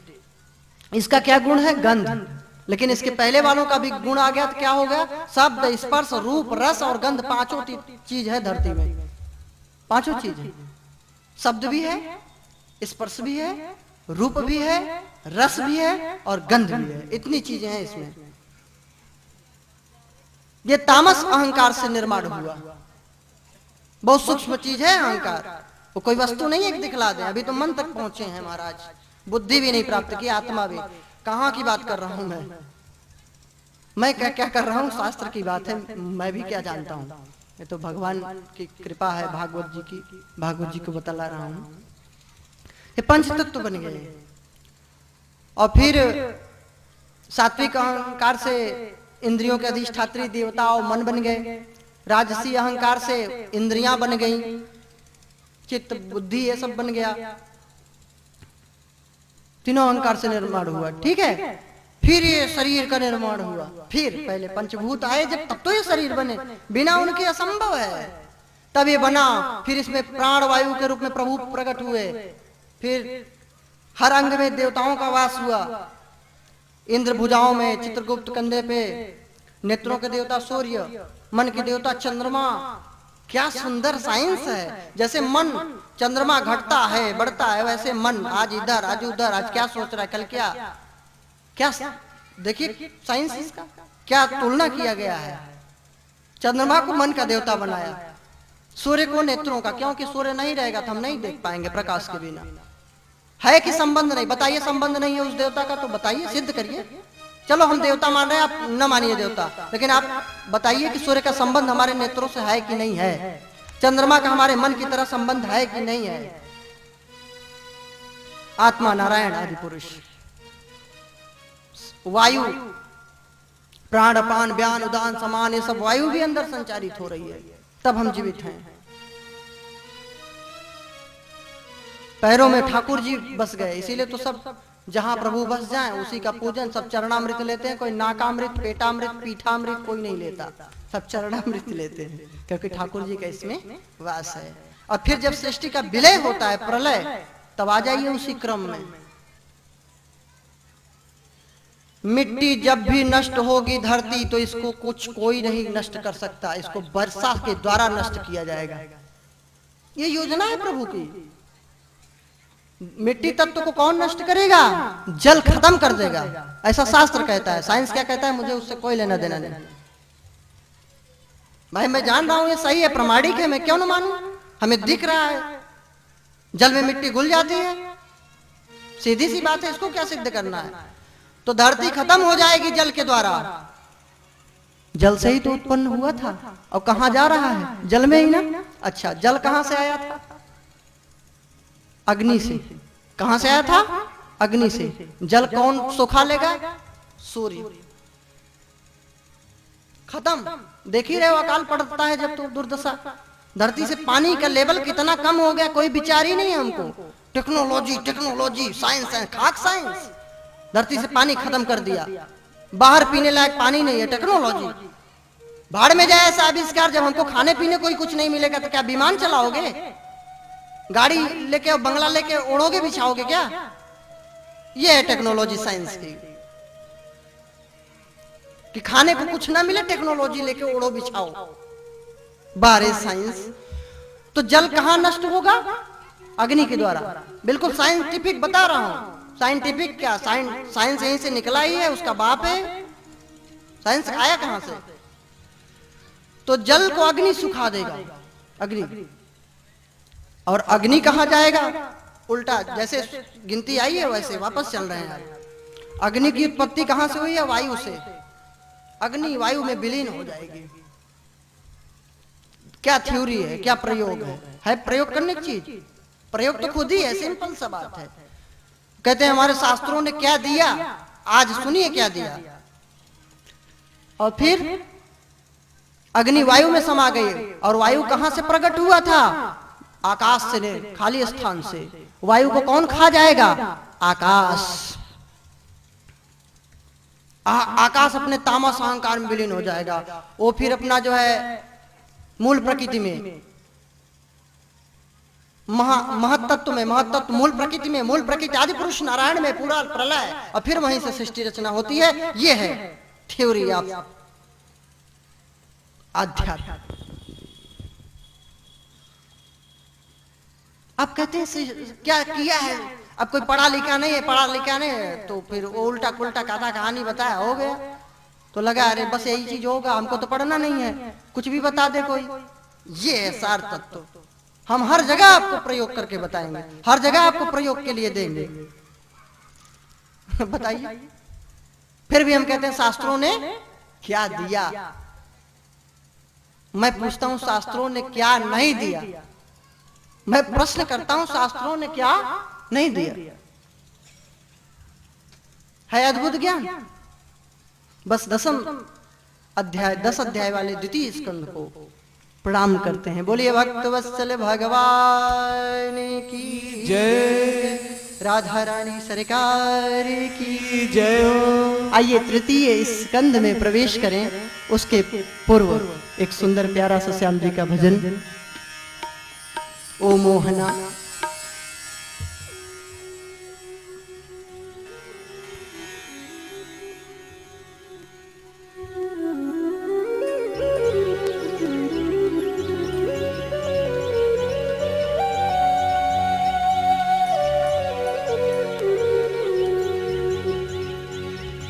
परसों की कह करके मोहन,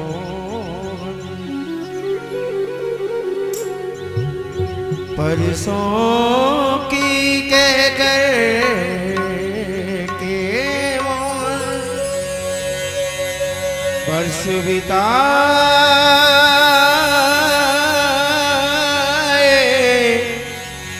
अब ना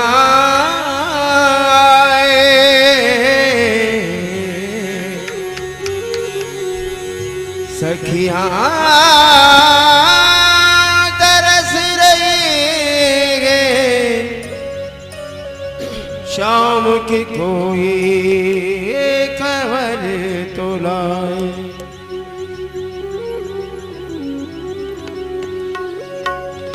ओ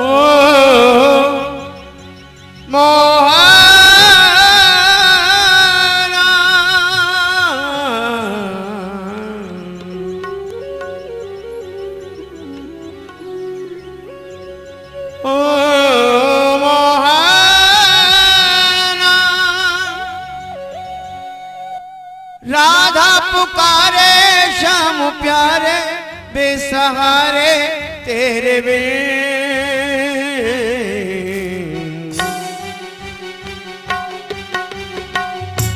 नैना हुए बाबुल, नैना हुए बाबुल, जाऊं कहाँ सावरे, नैना हुए बाबुल। ओ मोहना,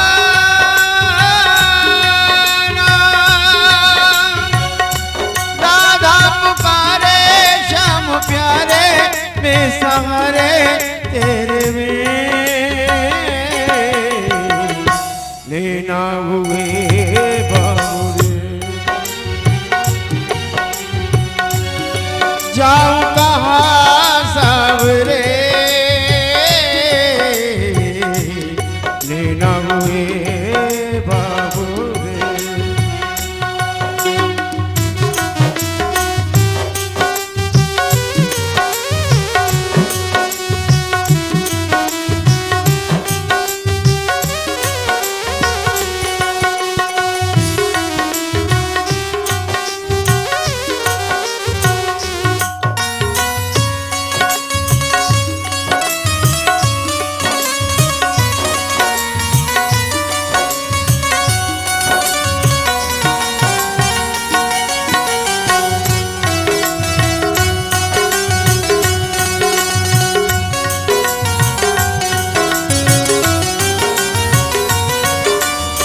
हमें छोड़ गया वृंदावन,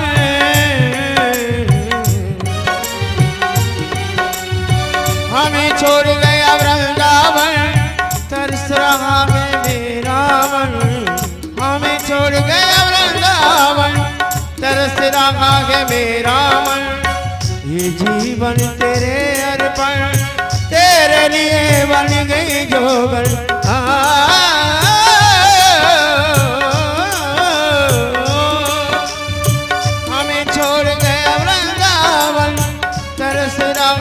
मेरा मन तेरे लिए बन गई जो ये जीवन तेरे अर्पण हो।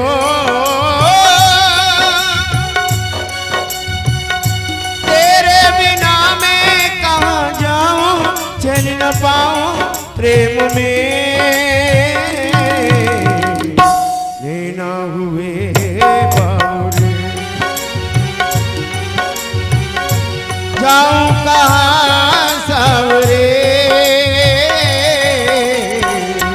नैना हुए बाबुल।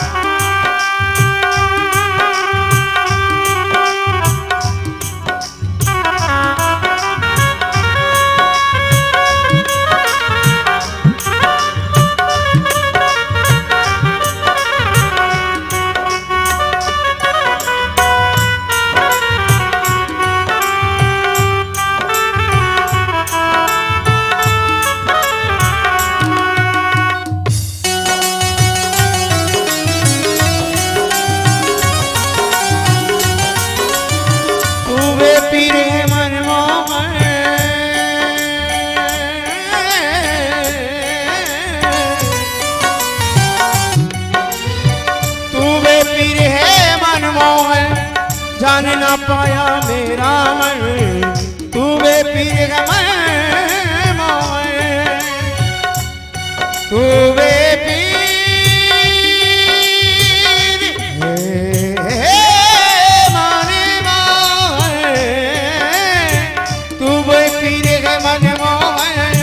जान न पाया मेरा मन, तेरे लिए बन गई जो मैं, सौंप दिया तुझको तन मन, तेरे लिए बन गई जो मैं, सौंप दिया तुझको जीवन। हो दिल को दुखाया क्या पाया, कुछ न पाया प्रेम में, ना हुए बाबू जाऊं कहाँ सावरे, ना हुए बाबू ओ मोहरा,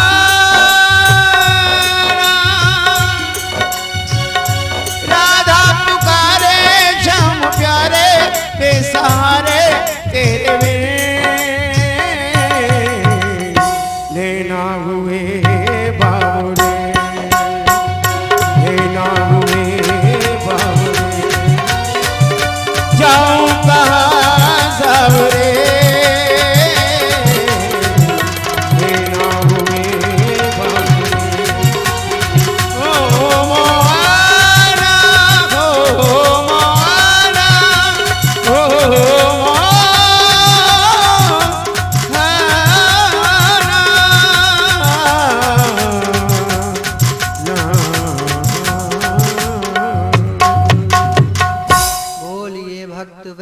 भगवान की जय हो।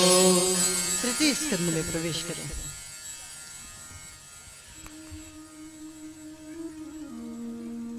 कथा की प्रारंभ शुरुआत होती है विदुर जी महाराज के प्रसंग से।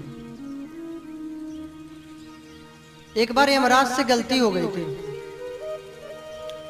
गलती मान लीजिए, उनको एक श्राप लगा था मांडव्य ऋषि का।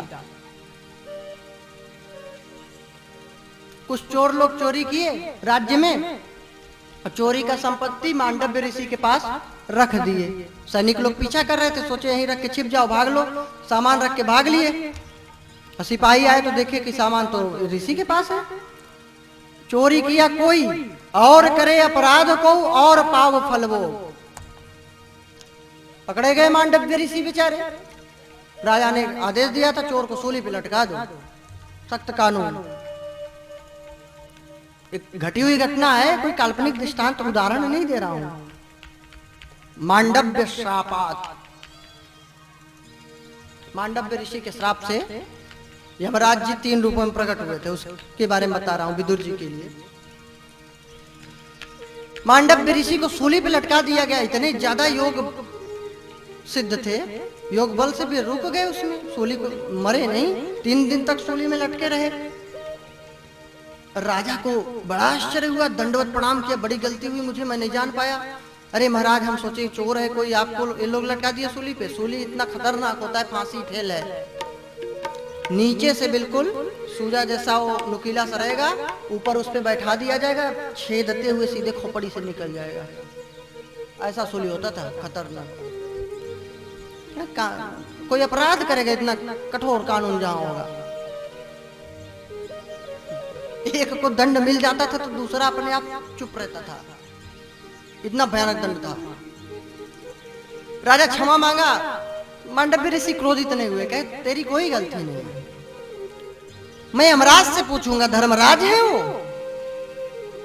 किस कारण मुझे ये सजा मिली। पहुंच गए संयमनीपुरी। सोचो टेक्नोलॉजी कितनी उत्तम थी, यमपुरी पहुंच गए। सीधे यमराज से प्रश्न, 99,000 योजन की दूरी पे है यमपुरी, भागवत जी में लिखा है। 1 योजन में 12 किलोमीटर होता है, 4 कोस, 3 किलोमीटर का 1 कोस होता है, 12 किलोमीटर का 1 योजन, ऐसे 99,000 योजन दूरी है। अब कहाँ है, सर्च का विषय है, सर्च करो। कुछ आप लोग भी करिए, सब हम ही करेंगे क्या? 99,000 योजन की दूरी बतलाई गई है संयमनीपुरी की। वहां पहुंच गए। बताओ कौन सा टेक्नोलॉजी इनके पास था। भगवान बोले यमराज जी से कि आपने हमको सूली पे लटकवा दिया, आप बताइए मेरा क्या अपराध है। यमराज ने कहा मैं धर्मराज हूं, मैं अन्याय नहीं करता। आपने बचपन में एक जो है कीड़े को कांटा बेध के मार दिया था। मांडव्य ऋषि तो ज्ञानी थे, विद्वान, उन्होंने कहा ना ना आप दंड नहीं दे सकते, बालक को क्षमा है। आज के परिवेश में भी कानून में बालक को जो है दंड नहीं है कि 5 साल के बालक को मर्डर कर दे तो उसको फांसी लटका नहीं सकते। आप गलती हो गई तो आप उसको नहीं सजा दे सकते। 5 साल के बालक को 10 साल के 12 साल 10 साल के बच्चों को दे सकता है कोई फांसी, मर्डर कुछ कर सकता है। तो बोले मैं तो छोटा था और आपने मुझे इतनी बड़ी सजा दिया, मैं आपको श्राप देता हूं, जाओ 3 बार धरती पे जन्म लो, तब तुम्हें पता चलेगी कि मनुष्य से गलती कितनी होती है। तो वही यमराज युधिष्ठिर जी के रूप में प्रकट हुए, 3 रूपों में एक साथ प्रकट हुए। वही यमराज जी महाराज धर्मराज विदुर जी के रूप में प्रकट हुए। और वही यमराज जी महाराज एक स्वपच भक्त वाल्मीकि हुए, द्वापर युग के, वो वाल्मीकि नहीं, इनके रूप में प्रकट हुए, बहुत मानते। तो वही विदुर जी हैं। जब दुर्योधन अत्याचार कर रहा था तो समझाए थे धृतराष्ट्र को, लेकिन वो नहीं समझा। उसके अंदर की भी दृष्टि नहीं थी, विनष्ट दृष्टि ही। अब देखिए इधर अलग कथा चल रही है, ये भी एक चमत्कार। आपको पता है विश्व में 8 आश्चर्य होते हैं? नहीं पता है क्या? क्यों बच्चों, विश्व में कितना आश्चर्य होता है? 8 कि 7?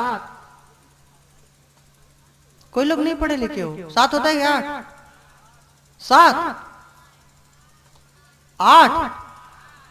7 लेकिन 8 आश्चर्य होता है। आप लोग गलत हैं।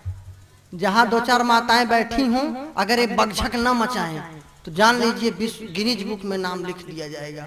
8वां आश्चर्य। अगर ये चुपचाप बैठी रहें तो मान लीजिए विश्व की 8वीं आश्चर्य। बिल्कुल राइट, बिल्कुल। तो आप लोग भी एक आश्चर्य हैं, साधारण थोड़ी हैं।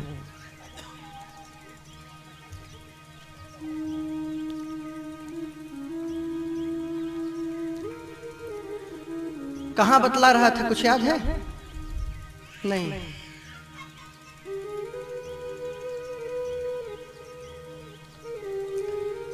यमराज जी 3 रूपों में प्रकट हुए।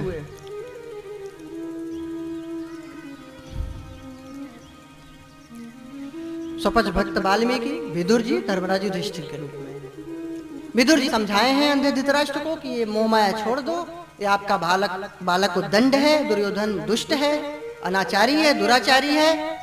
राजा योग्य युधिष्ठिर जी महाराज जी हैं, धर्मात्मा। कहां माना मोह के कारण, उल्टा विदुर जी का अपमान कर दिया दुर्योधन ने। इसको कौन बुलाया है समाज में, सभा में? विदुर जी बहुत विद्वान थे।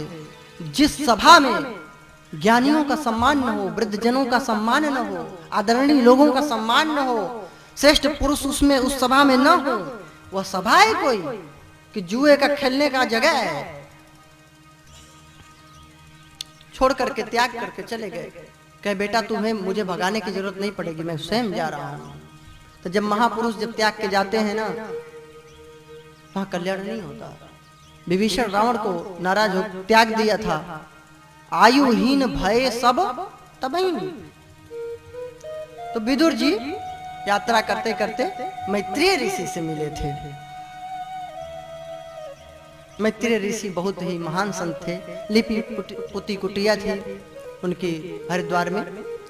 उसके बीच रास्ते में उद्धव जी से भी मुलाकात हुई इनकी, मिले उनसे, भगवान के लीला चरित्रों की कथाएं हुई। फिर उद्धव जी कहते कहते रोने लगे। प्रभु के स्वधाम गमन की बात बतलाए और बतलाए कि जब प्रभु उपदेश कर रहे थे मुझे धाम अपने जाते समय, तो उन्होंने आपका स्मरण किया था।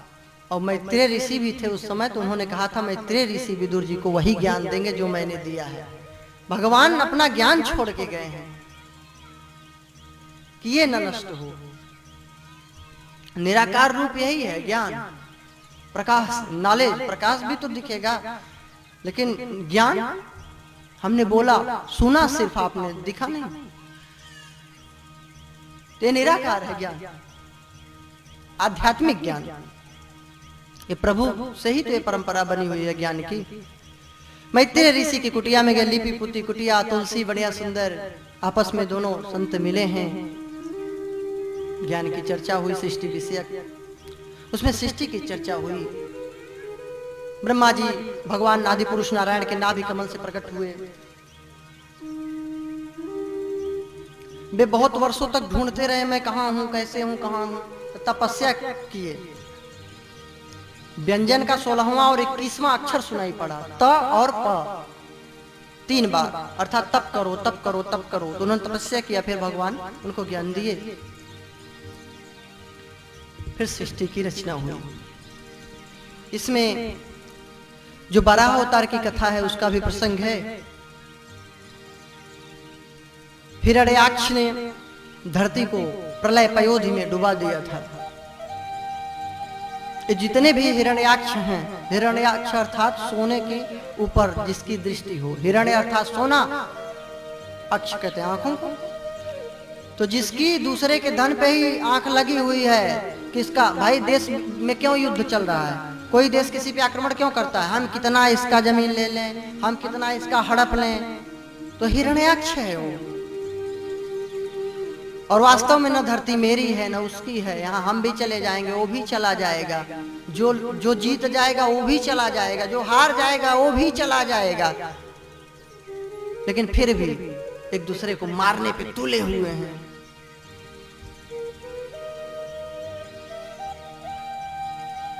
तो हिरण्याक्ष समुद्र को डुबाया, समुद्र में पृथ्वी को डुबाया, और सृष्टि रचना ब्रह्मा जी किए, लेकिन मानुषी सृष्टि अभी नहीं हुई।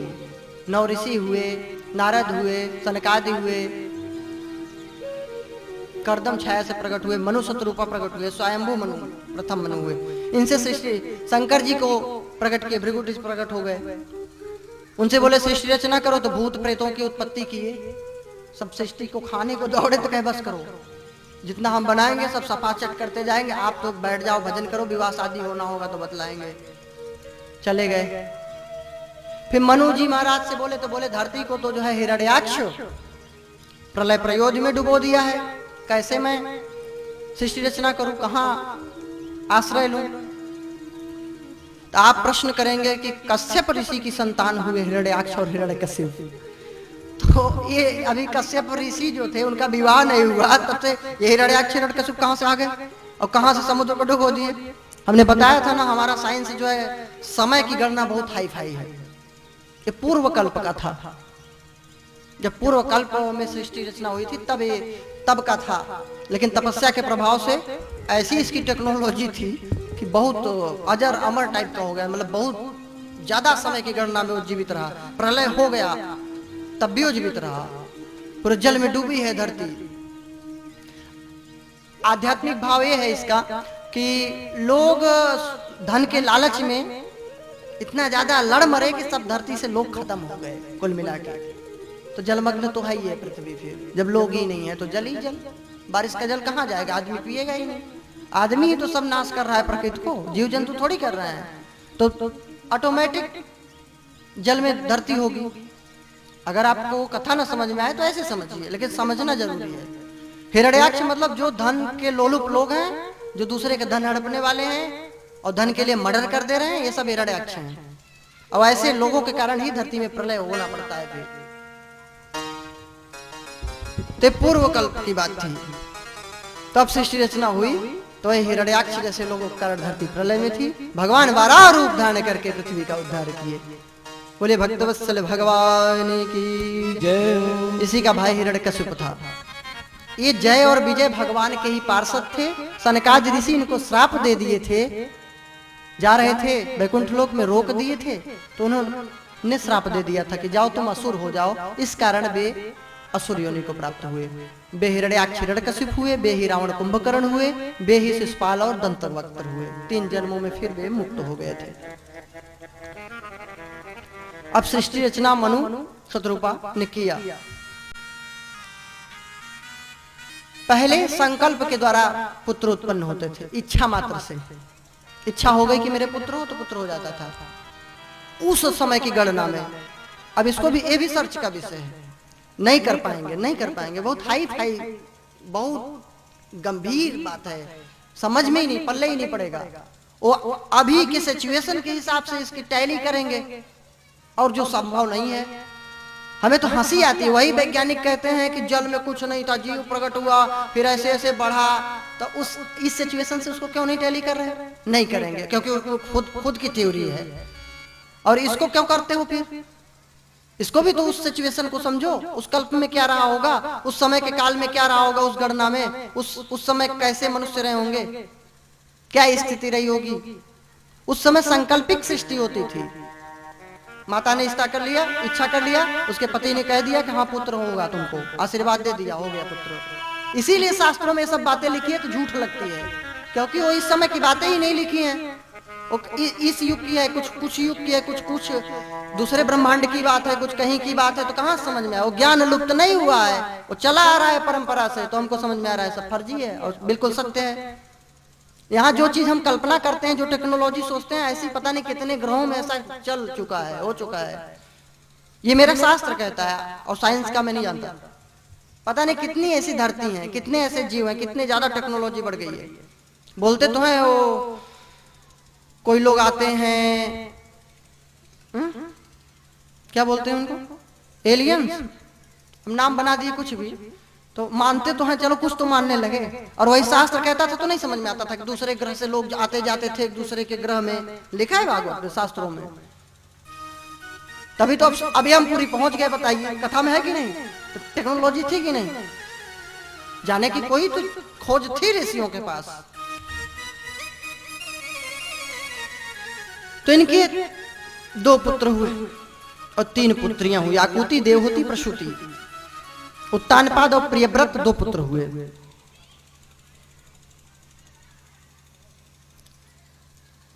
आकुतिम रुचये प्रादात, रुचि प्रजापति के साथ आकुति का विवाह हुआ, जिसके घर यज्ञ भगवान प्रकट हुए और दक्षिणा माता। तीनों पुत्रियां अद्भुत थी। देवहूति का विवाह कर्दम ऋषि के साथ हुआ।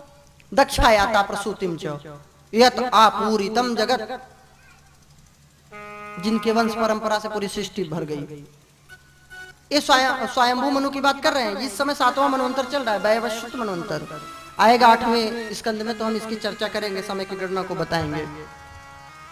हमारे आध्यात्मिक समय गणना बहुत लंबी गणना है, प्रलय हो जाए, प्रलय शुरू हो जाए, ऐसा अद्भुत गणना।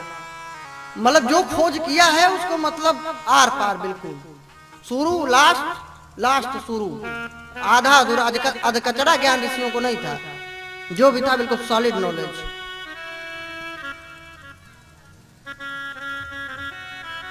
तो देवहूति माता का कर्दम ऋषि के साथ विवाह हुआ। वे बड़े तपस्वी थे।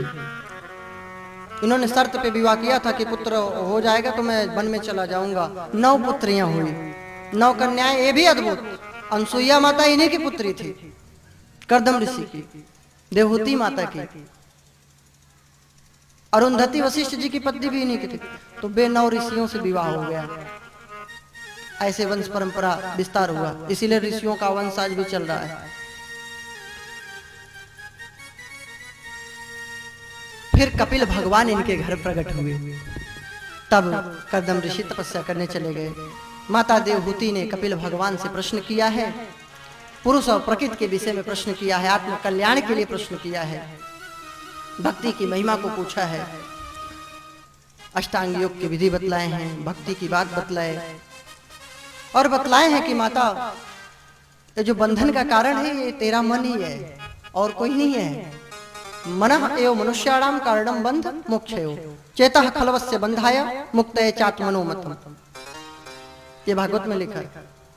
वही चीज मनुस्मृति में, मनः एव मनुष्याणाम कारणम बंध मोक्षयो। ये मन ही बंधन का कारण है और मोक्ष का भी कारण है। मछली जाल में क्यों फंसती है? वो कटिया फंसा लेते हैं लोग ना, तो किस लिए? मन ही तो फंसाता है। थोड़ा लालच आया, थोड़ा खाओ तो बढ़ी आगे, बेचारी फंस गई। उसी प्रकार मनुष्य भी मन के कारण गर्त में जाता है। कितनी अद्भुत बात बता दी। सारे दुष्कर्म पाप सब मन के कारण हो रहा है। इंद्रियां घोड़े हैं, शरीर रथ है, आत्मा रथी है, मन लगाम है, बुद्धि सारथी है। सद्बुद्धि से इंद्रियों रूपी घोड़ों को एकदम खींचे रहो अपनी ओर, तब ये सही दिशा में जाएंगे। शरीर रूपी रथ को कहीं भी उल्टा पुल्टा पटक देंगे, फिर जीवात्मा को नर्क के चक्कर लगाना पड़ेगा। बहुत सुंदर उपदेश दिए और बोले हैं कि माता तुम संतों का संग करो, साधुओं का सत्संग करो, तुम्हारा कल्याण निश्चित होगा। अब कहेंगे संत तो कोई है ही नहीं, पता नहीं कैसे जाने, लक्षण बताए हैं। तितिक्षवः कारुणिकाः सुहृदः सर्वदेहिनां अजातशत्रवः शान्ताः साधवः साधुभूषणाः। सहनशील होते हैं, कटु वचन भी सह लेते हैं, सर्दी गर्मी भी सहते हैं, तपस्वी होते हैं साधु पुरुष, अकारण करुणा करने वाले होते हैं, दयालु होते हैं, समस्त जीव मात्र के हितैषी होते हैं। अजात शत्रुवः, उनके कोई शत्रु नहीं होते। नहीं, ऐसी बात नहीं है। अजात शत्रु का मतलब यह हुआ कि वो किसी को अपना शत्रु नहीं मानते हैं, वो अजात शत्रु। जैसे युधिष्ठिर जी को अजात शत्रु बोला जाता था कि इनके क्या कोई शत्रु नहीं थे, इनके घर ही में थे। तो क्यों बोला गया? क्योंकि ये किसी को शत्रु नहीं मानते थे, इसलिए अजात शत्रु। तो साधु लोग दूसरे को अपना शत्रु किसी को नहीं मानते, शांत रहते हैं। ये इनके दिव्य गुण ही इनके आभूषण है। मत कृते त्यक्त कर्म आरस त्यक्त स्वजन बांधवा, मेरे लिए अन्य कर्म धर्मों को छोड़ देते हैं, मेरे मार्ग के लिए वे अपने बंधु बांधव परिवार तक को छोड़ देते हैं। माता ऐसे साधु पुरुषों का संग करो तो तुम्हारे कल्याणकारी मार्ग को प्रशस्त करेगा। यम नियम आसन प्राणायाम प्रत्याहार धारणा ध्यान और समाधि की बात की है। बतलाए हैं कि जीव जब गर्भ में आता है तो बहुत वादे करता है, रोता है, कैसे निकल जाऊं यहाँ से, भजन ही करूंगा। बाद में चकाचौंध में भूल जाता है, फिर वासना में पड़ जाता है और फिर वही जीवन मृत्यु जन्म मरण का चक्कर चला रहता है। प्रकृति है पूरा ब्रह्मांड, ये पांच भौतिक शरीर सब प्रकृति है। पुरुष क्या है? आत्मा, परमात्मा ही पुरुष है, बाकी सब जड़ वर्ग सब प्रकृति है। दिव्य उपदेश दिए माता को, 21 दिनों तक रही, फिर उस ध्यान समाधि के द्वारा प्रभु को प्राप्त कर ली। और कपिल भगवान भी, कपिलोपि महायोगी भगवान पितुराश्रमात्, कपिल भगवान भी अपने आश्रम को छोड़ के गंगा सागर चले गए तप करने के लिए। बस यहीं पे तृतीय स्कंद को प्रणाम करते हैं। बोले भक्त वत्सल भगवान की जय हो। चतुर्थ स्कंद में प्रवेश करते हैं।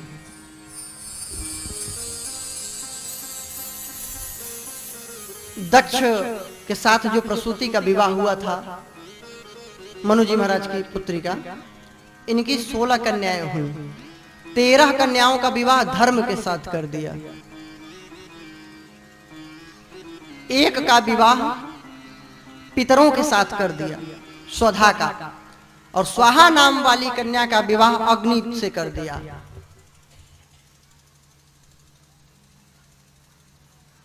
पावक, पवमान और सूची, ये 3 प्रकार के अग्नि। और इनसे 45 प्रकार के अग्नि हुए। अग्नि के 3 पुत्र हुए, तीनों के फिर 45 हुए। पावक, पवमान, सूची, ये 3 पुत्र हुए, इनसे 45 हुए। 45 3 48 और एक अग्निदेव, कितने हो गए? 49 अग्नि। हमारा शास्त्र कहता है अग्नि 49 प्रकार का होता है, साइंस कहेगा एक ही प्रकार। बताइए, खोज करिए, अब आपका विषय है, रिसर्च करिए। अभी कहेगा आग तो आग है, हमारा शास्त्र कहता नहीं, हर आग अलग अलग होता है। 49 प्रकार का होता है। थ्योरी है, प्रैक्टिकल आप करिए। वायु भी 49 प्रकार का होता है। अट्टहास करी गर्जा, कभी बढ़ी लाग आकाश, है ना। मरुत चले 49, वायु भी, हवा भी 49 प्रकार की है। 49 प्रकार के वायु होते हैं। अब साइंस अभी नहीं खोज कर पाया होगा, और अभी साइंस को यह भी नहीं पता है कितनी प्रकार के जीव जंतु हैं धरती पे। शास्त्र कहता है 84 लाख प्रकार के हैं। 84 लाख। मनुष्य उसमें नहीं है, यह अलग है। स्थावरम विंशतिर्लक्षम जलजम नवलक्षकम कृमिश्च रुद्रलक्षम च 10 लक्षम च पक्षिणाम 30 लक्षम पशूणाम च चतुर्लक्षम च वानरो ततो मनुष्यता प्राप्ति तथा कर्माणि साधवे। ये वृक्ष, लता, घास फूस, ये कितने प्रकार के हैं? 20 लाख। सर्च करो। कहते हैं शास्त्र ने क्या किया है? शास्त्र ने सर्च किया था, लुप्त हो गया होगा। तो कितने प्रकार के हैं? 20 लाख प्रकार के घास फूस, पेड़ पौधे, ये सब की प्रजाति। ठीक है। और जल में रहने वाले जीव जंतु कितने प्रकार के हैं? 9 लाख प्रकार के। कितने हो गए? कितने जाइए? 29। कृमिश्च रुद्र लक्षम च, रुद्र कितने होते हैं? 11। कीड़े मकोड़ों की योनियां कितनी है? 11 लाख प्रकार की। कितने हो गए? 40। 10 लक्षम च पक्षिणाम, उड़ने वाले जो है ना नभचर पक्षी प्रजाति कितने प्रकार की है? 10 लाख। कितने हो गए? 50। 30 लक्षम पशुणाम च, ये 4 पैर वाले जितने प्रकार के पशु हैं, ये कितने प्रकार के? 30 लाख। कितने हो गए? 80। चतुर्लक्षम च वानरों, वानरों की कितनी प्रकार की प्रजाति है? अब जिस समय वो लोग रिसर्च किए थे उस समय रहा होगा, अब नहीं है तो आप काहे बैठे? ढूंढो, कंकाल ढूंढो, रिसर्च करो। ये सर्च थोड़ी करते हैं, रिसर्च करते हैं। ये सर्च कर ही नहीं सकते, सब सर्च हो चुका है, ये क्या सर्च करेंगे? इनके बस का है। रिसर्च करते हैं पुनः, मतलब खो गया है, जानते नहीं है, ढूंढ रहे हैं। याद, जैसे कोई चीज बच्चे पाठ भूल गए तो दोहराते रहते हैं, शायद याद आ जाए, तो ये रिसर्च करते हैं। तो चतुर्लक्षम च वानरों, 84 लाख हो गई। ततो मनुष्यता प्राप्ति, तब उसके बाद मनुष्य योनि प्राप्त होती है सत्कर्म करने के लिए, प्रभु की भक्ति करने के लिए। नहीं करोगे तो वही 84 लाख योनियों में घूमते रह जाओगे। 84 का चक्कर जब लगेगा तब फिर कभी भगवान को कबहु कबहु करुणा नर देहि, करुणा करके दया लगेगी, कभी उनकी याद पड़ जाए तो ठीक है, नहीं चलो चल रहा है चक्कर, घूमते रहो। मान लो इस कोई जरूरी थोड़ी इसी धरती पे आओगे, तमाम धरती है, तमाम आकाश है, तमाम ब्रह्मांड सब है, किसी सौर मंडल में भेज देंगे। ऐसा थोड़ी एक ही सूर्य चंद्रमा है बस, ऐसा नहीं है। पता नहीं कितने हैं, करोड़ों। समझ में आ रही है कि नहीं मेरी बात भाई? सब लोग पक रहे होगे ना? अरे कहाँ काहे को पकोगे? दूध और आम फल थोड़ी हो पकोगे। हम पक रहे हैं जब बकझक करते हो तुम लोग, जब महाभारत चालू हो जाती है यहाँ। कहाँ बता रहा था? 84 लाख योनियों की किस बात पे बता रहा था? कि शास्त्रों में जो चीज लिखी है वो गलत नहीं है। 49 प्रकार के अग्नि और 49 प्रकार के वायु होते हैं, ये बता रहा था। ठीक है। अब मैं भी भूलना शुरू कर दूं तो कथा हो गई। अब तुम लोग जितना बता रहे हो उतना भी नहीं याद कर पा रहे हो। हम कहाँ तक बताए, कहाँ बताना है उसको भी याद रखें। तो 49 प्रकार के अग्निदेव हुए और 15 कन्याओं का हो गया, 13 धर्म को, स्वधा पितरों को और स्वाहाग्नि देव को। अग्नि के 3 पुत्र हुए, पावक, पवमान और शुचि, इनसे 45 हुए, हो गए 48। एक अग्निदेव, 49 प्रकार के अग्नि तैयार हो गए। अब एक पुत्री थी सती नाम की। बोले इसका कोई वंश परंपरा नहीं चला। परीक्षित बोले महाराज सती माता को पुत्र नहीं हुआ भोलेनाथ को, ऐसा क्यों? तो घटना सुनाने लगे। कि एक समय की बात है, प्रयागराज में प्रजापतियों का सत्र था, सब बैठे हुए थे, ब्रह्मा जी भी थे, शंकर जी भी विराजमान थे। प्रजापति दक्ष आए तो सब उठ खड़ के सम्मान किए, उठ खड़े हुए। शंकर जी भोले बाबा मस्त रहे भक्ति में अपना, नहीं उठे, नाराज हो गए, क्रोध करने लगा, इसको हमने अपनी कन्या दे दिया बेकार के, मरघट में रहता है, बताओ ये सम्मान नहीं करता। नंदी भी लड़ने लगे, श्रापाश्राप होने लगा, विश्राप दे दिए दक्ष की जाओ तुम्हारे पूजा करने वाले पाखंडी होंगे। नंदी ने कहा जाओ तुम्हारा मुंडी बकरे का लगेगा, ज्यादा मैं कर रहे हो। तो इस कारण थोड़ी अनबन मानते थे, शंकर जी नहीं मानते थे, वो तो भगवान है, ये दक्ष उनको शत्रु मानता था। सती माता विराजमान थी कैलाश पर्वत पे। एक दिन की बात है, देवी देवता सज धज करके विमान से बढ़िया जा रहे हैं कैलाश पर्वत के ऊपर से।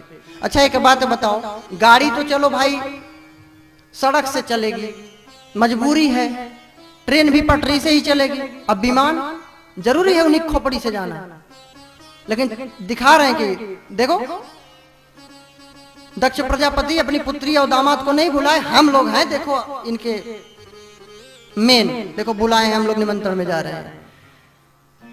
तो जा रहे थे सज धज के, देवी सती ने पूछा कहाँ जा रहे हो? अरे देवियों तुम कहाँ जा रही हो? अरे तुम्हें नहीं पता है कि तुम्हारे पिता के यहाँ जा रहे हैं, यज्ञ हो रहा है। कहाँ यज्ञ हो रहा था? कनखल में, हरिद्वार में यज्ञ हो रहा है। हाँ चलोगी नहीं क्या? अब कैसे कहें कि हमें बुलावा नहीं भेजा है। जा रही हैं सब, अब सोचे कि कैसे चलना है। बोले हाँ चलो हम आ रहे हैं। बोले शंकर जी से मुझे जाना ही है। भोलेनाथ ने कहा देखो देवी जाओ, नहीं वहां से वापस आना मुश्किल है, क्योंकि माता पिता के घर, गुरु के घर, स्वामी के घर बिना बुलाए जाना चाहिए। लेकिन तदपि विरोध मान जहाँ कोई, तदपि विरोध मान जहाँ कोई, कहाँ गए कल्याण न होई, कहाँ गए कल्याण न होई। तो जहाँ विरोध कोई मानता हो वहां जाएंगे तो आप सुखी नहीं रह पाएंगे।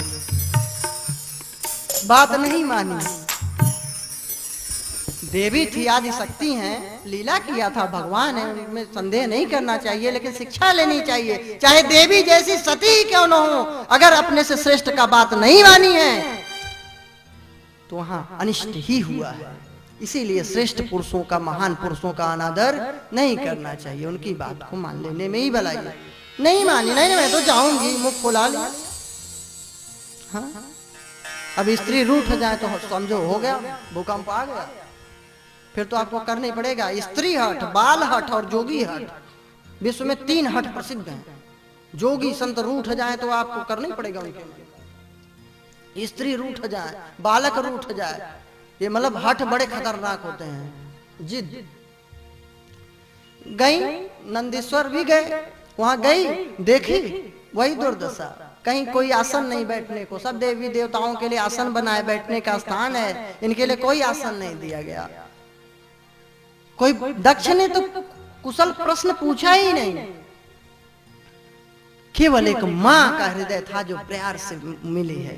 बहनें भी मतलब हंसी मजाक में बोली, उपहास करती हुई, सादर भले ही मिली एक माता, सादर भले ही मिली एक माता, भगिनी मेरी बहुत मुस्काता, दक्षिणा कछु पूछी को सिलाता,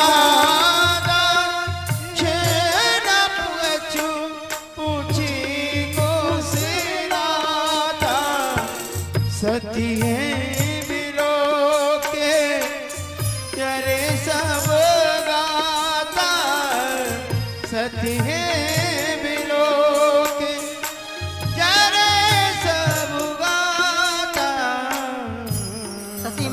देखा कि अपने स्वामी का स्थान नहीं है।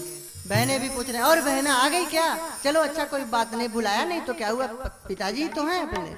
उपहास किया, दुखी होकर के अपने शरीर को योगाग्नि में नष्ट कर दिया। नंदीश्वर लोग युद्ध करने को हुए तो ऋषि मुनि लोग भगा दिए उनको मंत्रोच्चारण के द्वारा। भगवान शंकर जी को बात पता चली, जटा को उठा करके पटके हैं, वीरभद्र प्रकट हो गया। बोले जाओ यज्ञ विध्वंस कर दो।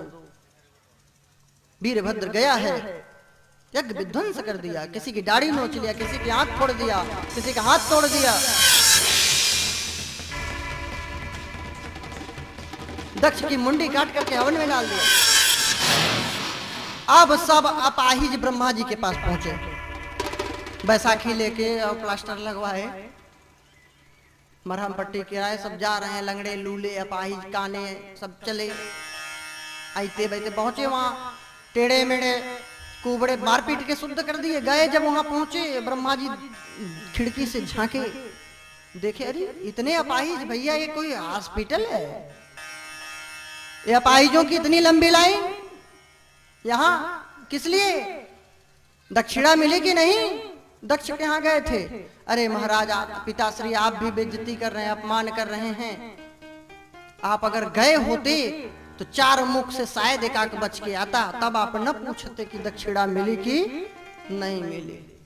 कि जाओ और दक्षिणा के लोभ से यज्ञ करा दो। जब पता है शंकर जी वहां नहीं गए, हम भी नहीं गए, नारायण का भी नहीं गए, शंकर जी का भाग जहां नहीं है वहां काहे को यज्ञ।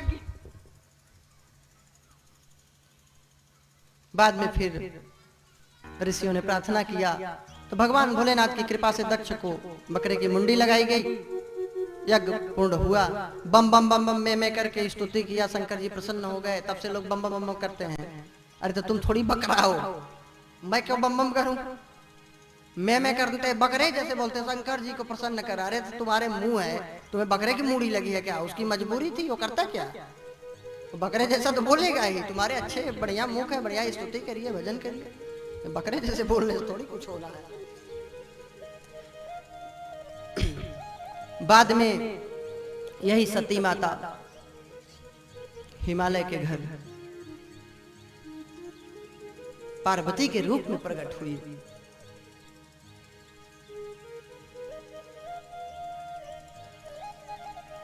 माता मैना के यहाँ। पार्वती जैसी आदि शक्ति किसके यहाँ आती हैं? किसके यहाँ आती हैं? मैं ना। जिसके पास अहंकार नहीं होता, जो अहंकार प्रवृत्ति से दूर होता है, नम्र होता है, उसके यहाँ देवी माँ प्रकट होती हैं। उनकी कृपा छत्र छाया बनी रहती है। और हम तो खूब देवी की जागरण कर रहे हैं, पीटे ढोल नगाड़े, शराब पिए, भांग गाजा खाए, बढ़िया जय देवी माँ प्रकट। ऐसे देवी नहीं प्रकट होंगी।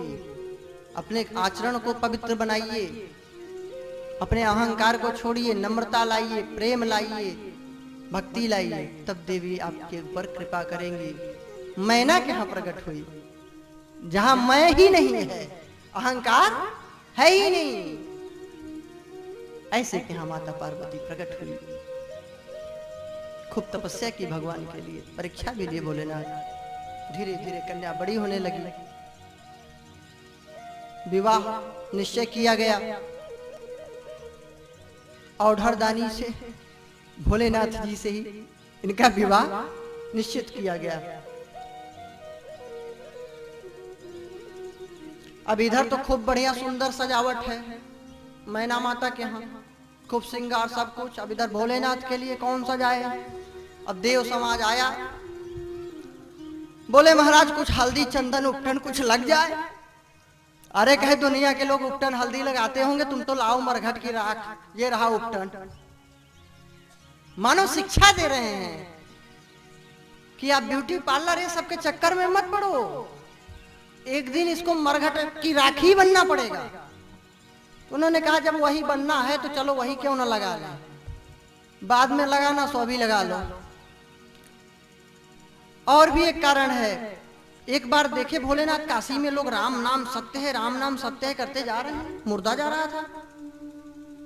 तो बोले धन्य है ये मुर्दा, जिंदा आदमी से तो अच्छा मुर्दा ही ठीक कि कम से कम लोग एक साथ आके भगवान का नाम तो बोल रहे हैं, नहीं काहे को बोलने वाले।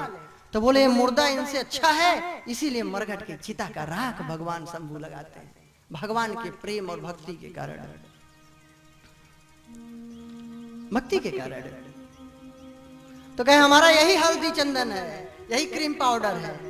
तो कहे महाराज कुछ मोर पंखों को, कुछ मोर और सेहरा ओहरा सजा लिया जाए आपका, चांद सितारा कुछ सितारे उतारे जड़ा दिए जाए, बढ़िया चमकेगा। अरे कहे दुनिया के साधारण दूल्हे जो है मोर सेहरा लगाते हैं, हमारा तो ये रहा मोर सेहरा तक्षक, कहिए सरपराज यही है मोर सेहरा।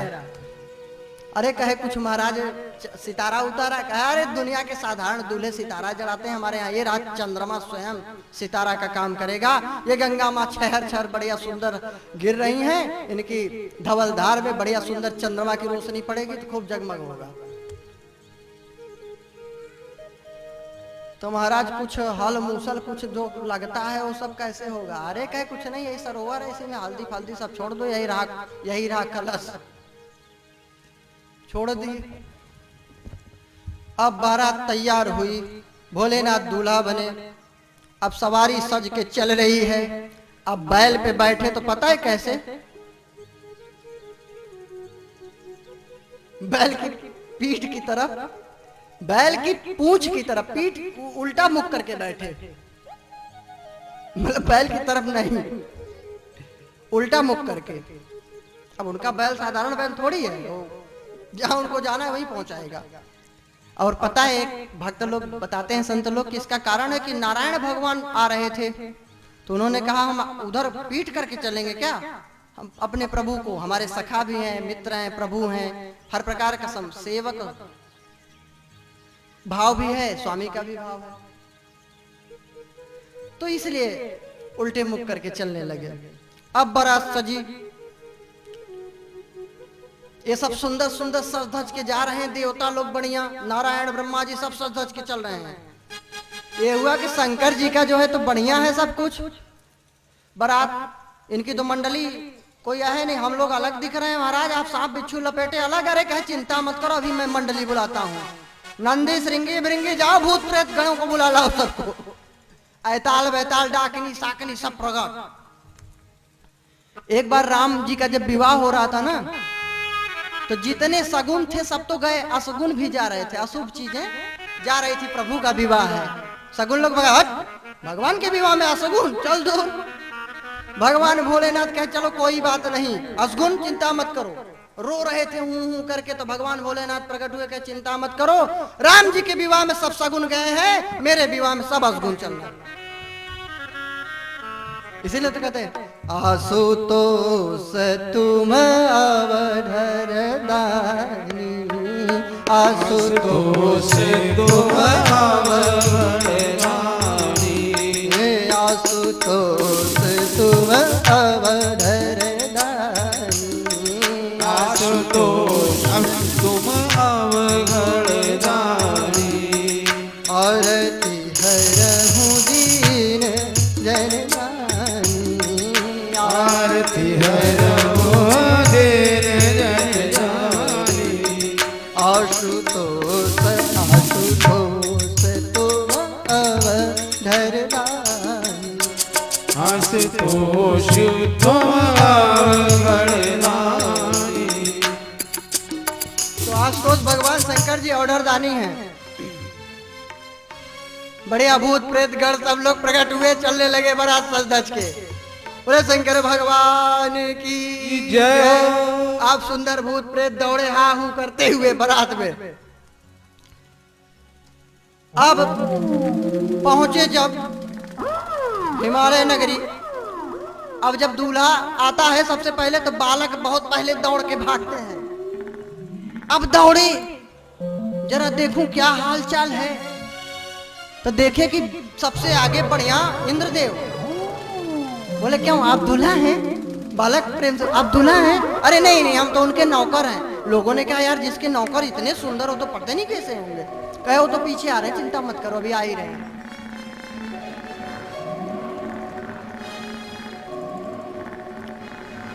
कथा में भी ध्यान रखिए। फिर ये हुआ कि भाई आप कौन? कहे अग्निदेव। कहे आप दूल्हा? कहे नहीं हम सेवक। फिर विष्णु जी आए। कहे आप? कहे हम तो उनके जो है मित्र हैं। अरे कहे तो बड़े सुंदर होंगे। वो ब्रह्मा जी को देखे, कहे तो बूढ़े हैं। फिर आए शंकर जी, डमरू त्रिशूल नाग सर्प लपेटे बिच्छू, सब बालक भगे।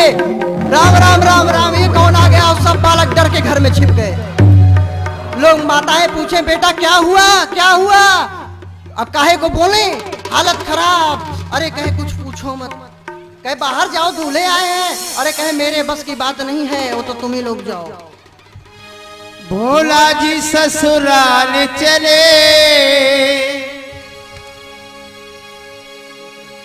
भोला जी ससुराल चले। बोलिए शंकर भगवान की जय। सब लोग अपने जगह से ही झांकी का दर्शन करें, शोरगुल नहीं, प्यार से भजन का आनंद लें, दर्शन करें। बैल पे होके सवार भोला जी ससुराल चले, बैल पे होके सवार भोला जी ससुराल चले, भोला जी ससुराल चले, भोला जी ससुराल चले, भोला जी ससुराल चले, भोला जी ससुराल चले। हके भटूरा और भाव भोला जी ससुराल चले।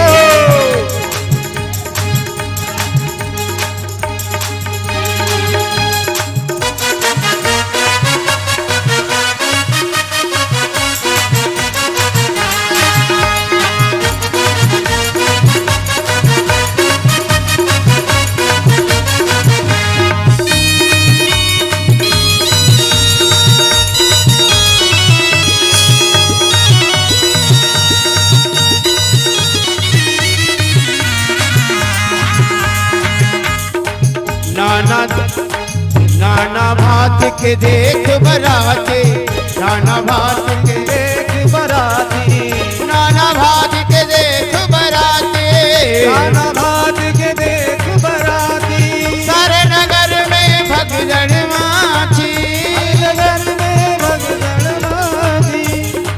कैसे कैसे भूते, कोई भूत लापिच के पेट को, कोई भूत लापिच के पेट को, काऊ को पेट न गाड़ो रंग बरसे गो, रंग बरसे। और कोई दांत निकारे छे फुट के, कोई दांत निकारे छे फुट के, काऊ को मोड़ो कारो रंग बरसे गो, नाना भात के देख बराते, नाना भात के देख बराती। सारे नगर में भगदड़ माची, सारे नगर में भगदड़ माची, सारे नगर में भगदड़ माची, सारे नगर में भगदड़ माची। मीना को छूट गयो थार, मीना को छूट गयो थार। अरे मच गई हाहाकार ससुराल चले, मच गई हाहाकार भोला जी ससुराल चले, भोला जी ससुराल चले, भोला जी ससुराल चले, भोला जी ससुराल चले, भोला जी ससुराल चले। बैल पे हो के सवार भोला जी ससुराल चले, बैल पे हो के सवार भोला जी ससुराल चले।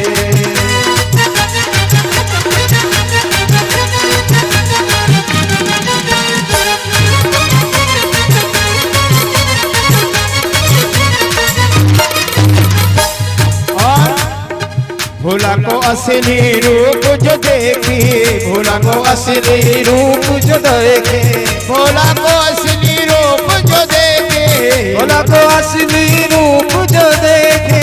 गोरा की मैया भई बिसेकी, मैया भई बिसेकी, गोरा की मैया भई बिसेकी, गोरा की मैया भई बिसेकी। हाथों से छूट गयो था ससुराल चले, हाथों से छूट गयो था ससुराल चले, भोला जी ससुराल चले, भोले जी ससुराल चले, अरे खाके धतूरा और भांग ससुराल चले।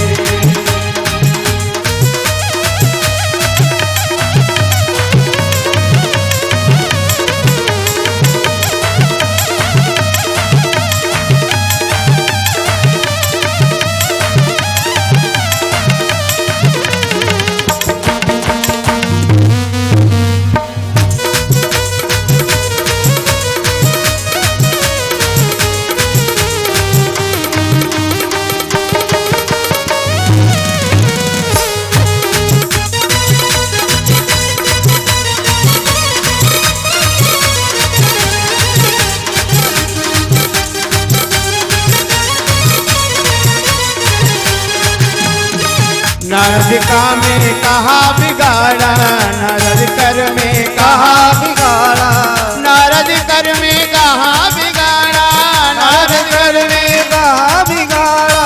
बसत मोरे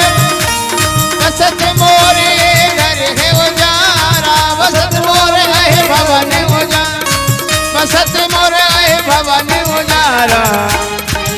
देखो मच गयो, मच गयो, देखो मच गयो हाहाकार जी ससुराल।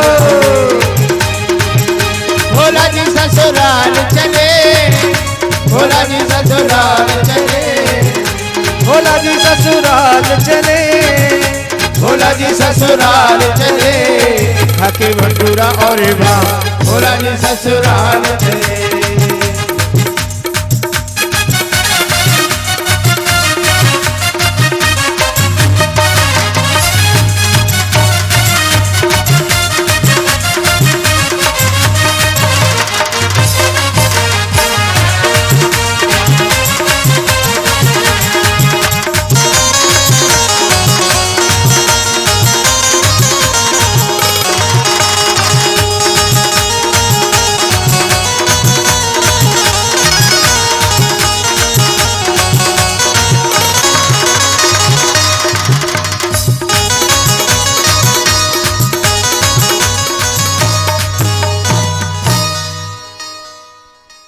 बोलिए शंकर भगवान की जय हो। सब बालक बिल्कुल डर के मारे घर में छिप गए। अब मैना जी आई, थाली ओली लेके बढ़िया दूध दही बढ़िया सुंदर फूल सब कुछ पूजन करने के लिए भगवान शंकर जी की पूजन करने आई। सांप ने देखा सुंदर दूध है, थोड़ा सा मैं भी टेस्ट ले लूं माता का प्रसाद। मारा फुसकार की थाली इधर की उधर।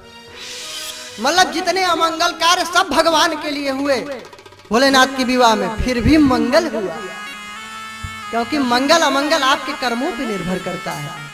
अगर कलश लुढ़कने से अमंगल होने लगे तो हो गया। फिर लोगों ने समझाया, नारद जी ने समझाया, रे परम ब्रह्म परमेश्वर हैं, इनके लीला में शंका मत करो, ये नारायण हैं। फिर सुंदर पूजन हुआ भगवान शंकर जी का, पार्वती माता का कन्यादान बढ़िया हुआ, विवाह हुआ। आप सभी लोग भगवान भोलेनाथ जी का दर्शन करेंगे। अब पूजन होगा, उसके पश्चात आरती होगी। फिर कल आप लोग कथा में ध्रुव चरित्र, जड़ भरत चरित्र, नरकों का वर्णन, अजामिल कथा, ये सब का प्रसंग श्रवण करेंगे। आज की कथा को यहीं पे विराम देंगे। आप सभी लोग प्रेम से भगवान भोलेनाथ जी का दर्शन करें, आरती करें, पूजन करें। हमारे प्रवीण जी भोलेनाथ जी का एक सुंदर सा प्यारा सा गीत सुनाएंगे। सुना दीजिए। कोई लोग कृपा करके हलचल न मचाएं, शांति से दर्शन करें। आंखों से दिखता है, मुंह से थोड़ी दिख रहा है। मुंह शांत रखो, आंख से देखो, क्या आनंद आएगा। और अगर ये भी चलेगा तो मुझे आनंद नहीं आएगा। बताओ, हम सब लोगों को आनंद दे रहे हैं और हम एक आदमी को कोई आनंद नहीं देना चाहता। हा? तो शांति बनाए रखें, अशांति नहीं। अब भूत गण आए थे, आप थोड़ी भूत प्रेत बने हो, क्या भी हुआ करोगे। हमारे विप्रगण जाके पूजन कराएंगे भोलेनाथ जी का। बोलिए गौरी शंकर भगवान की जय। देव देव महादेव भूतात्मन् भूत भावना त्राहि नः शरणापन्नास त्रैलोक्य दहनात् विषाद। भगवते शाम्ब सदा शिवाय नमः। अब सभी लोग अपने अपने स्थान पर ही खड़े होकर के भगवान शाम्ब सदाशिव और भगवती माँ आदि जगदम्बा का विवाह समारोह वहीं से दर्शन करेंगे। और विशेष सूचना हम जो आपसे भी निवेदन आपसे किया था हमने, शिव नाम से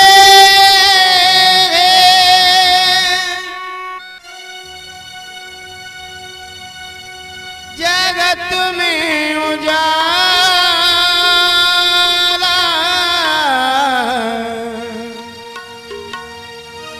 शिव भक्तों के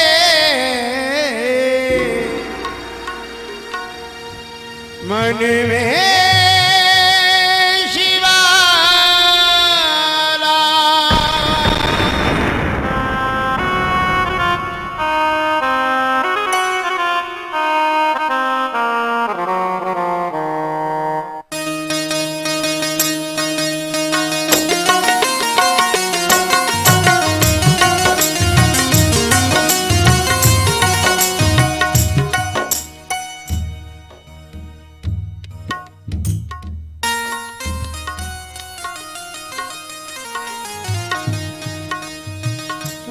शंभु बाबा मेरे भोलेनाथ, सारे जमाने में तू ही तो है। शंभु बाबा मेरे भोलेनाथ, तीनों लोक में तू ही तो।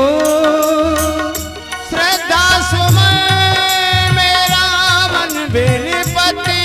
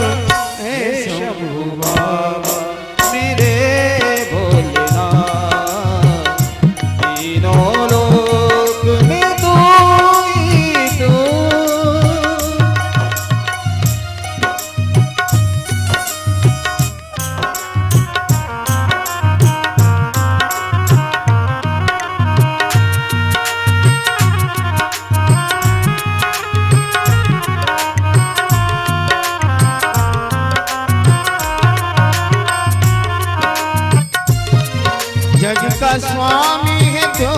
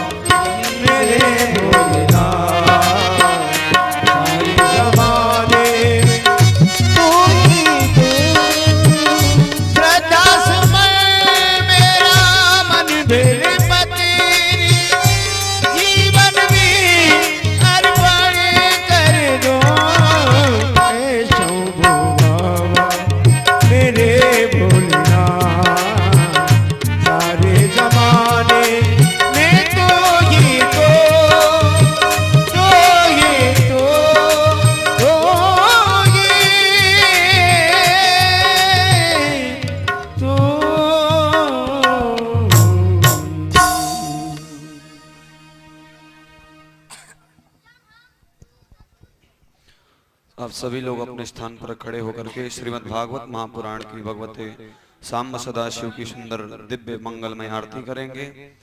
ओम ज्वालामालिन्यै नमः। चंद्रमा मनसो जात चक्षोः सूर्यो अजायत श्रोत्रान्ध्वाश्रवणात् अग्निरजायत। कर्पूर गौरम करुणावतारम संसार सारम भुजगेन्द्रम सदा वसंतम हृदे भवम भवानी सहितं नमामि।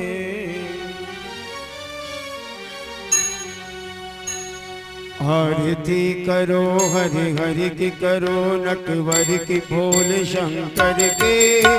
आरती करो हरि हरि की आरती करो हरि हरि की करो नटवर की भोले शंकर के। आरती करो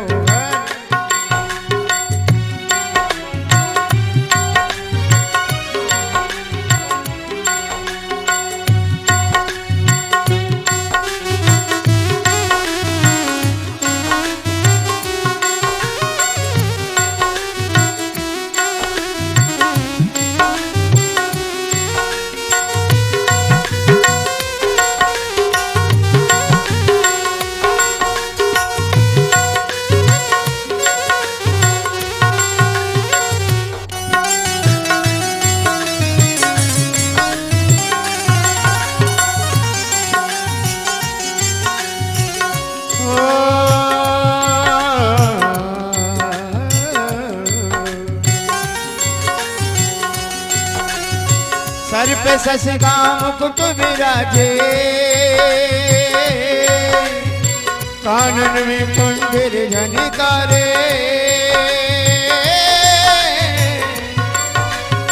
सर पे शशिका मुकुट विराजे कानन में कुंडल झनकारे। धरती अमर डोले तारे धरती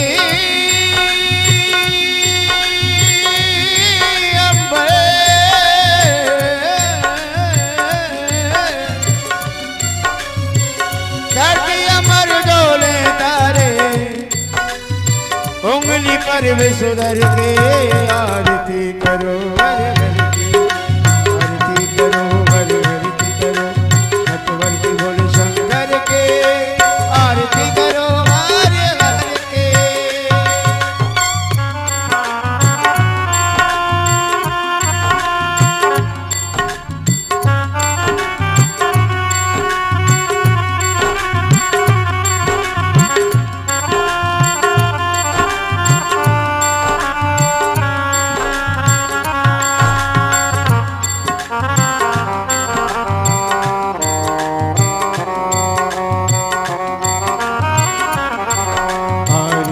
करो हरि हरि की करो नटवर की भोले शंकर के। आरती करो हरि हरि की।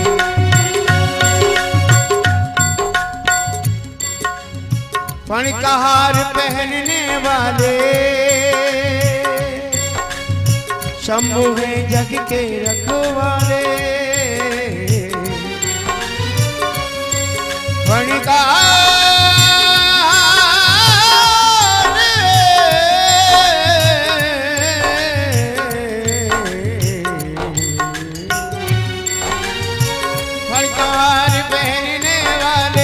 समूह जग के रखवाले। नमामि शमीशान निर्वाण रूपम विभव व्यापकम ब्रह्म विधि स्वरूपम निजम निर्गुणम निर्विकल्पम निरीहम चिदाकाशमाकाशवासम निराकार ओंकार मूलम तुरीयम गिराज्ञानि भवति तिमीशं गिरि करालम महाकलिकालम कृपालम गुणागार संसार पारम तुषाराज गंगा शिखोमर मीरम मनोभूति को के प्रभा श्री शरीरम। इस पूरे मूल कल्लोल चार गंगल सत भाले भाले दिखंते चलत कुंडलम रोशने त्रम विशालो प्रशानन मुनि कंठम दयालम। मृगाधीश चर्वम मुरम दुमालम प्रिया शंकरम सर्वनाथम प्रचंडम प्रकल्पम प्रकल्पम परेशम अखंडम अजम भानि कोट प्रकाशम त्रिशूल निर्मूलनम शूलपाणम भजनम भवानी पति भावगम्यम कलातीत कल्याण कल्पांतिकारी कलातीत कल्याण कल्पांतिकारी सदा सच्चिदानंद दाता पुराचितानंद संदोगमो आपो आले प्रसिद्ध प्रसिद्ध प्रभु मंत्रकारी न यावत मातार पादार विंदम नावादमानात पादार विंदम भजन्ति विलोके परिवार न तावत् सुखं शांति संताप नाशं प्रसीद प्रभो सर्वभूतादिवत् न जानामि योगं जपं नैव पूजा न तोहं सदा सर्वदासं तुभ्यं जरा जन्म दुःखो वेदात्यभिमानं प्रभो पाह्यापं नमामि शिशुं प्रभो पाह्यापं नमामि शिशुं रुद्राष्टकमिदं रुक्तं ब्रह्मणोऽसे ए पठन्ति नरा भक्त्या तेषां समुपसीदत् यशान्ते च विभाते भूदर्शुता देवापगामस्तके भाले वालि विदुर्गले च गरिलं यशोरसि व्यालिरा सोऽहं भूति विभूषणा सुरवरा सर्वाधिपा सर्वदा सर्वं सर्वगत शिव शशिनवा शंकराय पातु मां शंकराय पातु मां आरती करो मणिहार पहनने वाले शंभु है जग के रखवाले धरती अमर डोले तारे धरती अमर डोले तारे उंगली पर विसुदर के आरती करो हरे हरि आरती करो हरे हरि करो नटवर की बोल करके आरती करो ओम नमः शिवाय ओम नमः शिवाय ओम नमः शिवाय गाइए हरि ओम नमः शिवाय हरि ओम नमः शिवाय हरि ओम नमः शिवाय हरि ओम नमः शिवाय हरि ओम नमः शिवाय हरि ओम नमः शिवाय शंकर विमुख बात जय मोरी सोनार की मूंड मत तोरी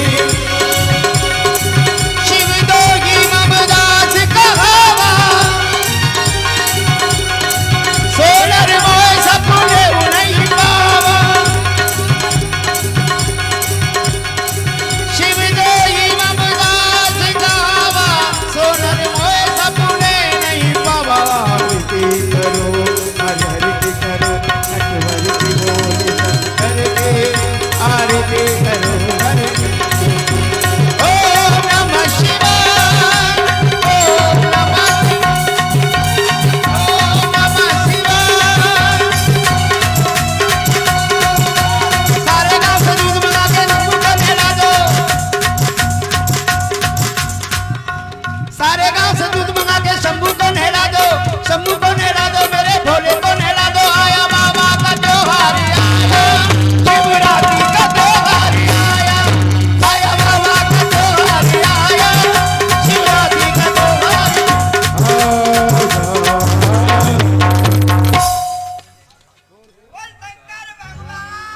की जय।